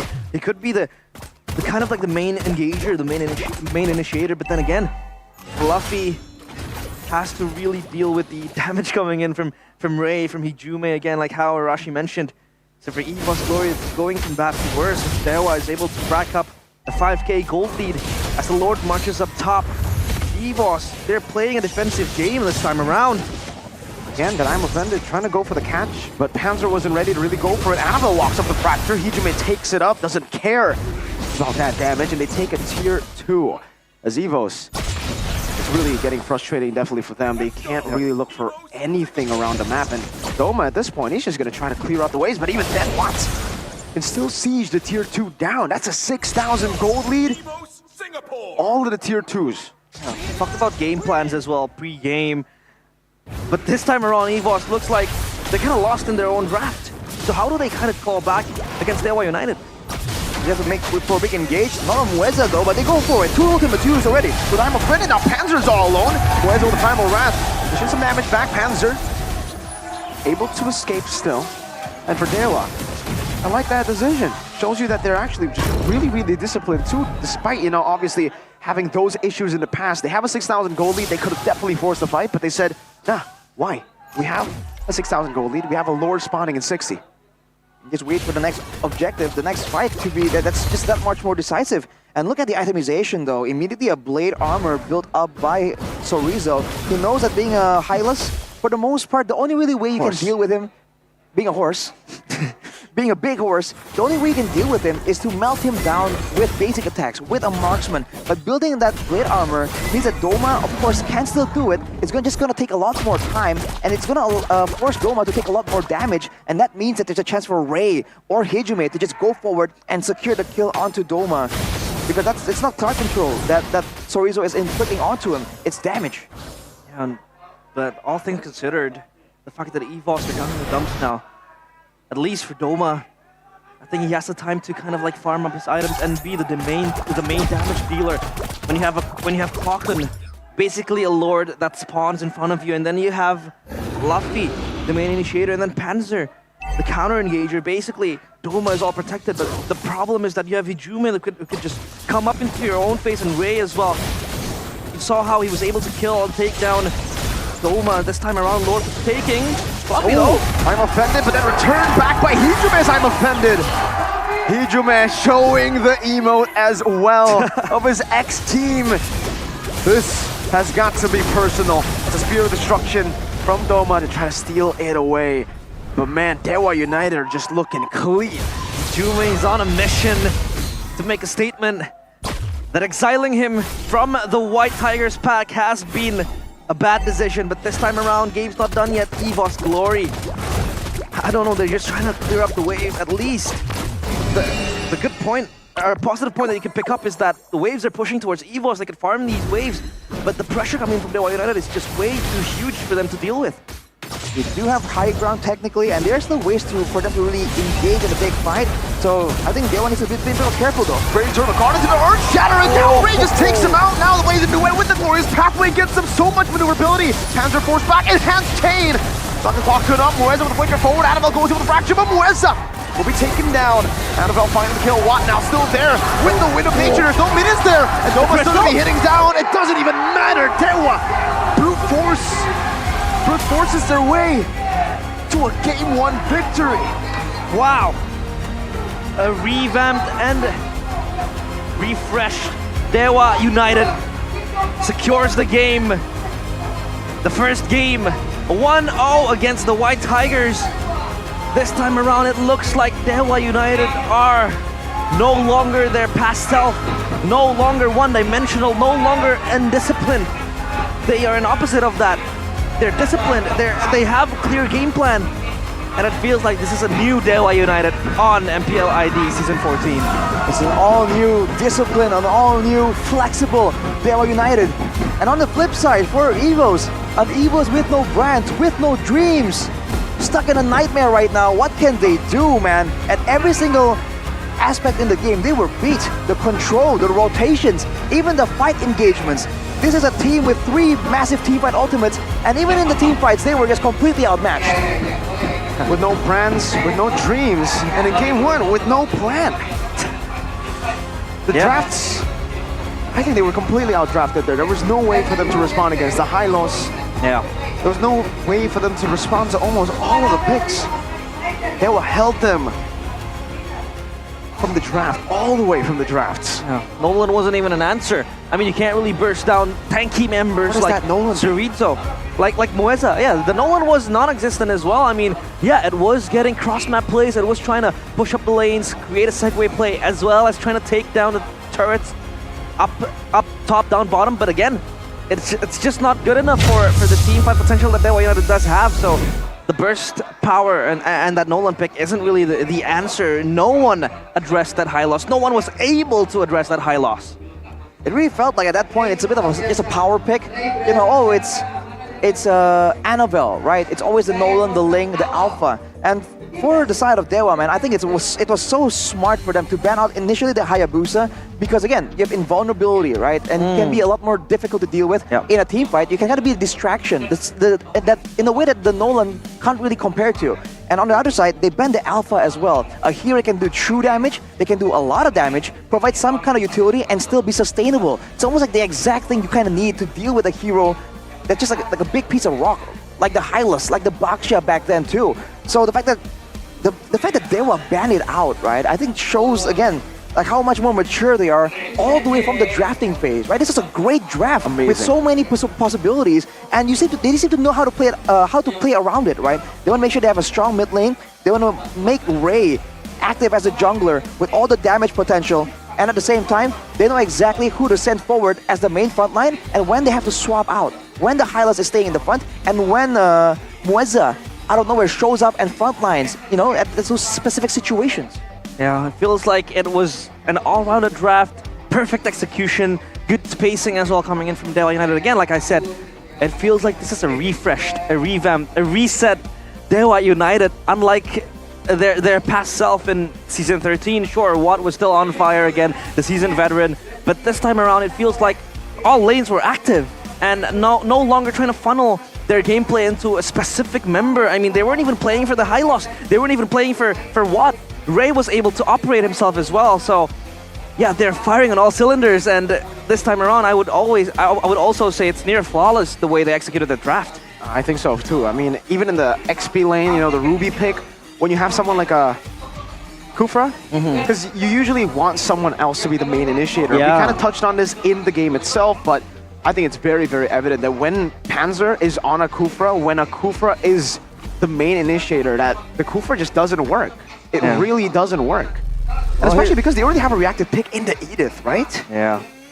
Just a whole different situation. Like we said, there was even a potential for the Kufra to be completely cancelled out and denied.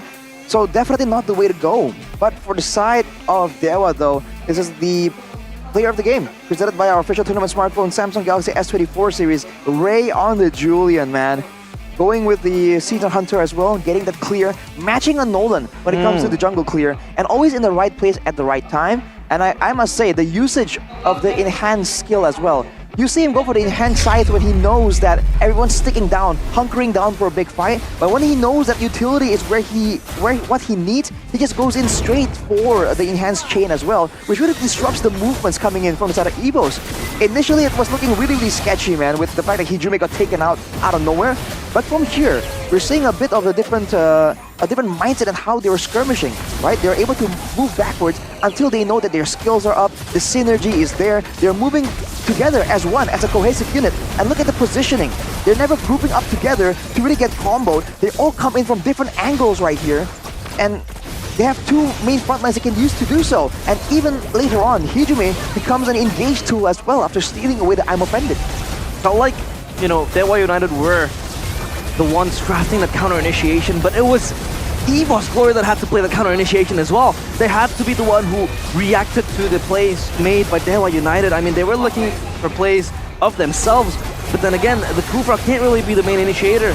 Again and again, like how we mentioned, and even, you know, backing on the late game of Doma, of Moskov, didn't even really help Evos Glory to kind of conquer the players of Dewa United. Because when you have so much tenacity and when you have the, you know, the green strategy with the two Purifies and the Revitalize, the whole strength of the Vexana being that, you know, you can disengage just isn't there anymore. The Glorious Pathway gets them wherever they need to be, right? When they want to dive, the Glorious Pathway gets placed down. Yeah, sure, you get a Terrified down onto Hijume, but then he purifies out. Watt can jump in with the Blazing Duet and he can purify preemptively.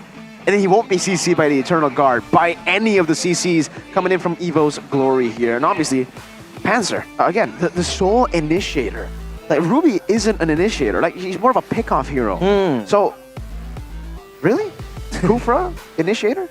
See, I feel like in a different situation here, like if you put this draft in the hands of a team that's more experienced when you're playing without a front line, right? I feel like maybe they could have gone better, but it really seemed really uncomfortable with that idea of putting Fluffy, because for the longest time, okay, Fluffy is the one that wants to be hidden in the sides and make a play, right? Now he's forced to front line, he's forced to stand in the front, get I'm Offended by, you know, he gets pulled in by his own skill, whereas Panzer is the one that's kind of hiding in the sides. And I gotta say, man, off the one game here, it really feels like Fluffy does a better job at it than Panzer, right? And maybe for Evo's Glory right now, an adaptation could be to get Panzer on a frontline hero and then go back to what got them such a dominant rotation, right? Putting Fluffy in the playmaking hero that can kind of take over that kind of role. Still, I mean, Clocken was able to dish out the damage needed, the carry with 34,200 damage dealt as the Vexana, but then again, you can't really keep on relying on the Vexana to open up the space, open up the team fights. I mean, yeah, Fluffy, like how Arashi mentioned, he's notorious and renowned for making the plays, for carrying the team. But when you put him in a pick like Ruby, who has to kind of just wait for a timing, play on the momentum, look for a pick, it's something that is so uncharacteristic of himself. So, of course, yeah, it looked like he wasn't really comfortable with the Ruby pick, nor was it, able to contribute a lot of the pickoffs because EVOS weren't really looking for a pick as well. They were mostly just waiting in the wings, looking for a reactive play towards Dewa United. So, again, EVOS Gloria, I felt like that was a draft diff. Yeah, I agree. I think they got completely out-drafted there. And for the Ruby itself, right, fundamentally, you do really well when you are placing a winning matchup. So the fact that they got a bad matchup because of the Hylos last pick, that's not on them technically, right? They already picked the Ruby before. Yeah. It kind of neutralized the Ruby. And it made Fluffy, it just gave him so many problems because usually for Fluffy, the way he plays the game is he wants to mirror the enemy XP lane. Yeah. But here you can't really mirror the Hylos because you're not going to be as impactful as someone who can soak in all the damage. Yeah. Pop in Glorious Pathway, stun whoever he wants, and do whatever he basically can do whatever he wants. And he also clears really quick. So like Ruby just loses out there. And to top it off, right, there are not a lot of ways for them to try and shut down that Hylos. It's a bit of a prio pick, so by all means, maybe they should have maybe predicted the Hylos might show up. As a last pick, it was surprising, but at the same time, yeah, it's so difficult when you're up against a Hylos, you're a Ruby, and your jungle is a Nolan, right? Even with ganks, how exactly are you supposed to take out this Hylos, man? It's just way too tanky. Yeah. You add the Vexana to it, even then, maybe not enough. The way I do it when I play with my friends, right? You bring the whole team. No, when you see a Hylos, pick Harry because seriously, the only way is like if he uses Vengeance, then okay, bye-bye. Like, it doesn't matter if you use Harry, but if you use Revitalize, you can actually still get him. So you need someone that can lock the Hylos down and then someone to shred him down. But even then, it's hard. It's difficult still. Like even the carry, my friend, and even when I was on the carry, it's difficult to shred him down. So maybe just take some notes from Fnatic Onic, or was it one of the teams in match number 1 they actually banned out the Hylos. Oh, it was TLID. Yeah, TLID. On red side, game number 2. Ooh, we have, like we said, CITB. New features, CITB. And of course, hair cam by Head and Shoulders, one of our new partners here. I kind of want to have hair as sleek as this woman right there. I mean, for those who are not familiar, man, what does CITB stand for? Cheffin's in the building. Whenever the head He was literally in the building. He was literally here. That's why. And Mirko was so tuned in. He was right next to Mirko going, bro. And Mirko was like, I'm going to prepare for the next match. Mirko didn't even fist bump him. I did not see him. You rejected him. I'm sorry. I'm not as aware as CITB, especially when the head cam comes in. That's usually when Cheffin locks in as well. Yeah. The hair cam. No, the head cam. It's Head and Shoulders. Ah, right. It's not a shoulder cam. Tomorrow. Oh, we gotta go step by step here, Rashi. Yeah. Okay. I see you. All right. Hair is on the head, is it not? I think it's everywhere, technically. But I ain't a biologist, so I wouldn't know. No. Okay. But of course, everywhere is ice cream. And ice cream is so versatile, you can enjoy it. Full Campina, shout outs to Campina. W Campina. Campina. It was actually in our talent room as well. Exactly. With their newest flavor, the Tropicana Double Crunch. The ice cream for gamers. It was so good, so crunchy, so creamy as well. It can as well as double your energy to God level. God level.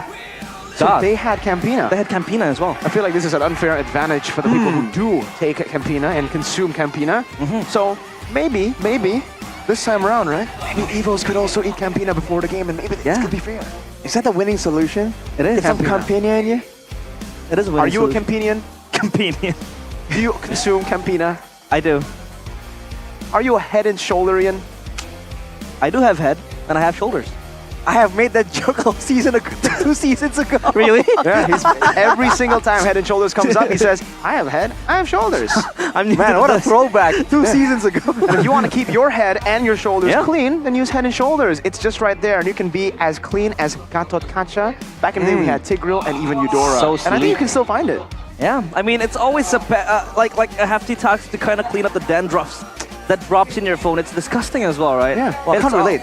Whoa! I use head and shoulders. Yeah, that's what I'm trying That's to say. That's what I'm trying to say. You know, no Get with the dandruff. program, bro. Yeah, sorry, my bad. Of course, with Head and Shoulders, lemon fresh like Gatot Kacha for 100% dandruff and itchiness wiped out, and protection from itchiness as well. Because I don't like to, you know, when I'm making plays with the Nolan or like I'm working with the marksman, man. I don't want to scratch my head. Yeah, Of course not. Out of frustration, out of that itchiness, that all gets sorted out by Head and Shoulders. So you got food, you got Campina, you got Head and Shoulders. Yeah. Right? So what you need next is a proper draft, I think, for Evo's Glory. And some good drip, bro. Proper drip. They gotta look fresh. And that drip is acquirable through Erigo. Because Erigo, wherever you go. Oh, is that what Erigo stands for? Wherever you go? Erigo. Where's the W? Wherever you go. I don't know. Erigo. Erigo. There we go. There we go. Also, look at this. An intermezzo. Most of the crews we have, the cameraman, Yes, dude, yes. the producer, and everyone in this building, their crew attire Outfit and their attire? and their merch. It's all sponsored by Erigo. Yeah. They have that kind of like a trademark behind Erigo. Everywhere you go. All right. With drip, though, we have to get back into the game. Yeah. Right.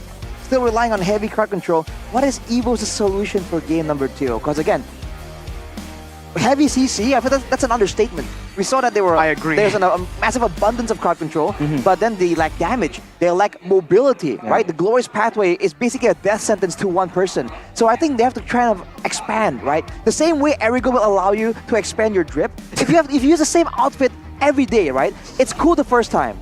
Yeah. After a week, people are like, bro, take a shower. What the heck? Using the same outfit again? Take a shower with Head and Shoulders as well. Exactly, bro. No, Arashi loves Erigo and Head and Realize loves Head and Shoulders so much, they continue with it even though we're not in the segment anymore. I love our sponsors, man. Hey, me too. Samsung. Go That's pay. it. Samsung. Because if you want to be as, if you want to be a pro, look at them. What are they wearing? What are they using? They're using a Samsung phone. They're wearing Samsung and they're using Samsung. Wow, wearing Samsung. Wearing Samsung because Samsung, when you use that phone, you basically wear it. It's part of your body. Yeah, it's part of your life. It's part of your life. It's essential. It's a way of life. When you use a Samsung, you don't put it in your pocket when you walk. You just hold it in your hand and people just see the aura, bro. Yeah. Plus 10,000 aura. Depends on the variants of Samsung, right? True. Right? If you flip out the Z series, maybe you get a bit additional aura there. It's over. It's over. Wow. It's just too good. So it's pretty.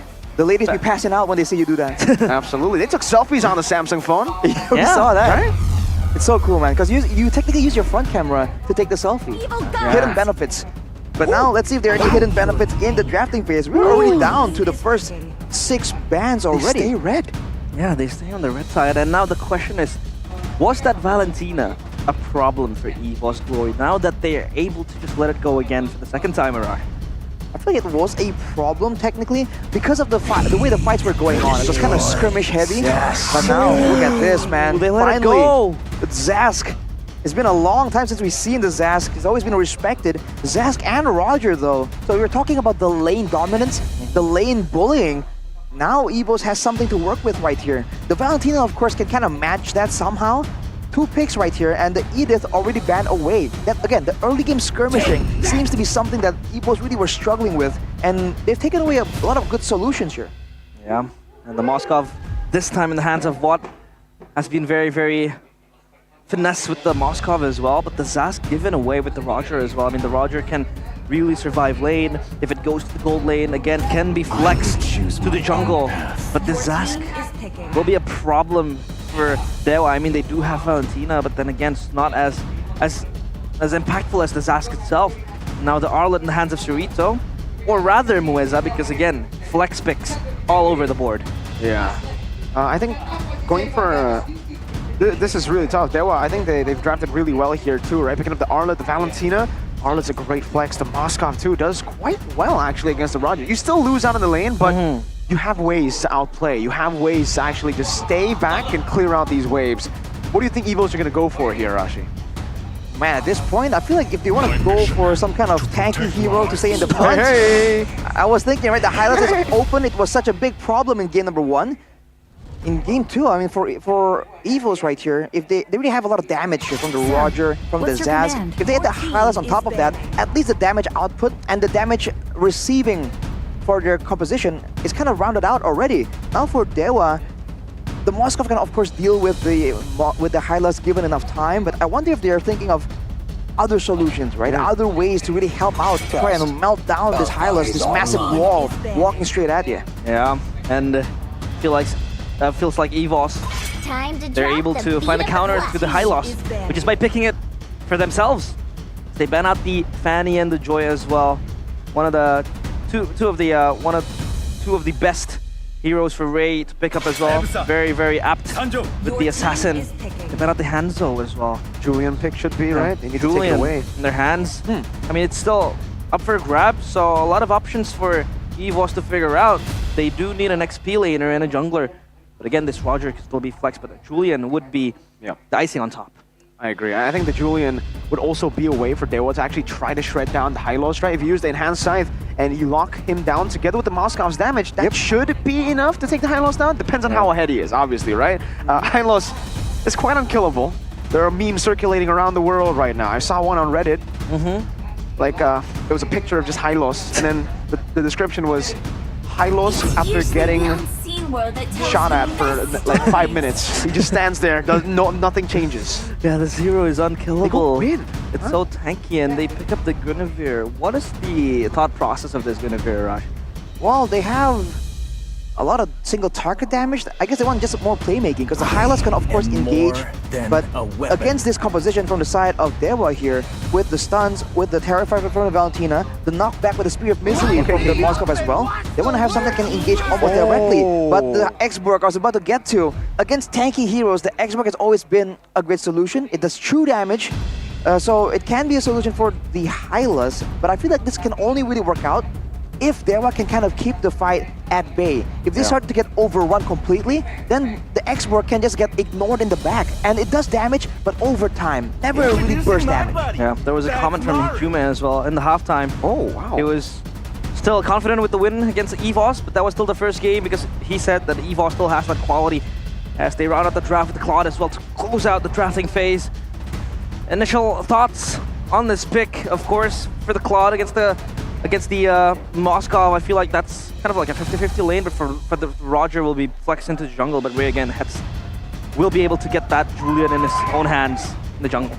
Look, it's funny how it kind of flipped over. Right now it's a Claude against the Moskov, but with different players. So we'll see if Doma, I mean, man, if Doma loses in this matchup time, that's the bad luck, man. I know it's the first game and all for EVOs in the season, but still, it has to be a bit of a mental blow. Looking at the index, I believe earlier it was still also EVOS who actually has the advantage. So if we're working with patterns right here, you gotta be a bit more concerned for EVOS for sure. Will the White Tigers bite back? Or will the gods once again smite them down? Back on game number 2. The Land of Dawn, it is EVOS Glory against Dewa United.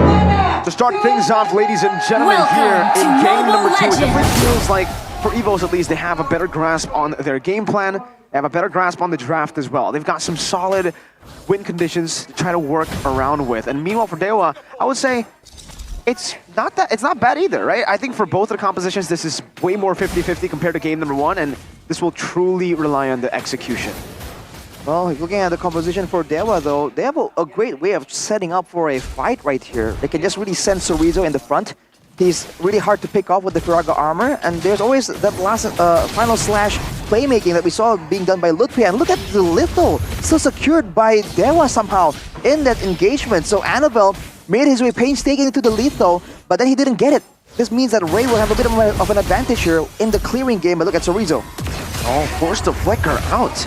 Proper respect, though, from Chorizo as he walks up here. Then, of course, Annabelle to use that retribution. He might not be able to. Chorizo steals it away. Annabelle. The pain. Losing on so much. The Litho and then that jungle creep. The gold crab. Yeah, that XP crab. That XP crab. The hands of Chorizo, of course, it's going to help him get into higher levels quite faster.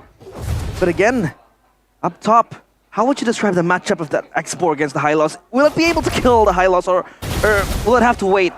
But we have to wait. Exactly. I mean, right on cue, realize with we have to wait.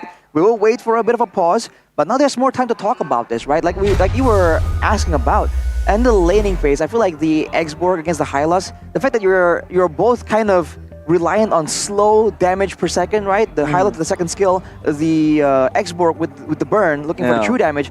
The range difference becomes once again a key factor here. The fact that the X-Borg can do all that while still staying out of range from the Hylas, I feel like the X-Borg will have a lot more to do, which is why I think EVOS is sending a lot more help to the EXP lane to try and get their guy ahead here. Because we talked about Fluffy, right? He wants to be the playmaker, he wants to win his lane, cut waves, and be around the map. In order to do so, he needs to be able to stabilize in the lane first.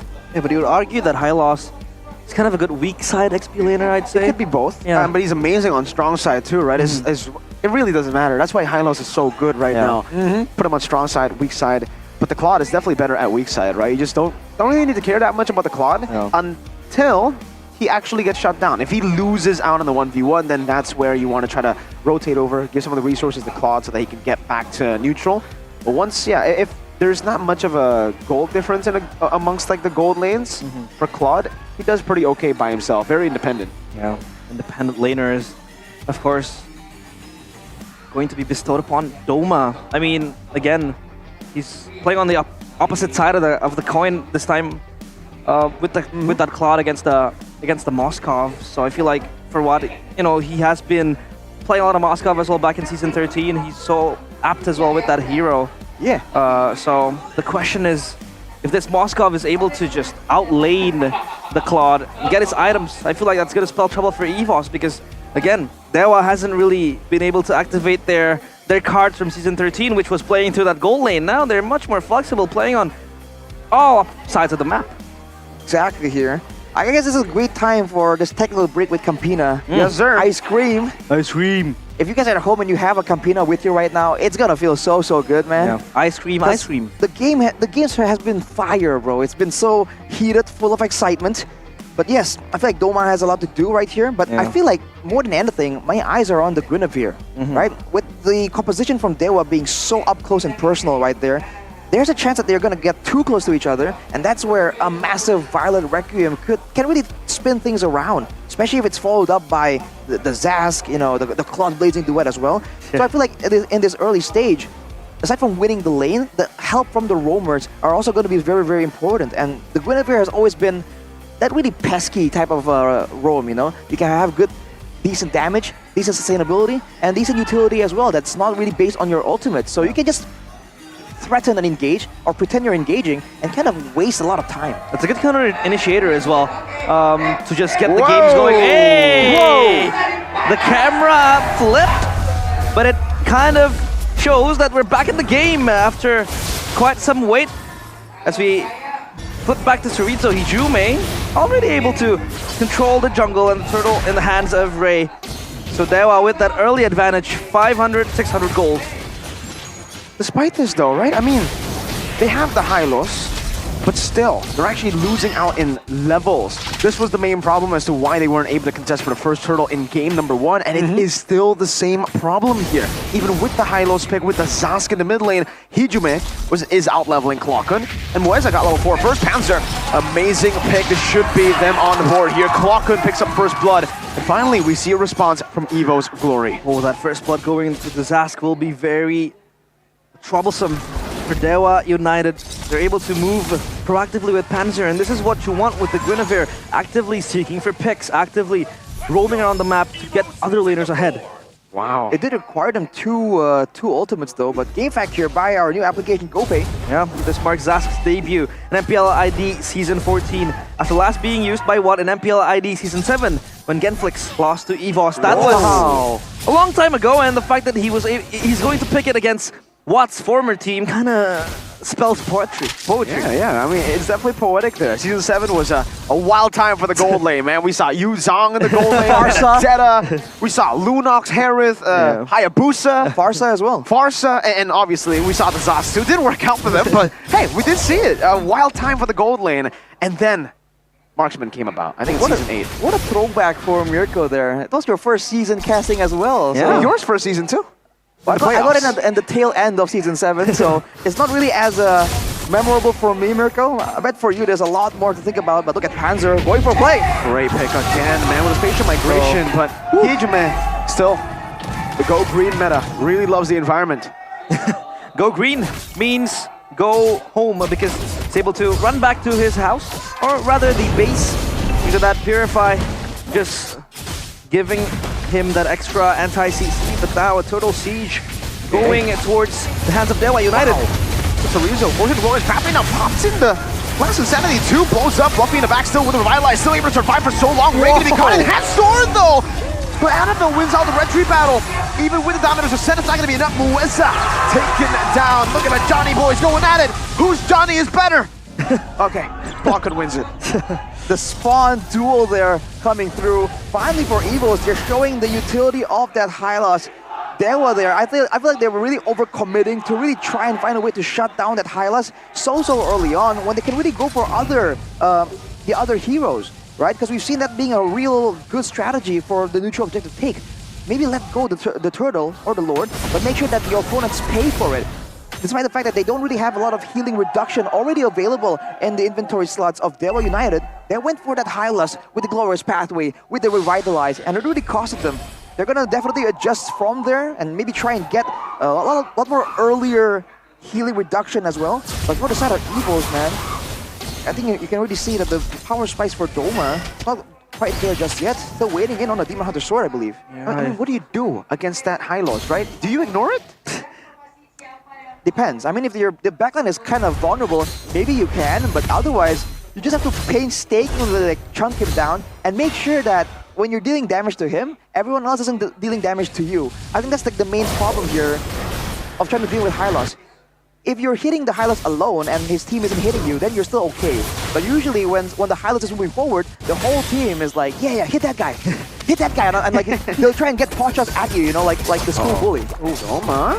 No BMI. Now he does use the battle. Ray's gonna chase him down.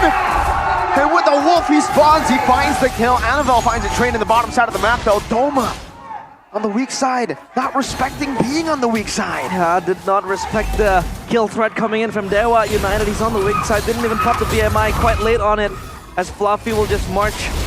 I mean, take a look at how much resources, how many resources the Dewa had to expend to take down Fluffy. So that's going to be a plus point for Evos to just prolong the fights, prolong the skirmishes. But Turtle now in their eyes, Cerrito looking to crash the party! Spatial migration from Panzer! Into the final Requiem now with the collapse as well as Annabelle guns them down. As the Lycan form decides to go for it now, jumps onto Mueza, but not able to fully dive in that tier 2. Evo's Glory winning out in the skirmish and getting the neutral objective. Now immediately Evo's looking for more pushing on 2 lanes at the same time. The Nightmare spawn makes it so difficult. It can tank turret shots, it can zone out defenders off the turrets, and they're taking full advantage of it. One more falls down on the top side, and now officially I think Dewa is on the back foot. They're kind of lacking resources to try and melt on the Hylos, and they're going to lose their purple buff as well.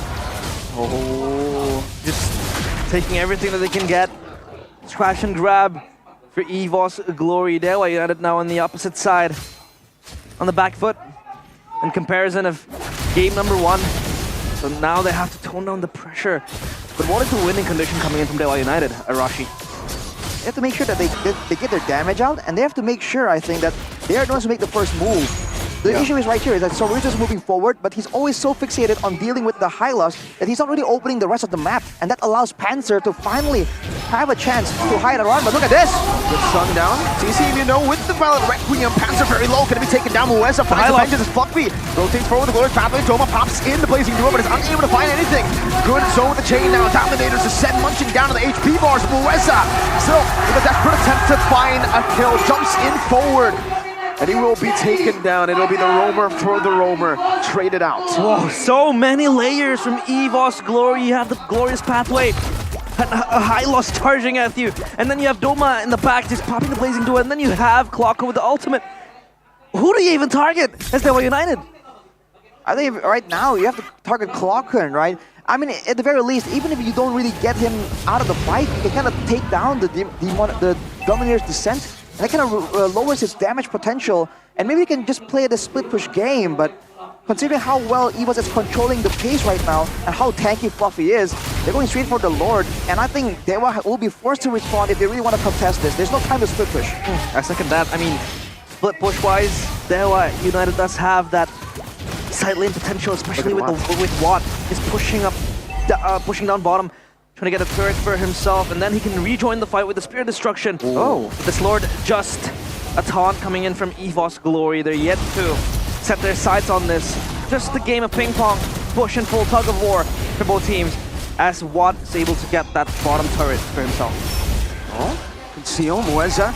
Trying to go for Clock and jump through the dominance of Sense. Cerezo gonna be caught still. Losing to Faraga armor. Mueza able to dodge away from the space of migration. The Pogo Slash connects onto 3, including the clone. The chain plays down. Cerezo able to flicker out to safety. Meanwhile, on the back line, it's gonna be chased down. Hidrume will be able to trade it out. It's 1 for 1. Both mid laners taken down. But with the Zask down, this gives Dewa a window of opportunity. One in the mid lane clearing it out. Oh! As now it's going to be Fluffy engaged on. Fluffy and knock him up. Mueza jumps with the vengeance that has been resetted with the CC that was placed. But still, Toma handling the waves in the mid lane. Dewa, they have 4, and it's a 4v4 currently. No one wants to come in on the Lord. Prolonged skirmish and a team fight as well, but they lost Clockun, but Clockun is back on the line of Dawn now, as well as Hidrume. They'll sprint towards the Lord, still wanting to grab this huge objective. But for Dewa United, they're just waiting in the wings, not wanting to make the first or initial engage coming in towards EVOS Glory. I feel like this slow Lord Dance situation really favors Dewa, because we talked about this. EVOS can really do a lot of damage with the X-Work, but only if EVOS are willing to stand there and take it. As of right now, there's not really enough ways for them to really make the move, but look at that! No, they're going Oi, Spatial Migration and the Bella Requiem just for the Faraga armor. Spear Destruction connecting onto the back line now with the final stacks. Mueza unable to displace anyone. It's Annabelle who's as consistent as ever on the Retribution. Ray gets the chain to disengage and to give Watts an opening to escape. EVOS Glory finding the neutral objective and 2 members on the board. Watt wasn't able to gun down the damage needed to get through the players of EVOS Glory. They go home with all eyes on the Lord, getting 2 kills. And now they can work on the side lanes, just even push Dewa United far off the cliff. You know, a big factor right here is the fact that Cerezo is actually relatively behind. He only has 2 items completed. He went for the War Axe first to try and get some more damage, some more utility, and then he went for the Brute Force Breastplate for the tankiness. So he hasn't really got any other items to help with the utility, like let's say the Ice Queen's Wand, to try and slow down the members of EVOS Glory, which is why they can just move forward here without really being bothered by quite anything. With the Lord marching in right now, with the Hyla still being that pesky front line, not a lot of ways for Dewa to defend this without at least losing several structures in the process.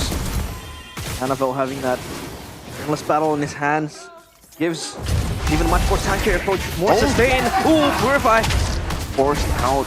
Another tier 2 in the mid lane and another tier 2 in the bottom lane, just through the minions alone. Watson Cerezo really trying to stop this Lord from actually crashing down, from baiting out the Holy Defense, but I think it's already been used up there. Still though, they will still be able to survive with just that first Lord. Again, with the changes of the Lord, it does make it easier to clear the first spawn Lord. They keep, but still, I think it's a lot of value for EVOS, right? They got all the tier 2s. Yeah, but I mean, still, in a base defense, I feel like Dewa does have the resources to clear out the waves. You have, you know, a Watt with the passive from the Moskov, as well as Hidrume, who could just run around, steal the ultimates. But still, it's going to be a very, very difficult task to deal with EVOS if they crash together all 3 lanes. They can try and go for that, but I think for Dewa, the issue is still the same thing. They have a lot of burst damage technically, but they can't really target anyone just because of Fluffy. So they tried to go for a bit of a flank earlier, but considering, again, the same factor, everyone's so tanky, the Clockun can go in on the Diminished Descent and kind of avoid death. Doma even already has the Wind of Nature, so there's not a lot of ways for them to really go for a pickoff. So they're really forced to play the front to back. But being 5k gold behind, it's a bit too difficult as of right now. If they want to just play defense and just wait for the game to go even longer, then maybe that could be a play they can attempt. But I feel like EVOS won't allow them to do so without at least giving up several more structures, right? Because they have a 6k gold lead, and the last thing they want to do is just kind of sit around and allow this game to drag on until the gold advantage becomes less of a factor. And Doma with the defensive build, the Rose Gold gives him that extra sustainability, because He has mostly been on the back line for EVOS Glory, fishing out for blazing duets to come through, but now EVOS setting their sights on the Lord once again. Year of Destruction, can I get a clock? Glorious Pathway already used up to Rizzo. No what? Doesn't miss it at all. Annabelle just takes it for free. Moez is going to be caught. The last Insanity gets used up defensively. And for EVOS, great discipline there. They do not decide to even go on to Moeza despite him already, you know, overextending a bit. They have the Lord and they'll spawn instantly, so they might just go, they choose to go to set it up. The only solution from Dewa United to address this leading coming in from the EVOS Glory is to play the side lanes from Watt. But then again, how do you time the Spear of Destruction? When are you going to jump in? And if it misses, there is no chance that you will be there to the fight. So it's going to be 4v5 when they march through the base. Great wave manipulation. Panther jumps in with the facial migration. The final slash brings them back, and Panther's going to be taken away. Last Insanity by Cerezo. Defensively, as Hijime walks forward onto Fluffy, but he's a tanky horse right there. They deal with the Lord. Enhanced Chain dodged away from by the BMI placed defensively by Doma in the back. And for now, Dewa will be able to defend, but they lose two massive structures. That was a close one for Dewa, man. Evos just go in with the Glorious Pathway, and Panzer once again tries to make a play happen, but something caught him. He got stuck, and immediately the burst damage is very much apparent. This is why Fluffy has been the main front line. If Panzer is the one in Fluffy's shoes, they would have lost a lot of kills all the way from the beginning. Now with 1 more second until Panzer is up, Dewa tries to find a play, an advantage with one man more compared to Evos, but Evos just immediately go on the defense. Let's take a look at the replay here by our official tournament smartphone. That was a Galaxy S24 series. Look at this play here. The final slash that kind of stopped everything in its tracks, and because of that, Fluffy, after using Glorious Pathway only for himself, not for the rest of his team, is just forced to back away from it. But you can see that he didn't even get cut down below half HP. So much defense coming in, and it is once again proven that killing a high loss is nigh impossible for the players of Dewa United. Oh, what? Whoa. A drop from what? That's aggressive right there, Watts. Able to place his ball. Formation migration, pops it over to nature, baits out Panzer. What? Violent Requiem, Flicker, Panzer on Spear of Misery to help him out, Muesa. Blazing Annabelle very low. Now the Dominus is set. She has so much damage. Doma with a blazing duet. And now Fluffy with the flank. It'll be Watt taken down. Ray is next on the chopping block. Annabelle is back in the Lycan form, and Evo's Glory are marching down the base with an 8,000 gold lead. Cerezo with Hijime left to defend with the last Insanity. Now Annabelle marching forward as a winter crowd to try to stay alive, but even then it's not going to be enough. The horse stops on Hijime as Evos equalize on the board. If that was a mistake by Watt, that is a costly mistake. To TP into the Spear of Destruction and bring the fight to himself. He gets corralled, the gods back towards the wall. And EVOS Glory, they bite back. They're able to equalize the score 1-all. 1-1 for the Tigers here, showing that they have the adaptability, they have the skills required if they have the right tools. It also was set in place from the drafting phase, and Dewa had a respectable attempt, but in the end I think they went for a last-ditch effort, a last risky play to try and find something there from a game that looked so lost, but Evos denies it. And it's down to the final one, a full best of 3 to end the day off. Wow. They're still able to fight back. I mean, from the get-go, it was proven to be so apparent that this high loss would spell trouble for Dewa United. Not once did we see that they're able to turn it around. Sure that there were fights happening, skirmishes happening all over the map for Dewa United, but still EVOS Glory come out on top. And that final TP with the Spear of Destruction felt like they were forcing something. Yeah, I mean, I think here it was already pretty good, right? They got Panzer very low. They could have just set up again. Okay, so what, at least that play wasn't the mistake, right? The mistake was them making the mistake, recovering, and then deciding, you know what, let's go again. Exactly. I mean, they really could have backed away and maybe focused on Fluffy, who was kind of left behind. And with the advantage, with the HP bar advantage, there's no reason why they can't just stick around, and go for the slow game. Like we said, the issue was whenever Hylas is involved, right? everyone just running right over you, stampeding through. If they're able to just bait out all the skills, the glorious pathway, and everything else, they can just wait around. And even if someone gets too far, that's where the Spear of Destruction kind of comes in, right? That back and forth, we've seen that is where the Moskov shines. Not in a full-on all-in the way Dewa was doing in game number 2. Yeah, I mean, it was kind of apparent as well that the Moskov was trying to work his way onto the side lanes and then spearing into the team fight. But if it fails, if it doesn't get timed right, it becomes a 4v5 most of the times for EVOS Glory to win. And the fact they had so much layers, either CC, either damage, and then you have the Zask just putting out the ultimate, it makes it very hard for Dewa, you know, to hunt down a specific target in the hands of EVOS Glory. So yeah, all in all, it was such a dominating win. Almost a mirror of what happened in game number 1. This time around, you know, the high loss is in the hands of EVOS Glory and in the hands of Fluffy. All right, I mean, I think we should discuss this a bit, but like, what do you really think can really be a counter to this high loss, man? Because I thought that maybe the Export could have done it, but in the grand scheme of things, especially with the pressure that this Hylas has, the amount of effort that he kind of garners towards himself, it's just too difficult. It allowed Panzer to just have a free game right here to do whatever he wants. Not a single time was he pressured, was he denied at all. He just goes in whenever he finds an opportunity and goes for the play. I'm thinking of something more aggressive, but what would do a max HP damage, right? It can really shred down a Hylas like this. Like, will the Masha kind of somewhat make sense? You know, true damage, maybe? Basic attack does true damage X-Borg. Yeah, I mean, yeah, that's true, that's true. I think on paper it does make sense for the X-Borg, right? But you need a lot of time exactly. with the X-Borg.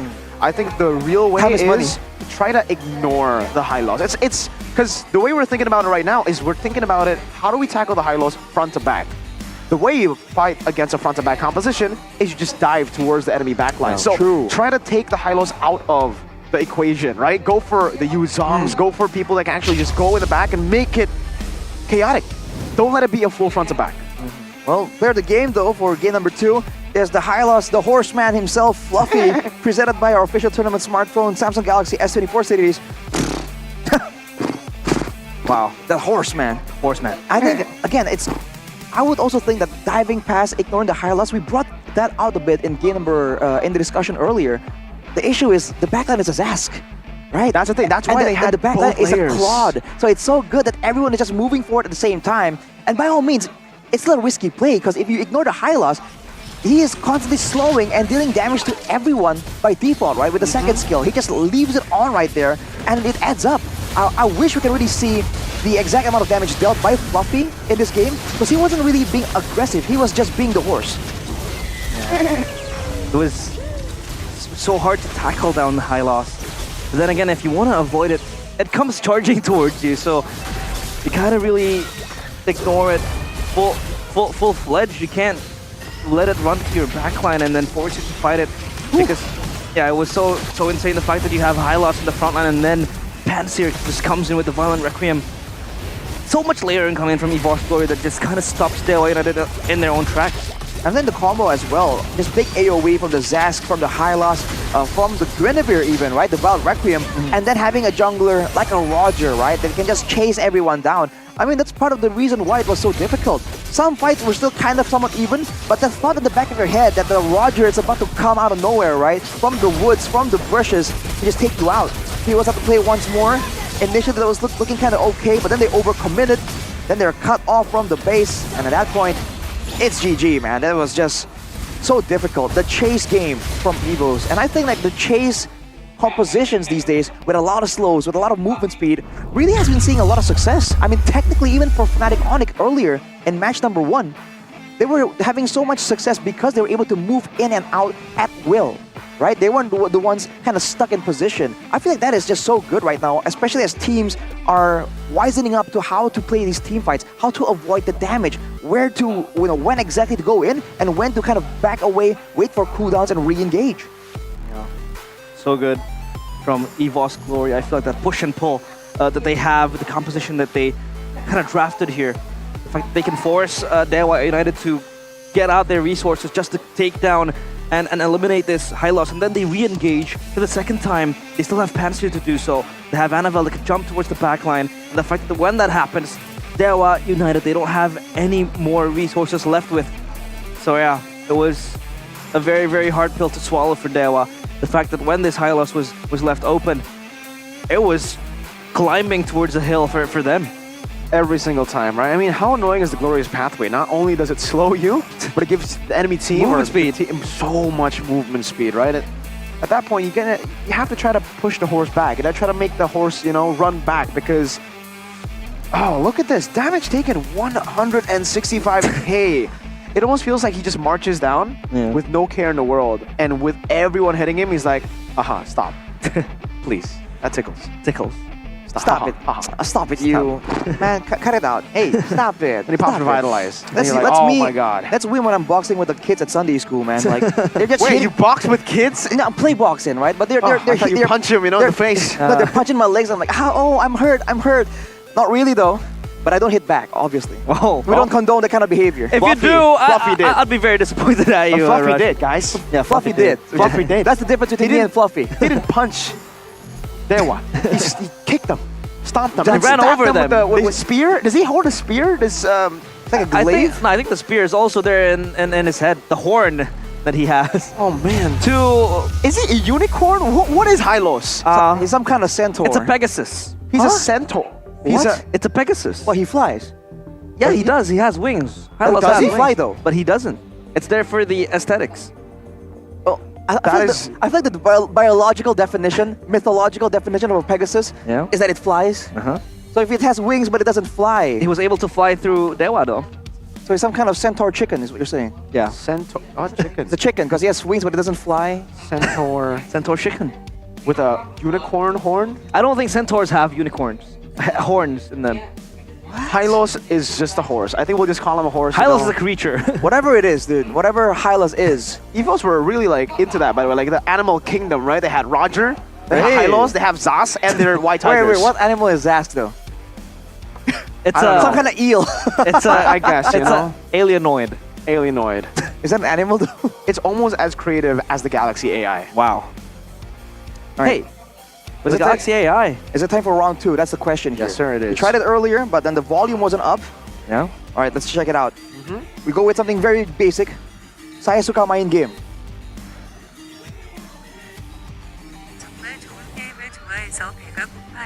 Oh. Can you ask what is Hylos? I feel like we can ask that. We don't have time though. Exactly. Yeah. And I don't Next think, time. Next time. Next time we'll ask the Samsung interpreter what Hylos is.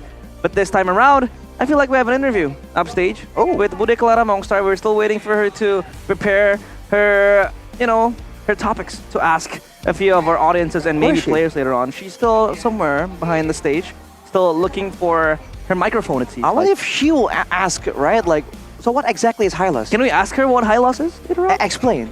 Maybe. Yeah, let's just ask her now. What is so Hylos? Bude Clara Mongstar, what is Hylos?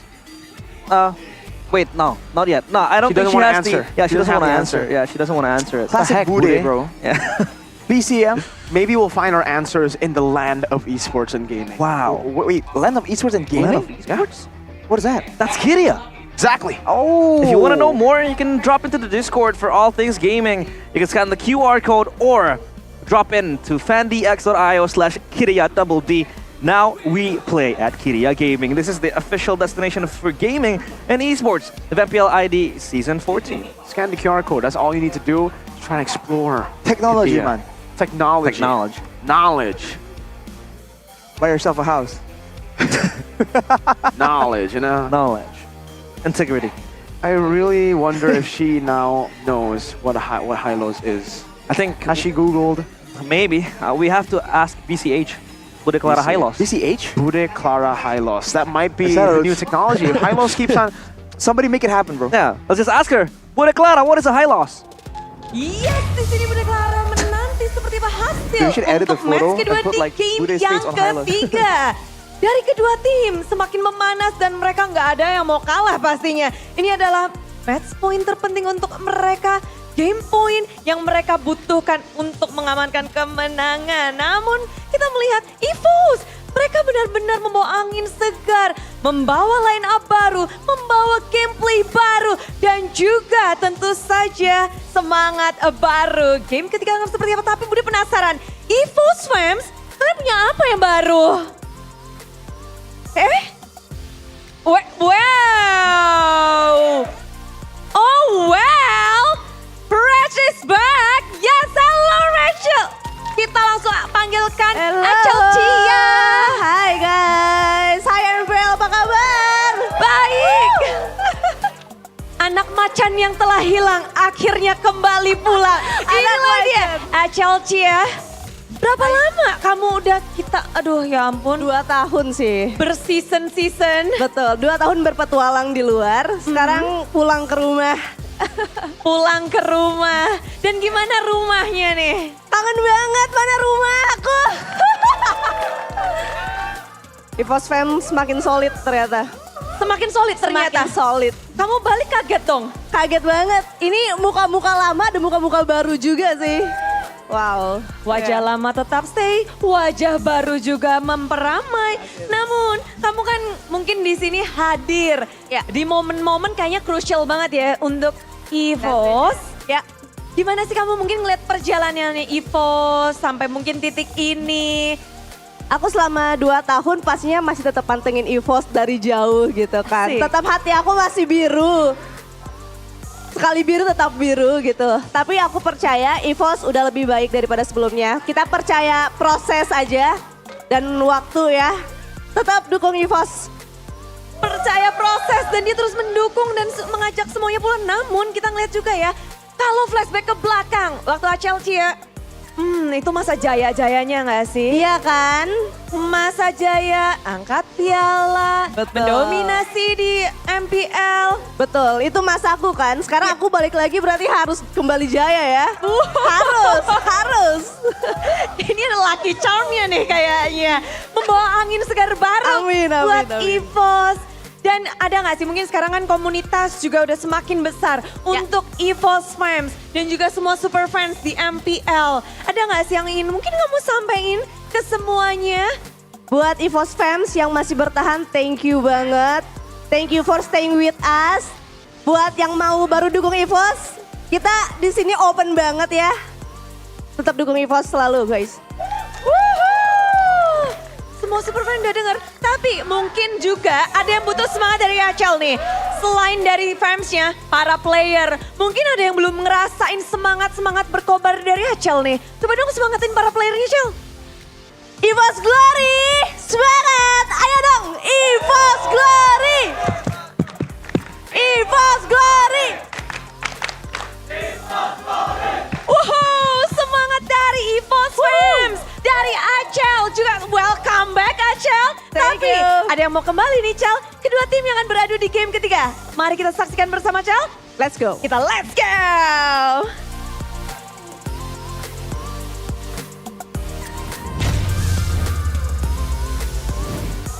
Not only players returning back to their former teams, also brand ambassadors and talents like Rachel Chia back there. She used to be an EVOS brand ambassador talent, and then she was wandering around, like she said, for 2 years, and then she's back again. So yeah, that kind of injects that spirit and support for EVOS glory. Yeah, you can definitely see that fans have already embraced her back. You know, they already have signs for her. Yeah, Rachel signs. Nice. And they were getting really hyped right there. Even as she was exiting the whole scene, there were some people just making some really feral noises, man. Yeah, I mean, we said Animal Kingdom, right? And maybe, hey, EVOS roar, right? So roar. Yes, that's exactly what I meant. Yes, exactly. Yeah. How do you really roar, though? I mean, you can always say roar, but you have to do it the way the man does it. You know who I'm talking about. Who? The real EVOS fan. Ah, the guy roar. that crawls into the camera. Exactly. That's how he does it. Wow. We have no idea what his name is, huh? I His do. name is I forgot his name. guy. I am so sorry, but I know his name. We gotta hear roars in HD and also in high quality. With that, you can acquire with Araimo, our partner in esports, with the Airbuds 4. You can also be amazed by the LED power display. His name is very Guntur. epic. Guntur? Guntur? Wow, Guntur. Well, if you want to feel the Guntur in your ears, man, So, you have to experience the power of hero basically- sound and LED digital display visualization in collaboration with MLBB with that Airbus 4, man. Wow. Of course, HD quality sound and all that. But for Guntur, for most people that don't know what Guntur means, okay? Guntur basically means lightning. No, it means thunder. And what does Thunder. lightning means thunder? And what does thunder sound like? Wait, lightning does not mean thunder. Hello. Lightning is thunder. Brother, that is not the case. It's the same, no? Roar. It is not the case, no. It is the same. Lightning is what you see, the flash. Okay, so wonder is the sound. Oh, that's what you call onomatopoeia. Do you know what that is? No. Onomatopoeia, basically, that is a word that is derived through sounds. Like a roar. Like a roar. It's called a roar because tigers create that roar sound. That's some good connection you have, you know, to a lot of different things. And I Yeah. think if Yeah, viewers I'm want that lagging behind. connection, I'm a king of... they can go and use GamesMax Booster. Yeah, of course. GamesMax Booster. You can watch your favorite team compete in MPL Season 14. And you'll truly want to play too. Because I've been seeing this high loss pick and I want to play as well. Absolutely. But of course, with the glorious pathway that kind of speeds you up, you don't want to get slowed down and ruined by the lag. So you can now buy the GamesMax Booster at tsal.id/GM Booster. Fantastic. Fantastic. Very nice. Very nice indeed. No lag as well, mate. No lag, no nothing. That's how you get to play like the pros. Exactly. You have to get good connection. That's GamesMax. We have look maxing. Yeah. For all the brain rot people out there, you know, who don't know what GamesMax is. It's looks max, but for games. Yeah. It's games maxing. You can start games maxing, and then you can start skibbitying on your non-Sigma opponents. And rizzing them down. Rizzing them down? With Erigo. With Erigo.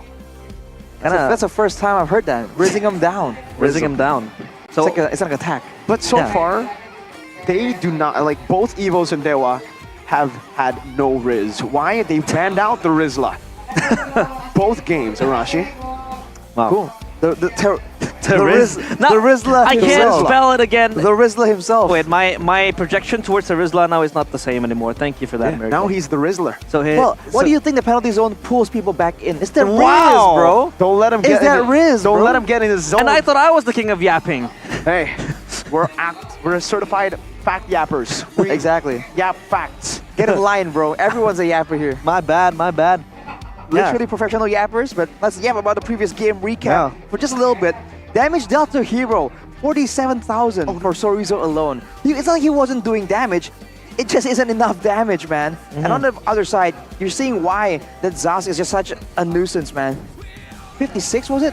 He was doing a ton of damage in relative safety. The Zask wasn't forced to do anything too crazy, wasn't taking unnecessary risks, and still was able to do the most damage in a game where Evos were basically dominating. That's the power of the Zask, man. And I don't think Dewa would want to let go of that Zask again. And we also underlooked the... Underlooked? Underlooked. Underlooked. We Okay. underlooked the thorn in the middle of the players of EVOS, which was Anavel. Anavel didn't really get that much of an airtime, but, you know, quietly, he was prowling and pouncing and getting the gold and the damage. And once he was there, apparent existent in the team fights, he was shredding the players of Dewa United down. So basically, you know, he was also the guarantee. It was also the insurance for EVOS to dish out the damage. And yeah, that was a good game from Anavel. The fact that he was able to roar as a wolf, even though he is a tiger, but yeah, still the same family. Animal Kingdom. The way it is, man. The AK. You have to get that killer instinct in you, man. The wildness. I think it's what Evos has at their disposal. But can they bring it out once more in the drafting phase of Game 3? Or will it be stifled once more? Because for Dewa, they've taken away the Tushin, they've taken away the Rizzler, and they've taken away the Zask as well. The Hylos, though, is up for grabs. Is Evos gonna risk it? Do they have a solution? Oh man, too. They're gonna let it go to Dewa United if they do first pick it, because we haven't really seen it being first picked. It's either going to be a Valentina first pick most of the time since game 1, and it is going to again be a Valentina first pick. So a huge opportunity for EVOS Glory to snatch it from their clutches with the high loss. Do we even see the high lows here? Because in both games, it was picked in the last phase. Oh, sorry, last pick in first phase, right? Game 2, last pick of first phase. First Exactly. phase. Yes. So again, for Evos, do they even want to pick it up here? They went for the Roger and the Zask earlier. Now no Zask, I think it does fit, right? Now, if you do want to go for it, I think the Roger together with the Hylos would be a solid choice to go for, because then you have Flex and you have a very strong hero. But they decide not to use the Roger as Flex instantly. Usually you pick up a Roger so that you have Flex. Yeah. Now it's Roger Jungle confirmed with a Harith, and honestly, I feel like for Dewa, they could just pick up the Julian. Hylos. And they could go for the Julian, yeah, but I think it might be a bit too risky to leave because, you know, they need a gold lane pick here. It's definitely going to be taken out away from them if they leave it towards the second phase, because again, Evos have already picked 2 possible gold laners. They've denied 2 possible gold laners away from Dewa. Yeah, Moskov Claude all up in the cards for Dewa United, but EVOS Glory opening up That's their the horse. cards that There we quick, go. and there you go. There you go. Prepare for another ride, because this horse will pounce and charge at you. And the Moskov as well being picked up by Watt. How would you describe the matchup of Moskov and Harith? Moskov and Harith? Yeah. I feel like Harith very much still has the advantage right there. Better poke, better sustainability as well. EVOS though now, they try to match that same solution, the Hylas with the X-Borg.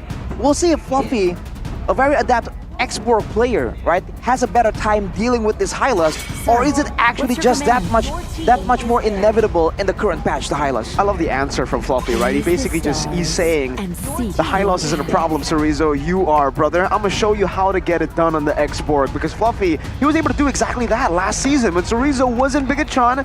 Fluffy on the X-Borg, that was his signature pick. He always plays X-Borg, and when he does, man, all the health bars gets absolutely obliterated. And for EVOS, they're the ones that ban out the Hayabusa this time around because they already have the Roger picked up for themselves. Hayabusa banned out. Just trying to thin down the options for Ray. Let's pick up the Assassins. As well as the Ling taken out of the fray. And now Dewa United, what would they want to ban here? Maybe a mid laner for Clocken? I mean, the Zask is taken out already, so maybe a Vexana, but again, if you let it go, you still have the Valentina to kind of counter the Vexana with the IMU. So yeah, a lot of thought process going in Dewa United's head, but they will take out the Minotaur. Okay, well, seems like for Dewa, they want to be the one moving forward right here. They're banning away a lot of the crowd control. I wonder if EVOS are going to go for something with a lot of more slows, right? The combo, let's say the X-Borg, get him ahead, get him an Ice Queen's one or something like that, and then they go for another slow hero. I feel like they can make the Hylos just that much more ineffective when he's just trying to move forward and getting bogged down. Arashi, how good is the Valier up against the Hylos? Really good, I think. Right? I think I played that matchup myself like 2 or 3 times, and every single time, I never felt the Hylos was a problem. Because of how spammable your spells are, right? The resets on the fireballs when you do hit them on a hero, and a hero that wants to just walk up to you, plus the pushback. You also have that kind of like gap, not necessarily gap closer. How would I describe it? Gap further? Yeah, you have a pushback. Yeah, you basically. have a way to disengage. Yeah, you have a peel, a self peel that you can create. You can pick up for yourself if the Hylos comes charging. Well. Yeah, free purify with the ultimate. So a very interesting pickup if they do go for the Valor. But the Julian now for Ray, he has been very likable of this hero. Interesting to see how Dewa United wrap up their draft. As we see Panzer, I think once more will use that Guinevere. I think for Dewa now, they get a beefy hero with some damage. That would be so good right here, but I don't know what kind of qualifies for that. You're thinking about Grok? Grok, Paquito, yeah. Paquito, Hylos Roam. Okay. So a bit of a change in the roles. They'll actually go for the Paquito, and this is solid for Dewa. Like, this is a comfort pick for Cerezo, and it is up against the X-Borg. X-Borg, very easy to beat with the Paquito. Your Faraga armor is not really armor anymore. It's paper. Paquito, Faraga paper. It's a Faraga cardboard. It's a Faraga paper. What do you call it? Why am I blanking out here? What is it? What do boxers punch? Oh, the Faraga sandbag. Sandbag, there you go. Yeah. That's a damage taken line. How did I forget sandbag? They go for the Varia here, though. So not the Valier. They're actually going to try to outrange. Outscout, by the way, because again, there's a combo as well with the Novaria and the Guinevere. And we've seen that Panzer has been making great engages for his team. So now they win out in the scout, they win out in the slow as well, because the Hylos will have to walk through the Astral Meteor. So overall, it's not a bad idea. But with the Paquito, I think it depends on the Paquito right here. If he can get out of control, if he can kind of be ahead enough to really one-shot the Harith or the Novaria, this could be a troublesome game for EVOS, man. Oh, look at the lineup raining. Lines up for Dewa right here, but in game 2, it lined up for it lined up for EVOS. Both game 1 and game 2. So whoever won in the lineup Game 2 broke that pattern. Yeah, game 2 broke the pattern. Here we go. Down to the wire. Game number 3 against the Gods and the White Tigers. Who will reign supreme? Back to the land of Dawn we go. For game number 3, it's Dewa United against EVOS Glory. It's time to see Chorizo getting burnt down already there. And it's a good maneuvers from Fluffy. Really trying to stop an invade from happening early on, trying to provide Annabelle with enough space to actually clear his own jungle. Yeah. Talking about maneuvers, how does the Hylos operate as a roamer? Will it be much different compared to the XP? It's kind of the same deal, but now you're in the row position, so you have... I think the big issue is that you have less gold. With less gold, you have less items. With less items, you're less tanky. But the same idea still persists. You slow people down, you do a lot of damage with the second skill, and you have the glorious pathway to start things off. And once you get a Thunderbelt, just the way that the Hylos operates means that you can get a lot of stacks for yourself. You can see for the emblems right here, Mueza also went with the Tenacity, Emblems by Games Max. Doma though, going with the Inspire here. He wants to have the outplay potential. And for Panzer, it's all about the movement speed. Early Purify blown by Hijume. Again, take a look at how the spatial migration gives you that extra, I don't know, kill potential, kill threat, that can just create a blow of spells out by the players of Dewa United. And Hijume not without that protection this time around. He's subject to ganks now. Yeah, and this is classic Chorizo comfort on the Paquito. Usually we see, I think, more flickers, way more flickers compared to sprint for Paquito, but Chorizo really likes just having a little bit more maneuverability when it comes to these team fights to find angles to flank his opponents. Or to get away from a split push kind of scenario, making the Paquito a bit more flexible, not only locked into aggressive maneuvers like fights and skirmishes or flanks. And you have to remember, he has an extra buff in this game, man, because he's running the Power Wave! Oh man, the spammable almost emote, because every ability you go for, you hear that Power Wave! Power Wave! And Omawa is on duty today too, so I'm just saying. It's a day for the Power Wave, but look at this, Panzer. Loading very low, Chorizo actually looking for the flank right now. As he goes for the spatial migration, but gets cancelled out. Now knockout strike! Boom and the bang, that's a 1-2 to the face. Oof. Panzer knocked out of nowhere. There you go, man, with the scouting. More in line. Oh, Doma! Getting brought back, Spear of Destruction to chase him down, and Hijume will claim that kill, flashing that emote again. That Harith just shut down. You usually want the Harith to bully your opponent. This time around, he will get bullied. And Mueza just all around the map, maneuvering with the Hylos. Look at the mid lane, though. Dewa lost a lot of minions there in the mid lane in favor of the rotation, so they can clean it up a bit more. Minions dying without a hero nearby is a bit of a waste in gold and EXP, and they do have a lead right here, but EVOS can catch up purely by good farming. We've seen a lot of teams able to pull it off.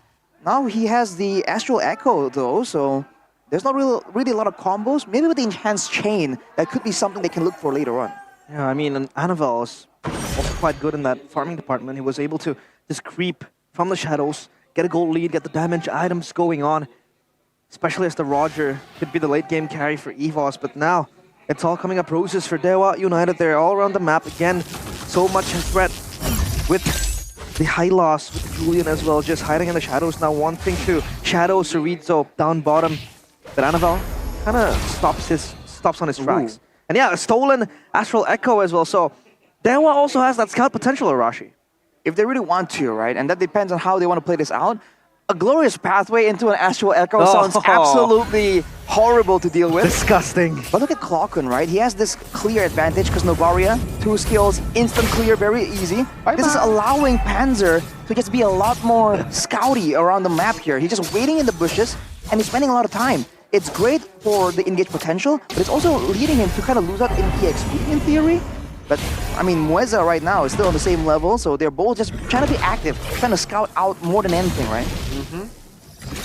Turtle under siege. Dewa this time. EVOS trying to expend at least 4 players. Coming down bottom, and Chorizo just running around. Fluffy trying to zone him. Panzer could make a play, but they're still yet to pull the trigger. So yeah, it all comes down to the wire, how they will approach this turtle now. Yeah, good control by Chorizo there, still able to actually maneuver out. He knows definitely some people are waiting there in that bush, and it's going to be too scary for him to actually walk up to even get that cannon minion. So Dewa, they're doing a good job at stopping EVOS from taking this, while also giving Valentina time to shove. Now Mueza walks up forward. Chorizo jumps in with a knockout strike, taking away a little bit of that Firaga armor. Last insanity used up. Mueza with the revitalizing him with the glorious pathway too. And the Astro Echo grants them enough space for Chorizo to knock them out. Still on the chase. Annabelle in the human form running away. Now the Lycan form. But Chorizo, he's a boxer. I don't know why that, connects with him chasing, but I don't know how he was able to chase a wolf away just with his fists. He's boxing with them, but Mueza took so long to just fall. Was that a glowing one coming in from Clockton that took him down? Oh, not quite sure at this point, but Chorizo 1v2. Dangerous play here. Oh, goes over the knockout strike, the two-man, and he gets out! As Nice would say, bobbing and weaving. Bobbing and weaving, getting away from all the danger. Chorizo, man, even with the sprint right there, allows him to chase so much more. He's going with the hunting strike for his item though. That's where the damage is coming from. Doma though has the Starlium. He's going head to seize. Oh man. What a Chad. Absolute Chad. He has Clockun in his sights, man. No one else, most likely. But for now, I think for the biggest thing to pick up right here is the fact that the glowing one is completed for Clockun. So he rushed it out even before his boots. He wants to get that healing reduction to try and deal with the Hylas, but again, with the Revitalize, we saw that Mueza lived for way too long right there. That should not be okay. Yeah, he's just stacking all the damage, absorbing, soaking it again and again. Even with the glowing one, it had to take him quite a few seconds to finally fall down an initiation, but it's all going to be good. No, it's going to be a fight. There's Destruction 1 now pushing Doma back into the pathway, and Ray just claims all the kills. It's a double for Mr. Ray and a win for Dewa. Chorizo on the bottom side of the map though. Now goes for the knockout strike onto Annabelle, who's still able to shot so much damage. Chorizo bobbing and weaving. The Astro Echo. Nah, he has that sprint. He's a sprinter on top of a boxer. He's got that stamina conditioning, man. He's been jogging 4 hours a day. He's a lightweight. Gets out of there. Man, he's still trying to go here to try and clear the wave. Annabelle might want to be a bit careful here. Whew. Some damage. Buffy's gonna lose out the Firaga armor now. Mueza with Hijume enough to take away the Firaga armor. So it's not just the boxer that can use the Firaga armor as a boxing bag, as a punching bag, but even Mueza and Hijume. Chorizo's walking back again. Mueza gets a sundown onto Annabelle.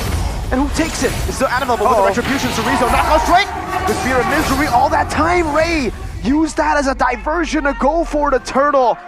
3,000 gold lead, and you can see where Ray is placed. He is there. He has the retribution, or should I say, Ray-tribution. He sets his eyes on the bigger picture, and that is the turtle.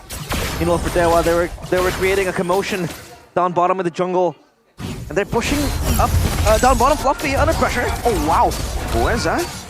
I guess this is just the things you can do, the crimes you can commit when you're a horse panzer. Fadeaway kill from Hijume. Absolute war cry, man. Just walks up like that. They were able to save the turret, but man, this is Dewa taking full control. This is the Rome Hylos, and it doesn't even matter, man. He does not need items. It's just the horse effect. He just stands there menacingly, and look at the control in the jungle. Evas cannot get in. They're locked out. Glorious pathway. You can hear him neigh, and it's all just it's just a path. It's a card that Doma taking low. Ray scratching him down and picking him up now. It's a dive into the back. Annabelle with a double. Ray forwards back with the cast. What? That's him. It's the built in his name. Sometimes the what is positive. Sometimes you see it like that. Chorizo walking up, trying to claim some more stuff. Compensation at least for Watt making that play. But hey, that's why he's called Watt. How did he even get there? Yeah, I mean, like, why did he even be there? Like, yeah, okay, he teleported, but then again, what happened right there, Rashi? Yeah, exactly. What happened? Right, he happened. He just made the plays happen as always. That was not necessary at all, man. It was looking so good, but now Evo's got a bit more of an advantage. They're getting some control back, but it's only a matter of time before Mueza walks up again. They gotta be careful about Annabelle because he is the only real guy that is a real big threat. And technically, the combos are still available for the side of Evos, right? They have Panzer, they have Fluffy. A big wombo combo into Annabelle, just hunting him down, can work.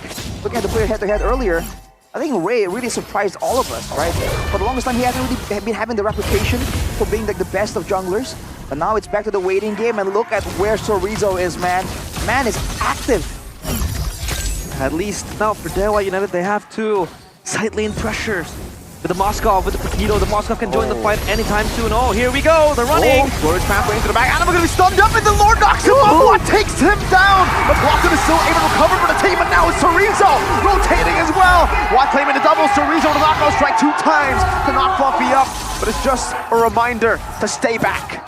My goodness, the Lord was a con man. The Lord was there to assist Dewa United with the knock-up, and they're able to get the Lord in now. Even greater side lane pressure coming in. But at least EVOS, they're able to throw down the pressure. Oh, what? We have disruption, now caught in the last insanity, but it does no damage because the Faraga armor was dealt with. Clockhood gets a shot down, and now the Astral Echo, but there's no way you can go for the chase, not that far. I like how Mueza was at below a quarter of his HP. He just stands there and takes an Astral Sphere from Clockhood. It doesn't even matter. It tickles, man. That's the kind of front line that EVOs are dealing with right now. It has to be demoralizing. They lost all 3 of their turrets, only leaving the ones in the base. This means that Dewa has a lot more control, and they still haven't solved the Chorizo problem. It's a Sigma horse, Mueza. A Skibidi horse? Skibidi Sigma horse. He's able to just get the meteors, the spheres coming into him without even any form of hesitation.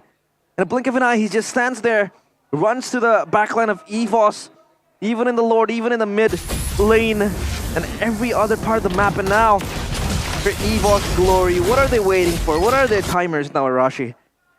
For EVOs? I don't know, man, because I don't know when are they going to have enough damage to really be a threat to Mueza, to the Hylas in general. And to top things off, Dewa right now are going with a very burst-heavy kind of composition. So if EVOs even spend a slight bit of time over-committing towards the Hylas, that's where the Enchanted Scythe comes through. That's where, you know, the knockout strike ×2 comes through, and Panzer gets stunned up. Facial migration, Hijume with the chase again! Panzer is 1-6! Doma is 0-4! The substitutions haven't worked out, not for EVOS. This is going from bad to worse. The gold lane, the roam, all just deteriorating for EVOS Glory. Is it the stage jitters? Is it the nervousness? I don't know, but for Dewa United, they're playing a very solid game. Almost a reflection, almost a semblance of game 1. Well, exactly. It's just, I dare say it might just be the Hylas difference, man. Because initially for EVOs, things were going fine. Then the Hylas happened. And that was the same kind of story for Dewa in game number 2. I don't know if it's that prio, if it's that strong, but it's sure, this match certainly makes it seem like it's just that much more impactful than we would expect. I think it is more impactful than Roger Harith first pick, you know? The Hylos.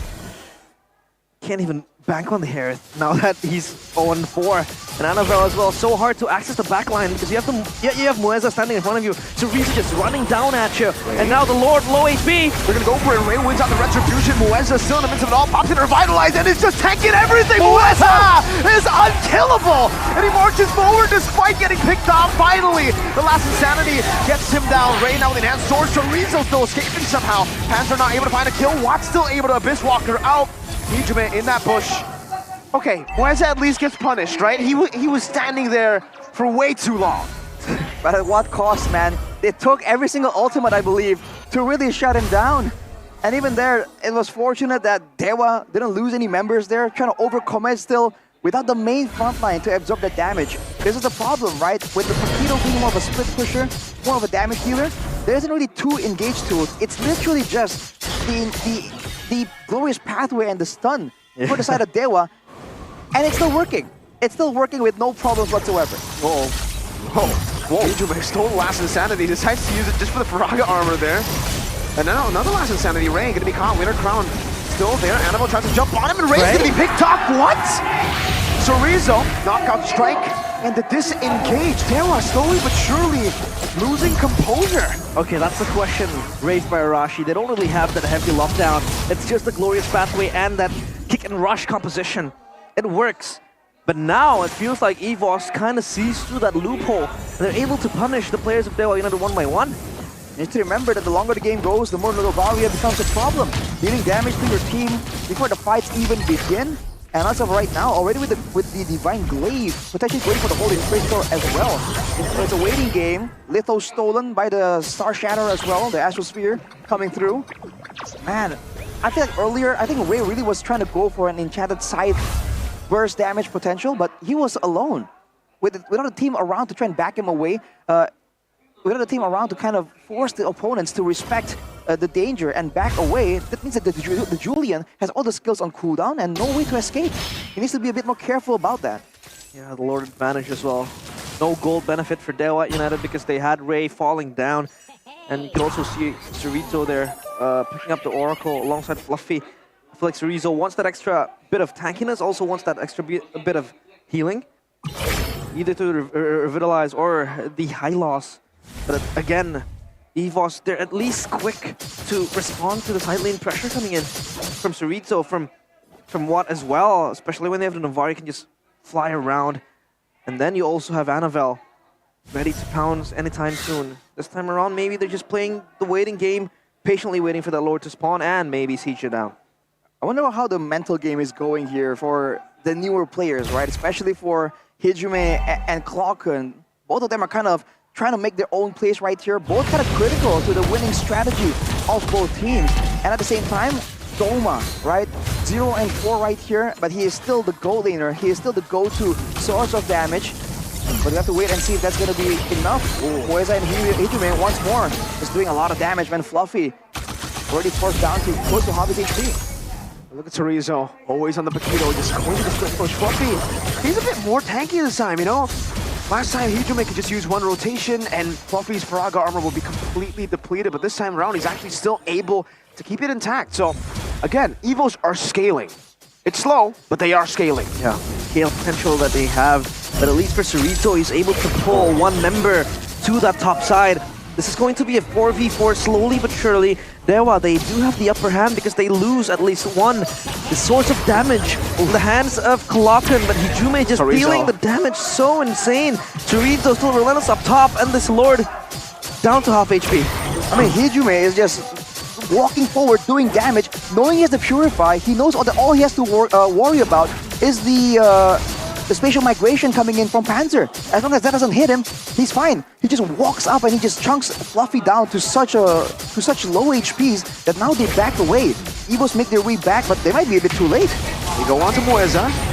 As expected, Panzer doesn't use the Violet Requiem there. It's going to be too risky. Now goes for Violet Requiem. Moeza Flicker as well, but it's onto Moeza, who still has it revitalized. He's able to escape for a bit, but Fluffy goes in for last insanity. Meanwhile, on the backline, Cerrito tries to go for the flank. Fluffy going to be knocked up, loses his immortality, has another 2 health bars that they need to deal with. Cerrito gets out, still has his immortality. Hijume coming down. Cerrito loses his immortality. Now less insanity from Hijume, chasing him down to the back, pops into the crowd. Will there be backup is the question. Hijume trying to go for the play. Clockhood is burning down, but somehow he stays alive. He stares at his shadow, and Hijume falls in that altercation. Clocken still alive. They re-approach the Lord, this time Dewa, unpoised to continue it. The waves on the top side is still, seems like it's still geared to push for the side of Dewa, so they're still, it's not game over just yet. And look at Cerrito, man, just blocking everyone. This is the new Lord that just takes so long to burst down, and it does so much damage. The Evos can take this, but they gotta be careful here. So Watto, what is going on? Jumping forward, able to escape again. Enhanced sword from Ray. Annabelle with a Lycan Pal Spear, destruction in the backline. Ray wins out the Retribution and gets out with the enhanced sword. Cerrito still able to escape, has the sprint. Annabelle tries to run him down, but he's a bit too fast. Wow, man, a bit too close for comfort right there. Dewa with the risky plays, but we love to see it. It worked out for them. Evos on the defense, they have the Novaria, they have the Export, they have the late game Harriet as well. All the damage tools available, but Dewa, it's on the shoulders right now to really stop the members of Evos from being able to clear it. They're sending Cerrito to the far side, trying to make sure it all crashes at the same time, and keep your eyes open for Moeza, man. They are not pushing the top side because they know they want to have the highlights available for this next altercation, but it might be a bit too late. Evos might be able to get their hands on the Lord before Moeza can be up. Oh, the SOD doesn't connect. Clocken Fluffy and Doma dealing with the Lord, and it's an evolved Lord. The fact that they bursted it down so low is concerning for Dewa United. Bottom lane, Chorizo not even able to do anything. He drew, man, almost getting sniped by Clockhoon.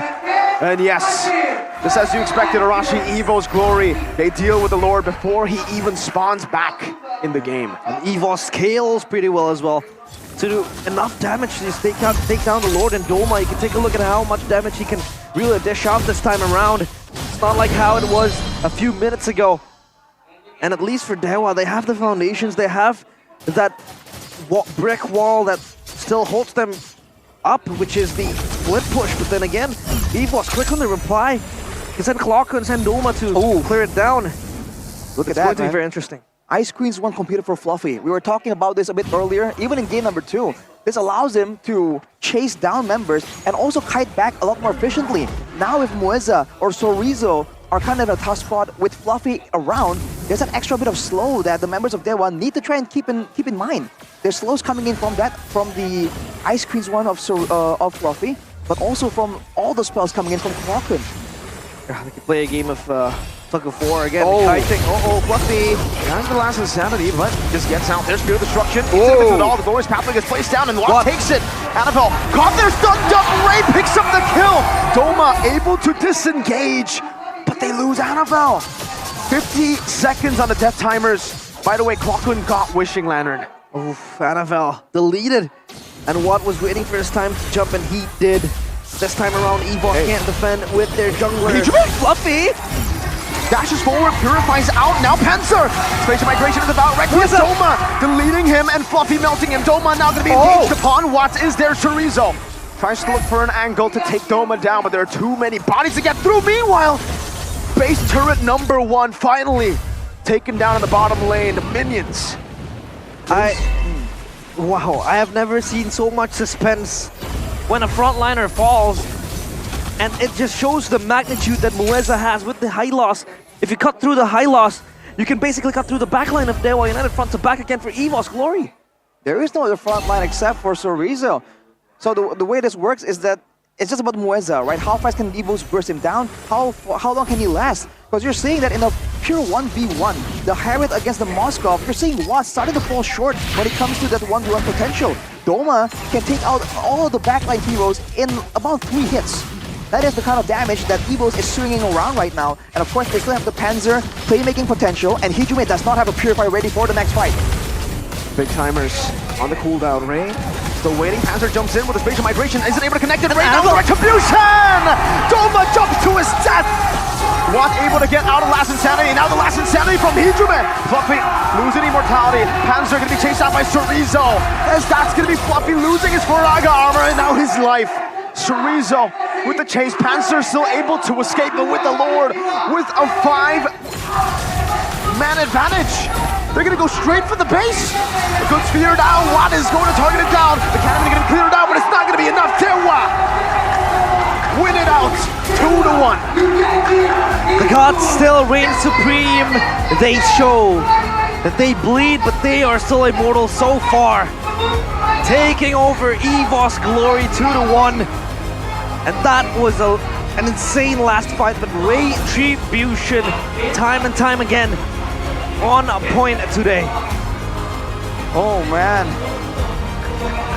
What can you do against that high loss? They threw everything, and the kitchen sink, and the whole house onto the high loss, but the horse prevails. He wasn't even taken out in the final fight. There was just not enough damage at all, and they will completely abuse it, man. One front line, no engage two, no problem. We just run through you completely. Ooh. Evo's Glory left with no fangs, with no claws, and the Sons of God, they rejoice in celebration. Glory pathway, or glorious pathway rather, becomes the path to glory. Not for Evo's Glory, but for Dewa United. Oh man. The new roster brings a new game plan, and Dewa has succeeded in defeating the Tigers. They tried the team fights, didn't work. They tried the split push, didn't work. In the end, they went back to the basics. They went back to the wilder instincts, fighting the animals, fighting the beasts in a game of their own. Yeah. And they came out on top, man. Dewa United. Every single time we see them do crazy plays again and again, but this time it really paid off, and I don't think EVOS were ready for it. The last fight was also kudos to what? He was basically hitting the Lord, but his passive was reflecting towards Annabelle. Annabelle went down to like half of his HP, even so low that he had to step away from the Lord, unable to retreat it. And look at this. Oh! Kimura. Oh! My goodness me, Hee-Ju-Mei. Still the front man. Hoisting that trophy, clocking back in his shadows. And in this encounter, he once again claims that title. What a crazy development, man. Already an upset in the second match. Out of nowhere, you can see that EVOS are completely disheartened. But it was a great fight. It was very, very close. Man, I wonder how Doma and Brands are gonna settle it. Interview with Bude, Mong Startup Stage, take it away. Anak Dewa berseru untuk kemenangan perdana di match pembukaan untuk Dewa United. Begitu meriah pastinya, namun semua mata pandangannya pasti kepada Hee-Ju-Mei. Halo Hee-Ju-Mei, welcome back. Ya, welcome back. Membuka match hari ini untuk Dewa. Bagaimana match pembukaan kalian? Seru sih, seru banget. Seru banget karena ngelawan EVOS langsung kah? Iya. Gimana ngelawan mantan langsung nih di depan mata? Lumayan kuat. Cuman ya kita persiapin kemarin sih lawannya Dream sama Brands ya. Cuman ya mungkin ada kendala. Agak berbeda dari yang kalian prediksi berarti ya. Lalu gimana kalian menyikapi? Wah, playernya ganti nih. Enggak lah, kita tetap respect aja mau siapapun yang main. Mau siapapun yang main. Apa kalian berganti strategi langsung? Enggak ada sih, tetap respect aja Bude. Tetap respect aja. Namun kita tahu sendiri kamu pernah satu tim bahkan bersama dengan tentu saja EVOS. Namun sekarang kamu melawan mereka. Bagaimana sih kamu melihat EVOS di season 14 ini di match pembukaan mereka?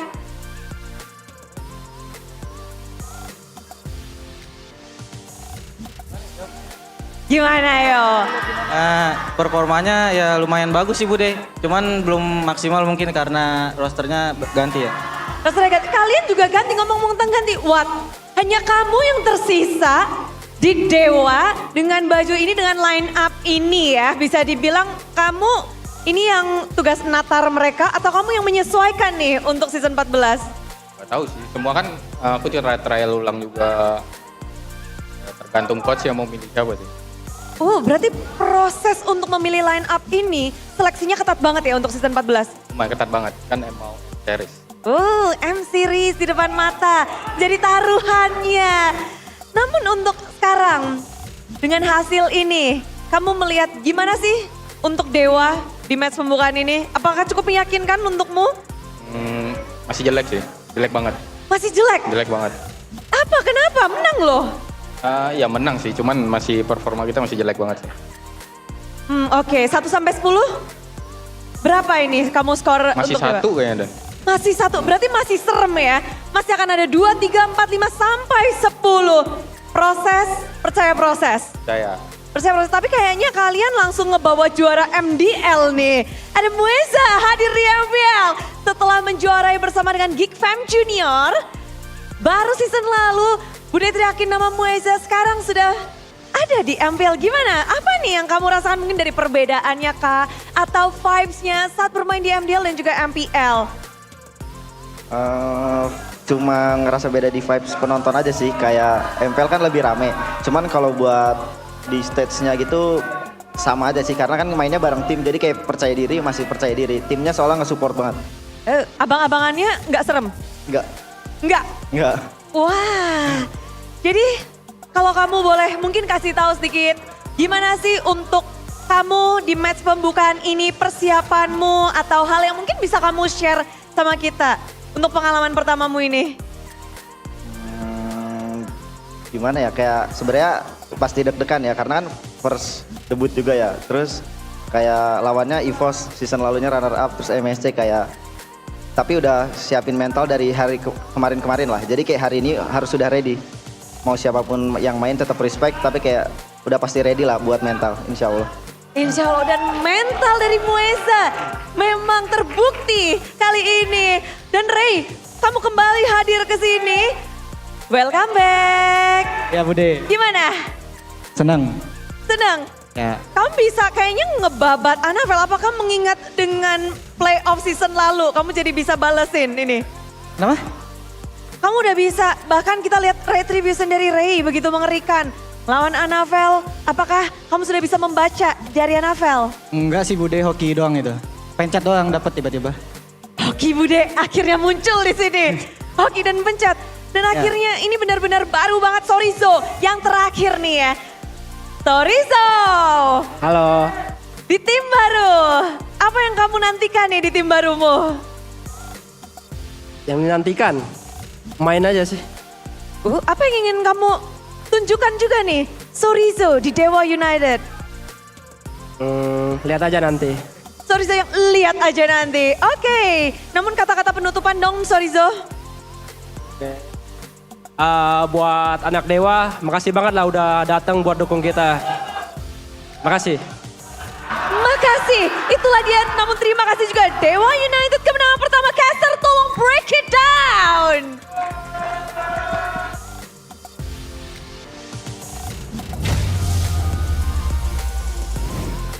The White Tiger's gone extinct in the first encounter with the gods. They smite them down, and what was, in the words of what, an ugly win. Yeah, an ugly win, and I was about to say, you know, if we went back here, that shouldn't be a win that they I mean, obviously they should celebrate, but they shouldn't be proud of that. They should still look at that and think, there were a lot of mistakes that we made, and I'm glad to see it just spoken out by Watt, the veteran himself. He knows that that win was not a convincing win. It should have been, but the fact that they threw a couple of times and they acknowledge that means that they are, at least they have really good mentality to improve in the future. Yeah, that's by all means, we saw a lot of fights just go kind of back and forth, and technically, considering how well things were doing for them, right, I feel like there were ways that they could have made it cleaner, right? There were some plays though that were really so risky and a bit out of sync, like here when Hijumi was going so far deep and the rest weren't really on the same page. So communication is definitely something that can be improved on for sure. But man, it was an exciting game to say the least. Yeah, there were misplaced. There were misplays all around the map, but yeah, at the end of the day, Dewa United, they're still able to embrace the power of the high loss in the hands of Mueza. I mean, again, a glorious pathway to run down the glory of EVOS, or EVOS glory in that regard. But then again, the glorious pathway gave glory to Dewa United, and the MVP this time around, presented by the official tournament smartphone, Samsung Galaxy S24 series. It is Ray. Player of the match. Retribution. The luckiest guy so far. I mean, he's saying, "Oh, I just pressed the button, and then I got the neutral objective. I don't know what happened. It's all luck." I mean, okay, fine. We'll take him at its face value. He's not skillful. He's just lucky. No, we all know. That's just like a template answer, but he's just good. It's just lucky. No, he's just lucky, bro. Yeah, I'll retreat Annabelle, man. That just doesn't come with luck.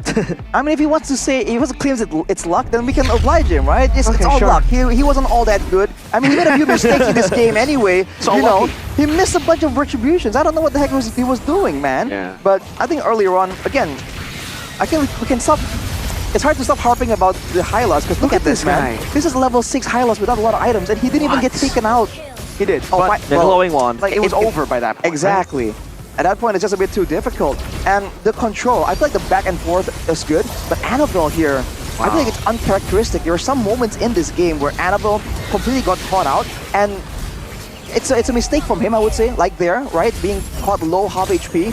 But I would say it's also credit to Dewa, right? For being able to spot that moment of weakness, that opportunity, and go through. But moments like this, you can see Watt and Ray kind of second guessing how to go in right there. That's kind of showing the lack of synergy. And there's moments, the Watt moments we call it, right? Where you're just like, what? It either works out or it doesn't. Fortunately for them, there were some moments here where it really went catastrophic for them, even though they were controlling the game. But EVOS weren't able to get anything too crazy. Yeah, I mean, it was like flipping a coin for Ray. he has been consistent in the retribution department. man. Yeah, that one. Exactly. That play where Watt was actually zoning Annabelle indirectly. He was hitting the Lord. And the passive just registered towards Annabelle. Annabelle couldn't even step any further into the Lord pit to even retry the Lord because he was so low. And that gave the time and space and frame for Ray to just retry down the Lord. So It's so lucky that happened, man. yeah, it's That's why Ray was able to get the retribution. Because fortunately, by chance, by no design at all, Watt was able to hit Annabelle there. It was definitely unplanned by him. Yeah, it This was is in the unplanned. words of Ray in the interview, by the way, folks. Yeah, Ray said it was just all luck. So, okay. I'll rephrase it. Hoki aja bude. Hoki aja bude. That's the template line for all the pros. You know? Yeah, and we are going to count them down. So far, we have won an MPL ID Season 14. We will keep count until the end later on in the playoffs. Hoki aja bude, what we call a fortunate stroke of serendipity. Fortunate stroke of what? Serendipity. Serendipity. Yeah. Wow, big words here, realize. Man, I wasn't expecting all that, but you were saying it earlier, Mirko. Old Crystal and then the Wishing Lantern on Novaria. That is an obscene amount of damage, man. It gives you, what was it? After 800 damage, it gives you an extra 10%, I think, if I'm not mistaken. About 10% extra damage on the next spell. So on Novaria, you're just proccing it left and right. So again, considering that is what is going on, how is Mueza not taken out a lot easier, man? That is crazy. I don't know. We haven't really seen any kind of solution for this Hylos just about yet. So I think in the next few days, teams are definitely going to be picking it, and teams are definitely going to try and rack their brains to try and find some kind of solution, whether it's from the draft, whether it's from the items, or some other way. Because Fluffy, if Fluffy can't do it on an X-Borg, I don't think anyone can, right? Fluffy is one of the more notorious X-Borg players. He got to scaling relatively okay. He even got the Oracle, he got to the Ice Queen's Wand, so he has all the tools available. And Mueza is like, yeah, cool story, bro. I think for the moment, the solution is just to ban out the high loss. But yeah, For now. we will keep tabs on what the solution will be for the teams playing. Maybe, other teams would craft something to just put down the high loss. But so far, you have to deal with the fact that the high loss can contain 203, I'm in loss of accounts, 203? 1,953. Help me, guys! 203,953. Thank you. But yeah, gold moment by UBS Gold. Paksain atas. Aman, lelet. Gue scan. Aman, aman. Lihat guys. Harit pegang. Harit pegang. Nice. Go TW. Main bawah dulu ya. Di jalur ya, di all in ya. Ayo, boleh. Gambling deh. Dia mau gambling. Ayo, gue demekin. Nice banget. Tarik. Sabar, fokus. Xbox. Xbox guys. Mati. Xbox, santai, fokus lagi udah. Engo ini guys, percaya sama gua. Win lo guys. Mati, itu nanti deh, woi. Santai, kalem. Respect lagi guys. Respect guys. It was apparent that I can't count. Yeah. But the players of Dewa, they can communicate. They can definitely. I mean, Hijume, props to him, man. He is a vet. Everybody's a veteran except for Mueza, technically, right? But Hijume was the guy who was telling everybody to calm down after that scrimmage. He's like, guys, calm down. Chill. Respect. They killed 3 people there. Yeah. And he was still like, guys, respect. They can still come back. So, hey, I'm glad to still see that, right? Because in the game, they definitely lacked composure in a lot of different skirmishes. Oh, yeah. But the fact that they acknowledged it, Watt acknowledged it in the interview, and then there in the comms, they already acknowledged it, and by the end of the game too, means that they are, so far at least, it looks like they are a team that catches on to the mistakes quick. Yeah, you gotta keep your composure as well, just to, set your sights on the real target, on the bigger picture, on the objectives, and that is what they did. Yeah. I wonder if Hijume was like, guys, relax, we won the fight, but we have to beat them in the match because I wanna talk some smack. Kimura's back is in the back rooms, prepared with a picture of it. Kimura in the back is like, here. it's like, okay, do I put it out? No? Yes? No? Several times Kimura stood up and he's like, oh, not yet. He hasn't been able to pocket, but of course, new roster brings new game plan. Dewa succeeds in taking down and defeating the White Tigers. Of course, like match number 1, we will be hearing the losers interview backstage with Bude Clara Mongstar. Take it away. Yap, berada di area yang sepertinya banyak awannya nih karena kemenangan gagal didapatkan. Halo Netomea. Halo. Analis dari EVOS untuk season ini berarti ya? Ya. Welcome ke MPL. Namun semuanya pasti penasaran, runner up season lalu datang untuk membuka matchnya melawan tim Buncit. Gak bisa ngedapetin kemenangan. What happened nih? Tadi sih lebih ke, kalau kita udah discuss ya, tadi lebih ke eksekusinya kurang matang aja. Kayak tadi ada yang mau A, ada yang mau B, lebih ke apa sih, kurang chemistry-nya aja, kurang lebih, tinggal lebih di iniin aja sih, lebih dipakemin lagi aja. Dari mungkin apakah dari komposisi player yang baru ini? Enggak sih, kita semua udah latihan semuanya kok, 7-7-nya, jadi mau kombinasi apapun tuh udah siap sebenarnya. Berarti bukan karena line up yang baru atau apapun, tapi dari gameplaynya. Iya, lebih ke gameplay Nah, aja. tapi kan banyak sekali nih, seperti tadi Dewa pun lumayan kaget dengan perubahan line up yang terjadi. Memainkan dua player yang berbeda. Ada Doma dan juga ada Panzer. Dua player yang tiba-tiba kamu mainin jadi starting line up nih. Apa yang mungkin menjadi alasan dibalik itu? Kalau kita sih staff udah ngobrol juga, kayak kita juga mau kasih kesempatan juga buat Doma sama Panzer juga. Jadi biar semuanya improve bareng-bareng sih. Gitu kan. Improve bersama-sama. Dan kalau kamu ngelihat sendiri, improve-nya Dewa United. Apakah ini Dewa yang sama dengan season lalu atau permainan mereka berbeda? Beda sih sekarang sih. Lebih apa ya, kayak mungkin udah nemuin, mereka lebih dulu nemuin itunya kali, gameplaynya. Menemukan gameplay. Gameplay high loss? Bisa jadi. Bisa jadi. Kenapa di match ini high loss mahal banget ya? Semua orang rebutan high loss dan siapapun yang mendapatkan high loss menang. Emang bagus sih sekarang, meta sekarang. Meta sekarang high loss banget. Cuma kita udah siap juga buat counter high loss, cuma tadi emang eksekusinya kurang bagus aja. Berarti hanya dari eksekusi aja. Dan berarti kalau kamu bisa melihat, bisa menganalisa permainan hari ini EVOS ada di level mana sih? Mungkin kalau kita reset terus bisa reset hari ini, mungkin besok bisa lebih bagus lagi sih. Besok bisa lebih bagus. Iya. Hari ini masih di angka berapa tuh kalau bisa dinilai? 6, 7 mungkin. Tadi kayak sedikit-sedikit mistake aja. Sedikit mistake. Kecil-kecil namun itu yang menjadi problem. Dan tentu saja kita juga penasaran kalau lawan kalian tadi Dewa yang begitu ganas. Siapa sih player yang mungkin menjadi pusat perhatian? Yang list kita. Tadi sih yang lumayan nyusahin kita tuh Ray tadi, pas main Julian. Gitu sih. Ray dengan Juliannya menjadi satu player yang dilihat. Namun ngelihat lagi hari ini match pembukaan, match kedua, apa yang kamu harapkan untuk timmu? Semoga bisa reset aja sih hari ini. Reset. Dan itulah dia ngobrol-ngobrol bersama dengan Naitomea, analis dari EVOS. Kita bakal langsung kembalikan kepada para caster di meja. Silakan.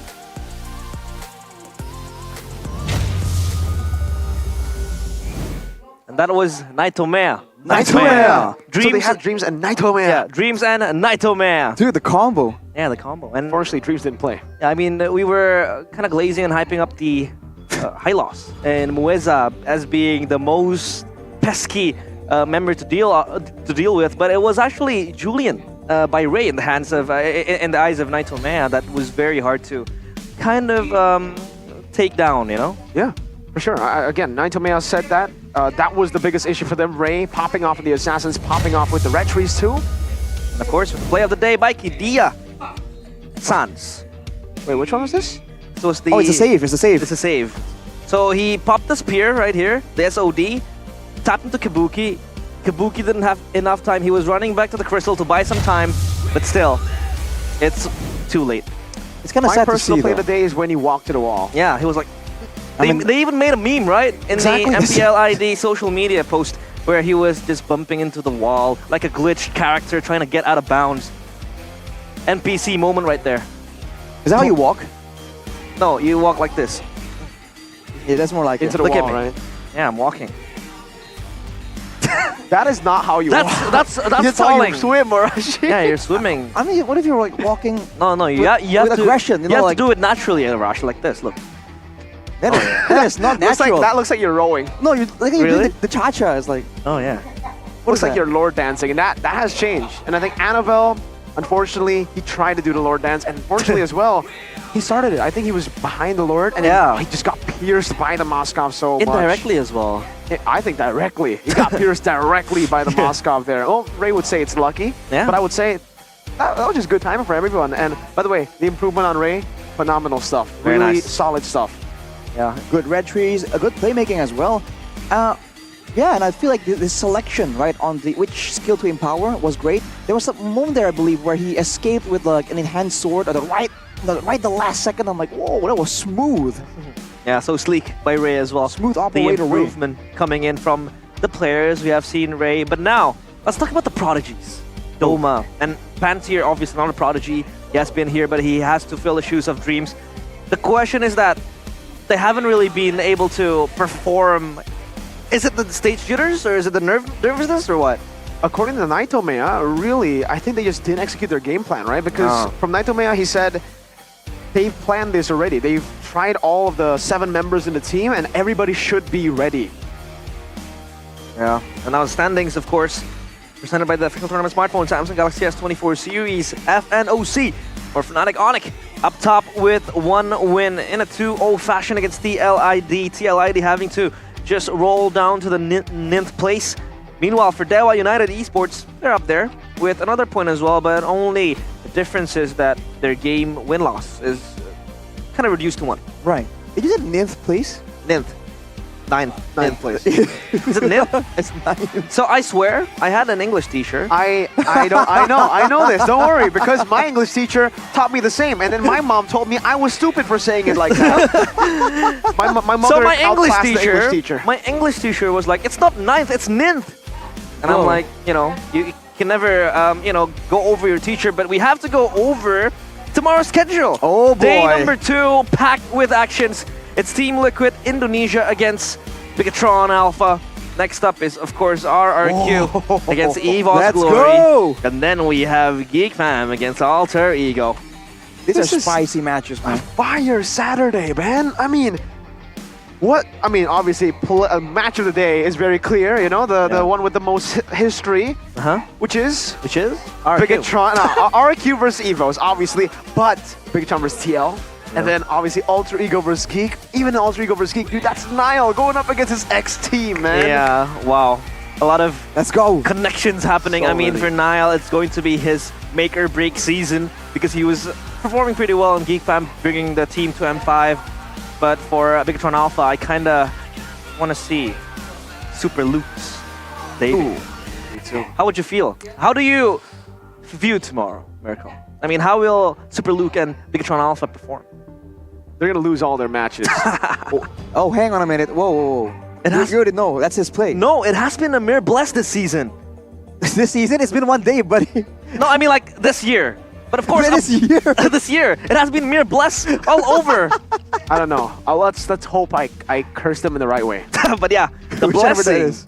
Yeah, a lot of blessings, but of course, the blessing that is most important is to come here and experience the heat. Check it out. The electrifying roars and chants from the fans only through buying the ticket with MPL ID Season 14. You can purchase it through the new application through GoPay. You can get an extra 10% discount, and also with the exciting matches up ahead, like how we have mentioned to you, TLID versus Bigatron, Geek Fam versus Ultra Ego, and also Dewa against Geek Fam. Then I'll realize you look kind of slick today, and Rashi too. And I think I also kind of look slick today, but unfortunately, something's lacking. Something is lacking. Today is not Saturday. That's what's lacking. Well, yes, but if we had the Saturdays, drip, we talked about drip the whole time, but we forgot to mention the drippiest part. Yeah, your face is a big part of your drip, right? I want to look like a Buto with the glasses, kind of sleek. Yeah, winning looks, rather looks. I'm trying to help Luke win. Luke? Yeah, winning looks. But yeah, winning looks for winning gamers, brought to you by Saturdays and MPL ID. This eyewear is the secret weapon for dominating the battlefield. Available at www.saturdays.com and all Saturday store.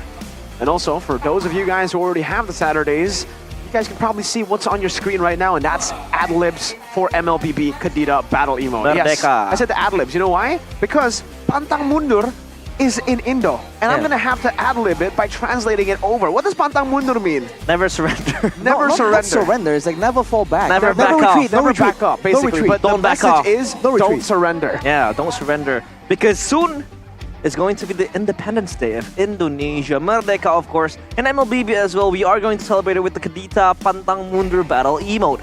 To make your games more competitive, by spamming it because most of the players, they go 0 and 5 and then they go FF. They want to end the game, surrender. No, you don't do that. You have to pantang mundur. You don't have to back off. Exactly. Never surrender, man. You keep going until you're 0-10 and keep spamming that emote, man. Pantang mundur. Keep going till you're 0-7 like a Rashi. Maybe if that happens, you stop playing the game. Anyways, though, right? You guys can also try a new hero, right? Because if you go 0-7 on a Minotaur, maybe Minotaur is not your hero. Maybe you can go Franco, because Franco has gotten a new MPL skin, and I know for a fact Arashi knows how to land skill shots. Yeah. So, Rashi, do you want to use the new Quantum Vanguard first week 30% off MPL skin?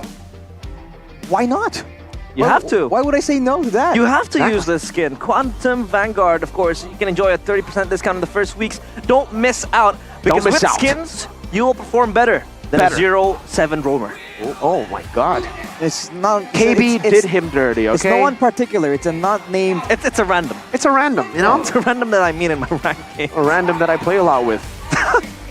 A random that KB plays a lot with. Yeah. A random that is not really a random. Maybe a random that's here today with us. I'd like to take this moment to remind you that misinformation online can be a very dangerous thing. And that's why we are not for misinformation. We're here all with the facts. Yeah. And tell them another fact. Another fact is, of course, the Youth Fair exciting events, a sneak peek with many more exciting events coming soon.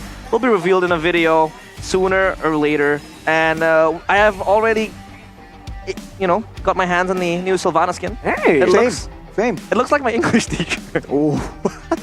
I will not be buying it then. A lot of colors.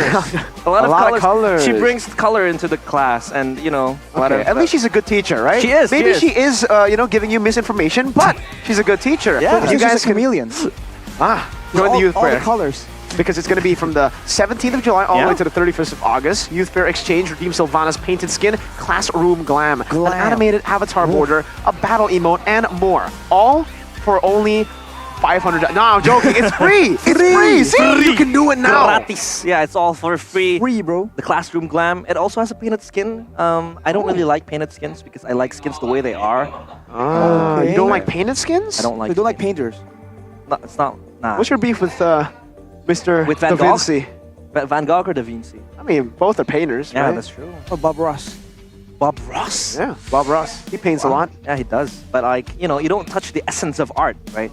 If art is displayed like that, you don't want to modify it. You don't want to scramble all over it and call it another art. He's the type of guy to order steak and not dip it in ketchup. Exactly, man. I don't eat my steak with ketchup. He's the guy who orders ramen. You're not. And he doesn't stir it. He just takes the toppings up and then eats the noodles. I'm a man who doesn't mix my bubur ayam. My chicken porridge. Yes. That is...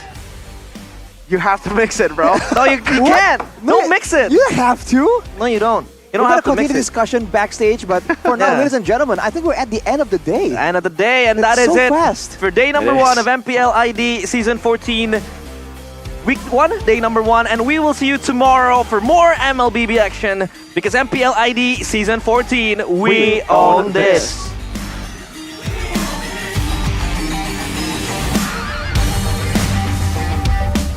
Bagi diri mereka masing-masing dan juga timnya. Kali ini kita melihat 4 tim yang beraksi dalam Best of 3 Series di 2 match. Ada tim Onyx yang berhasil memenangkan matchnya. Penatik Onyx berada di pucuk klasemen dengan kemenangan 2-0-nya. Sementara mengikuti di belakangnya ada Dewa United dengan kemenangan 2-1. Senyuman lebar mereka dapatkan di hari Jumat yang penuh berkat. Namun esok hari masih akan menjadi malam minggu, malam yang panjang. Hari ini Bude mengucapkan terima kasih bagi kalian semua yang telah mendukung acara ini. Yang ada di rumah yang terus memberikan dukungan positif. Dan tentu saja kepada para sponsor kita karena MPL Indonesia Season 14 powered by Munton. Presented by Official Turnamen Smartphone Samsung Galaxy. Official e-wallet GoPay. Official Destination for Gaming and Esports Kidia. Official Gold Partner UBS Gold. Dan kita juga punya partner in esports. Ada Campina, Head and Shoulder, Oraimo, Telkomsel, Dunia Games, dan juga GamesMax. Bersama dengan supplier Erigo dan juga Saturdays. Acara ini supported by PBSI. Hari ini telah usai. Buat kalian 2 match saja tentu tidak cukup. Esok hari akan menemani kalian 3 match. 6 tim akan bertanding memberikan yang mereka miliki. Jadi hari ini kita harus berpisah. Sampai jumpa di hari yang kedua di MPL Indonesia Season 14. We on this!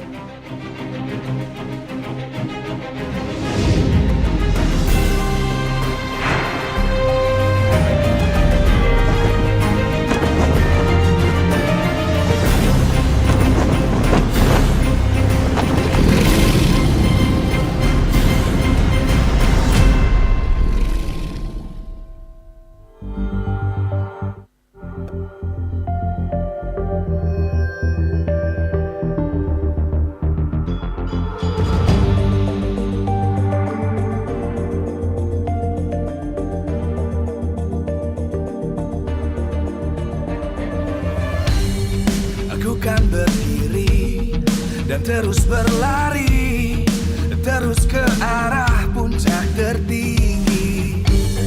Ku takkan berhenti, hanya sampai di sini. Kemenangan abadi menanti. You know we won't miss if we unite our focus. And if you haven't noticed, we all live. Nyalakan apimu, hadapi semua tantangan, hadang semua serangan, jatuh bukan halangan. Bakar semangatmu, janganlah engkau menyerah. Kita akan buat sejarah. We all this, we won't miss. We all this, we won't miss. Saatnya beraksi, jalani ambisi. Aku kan menyawa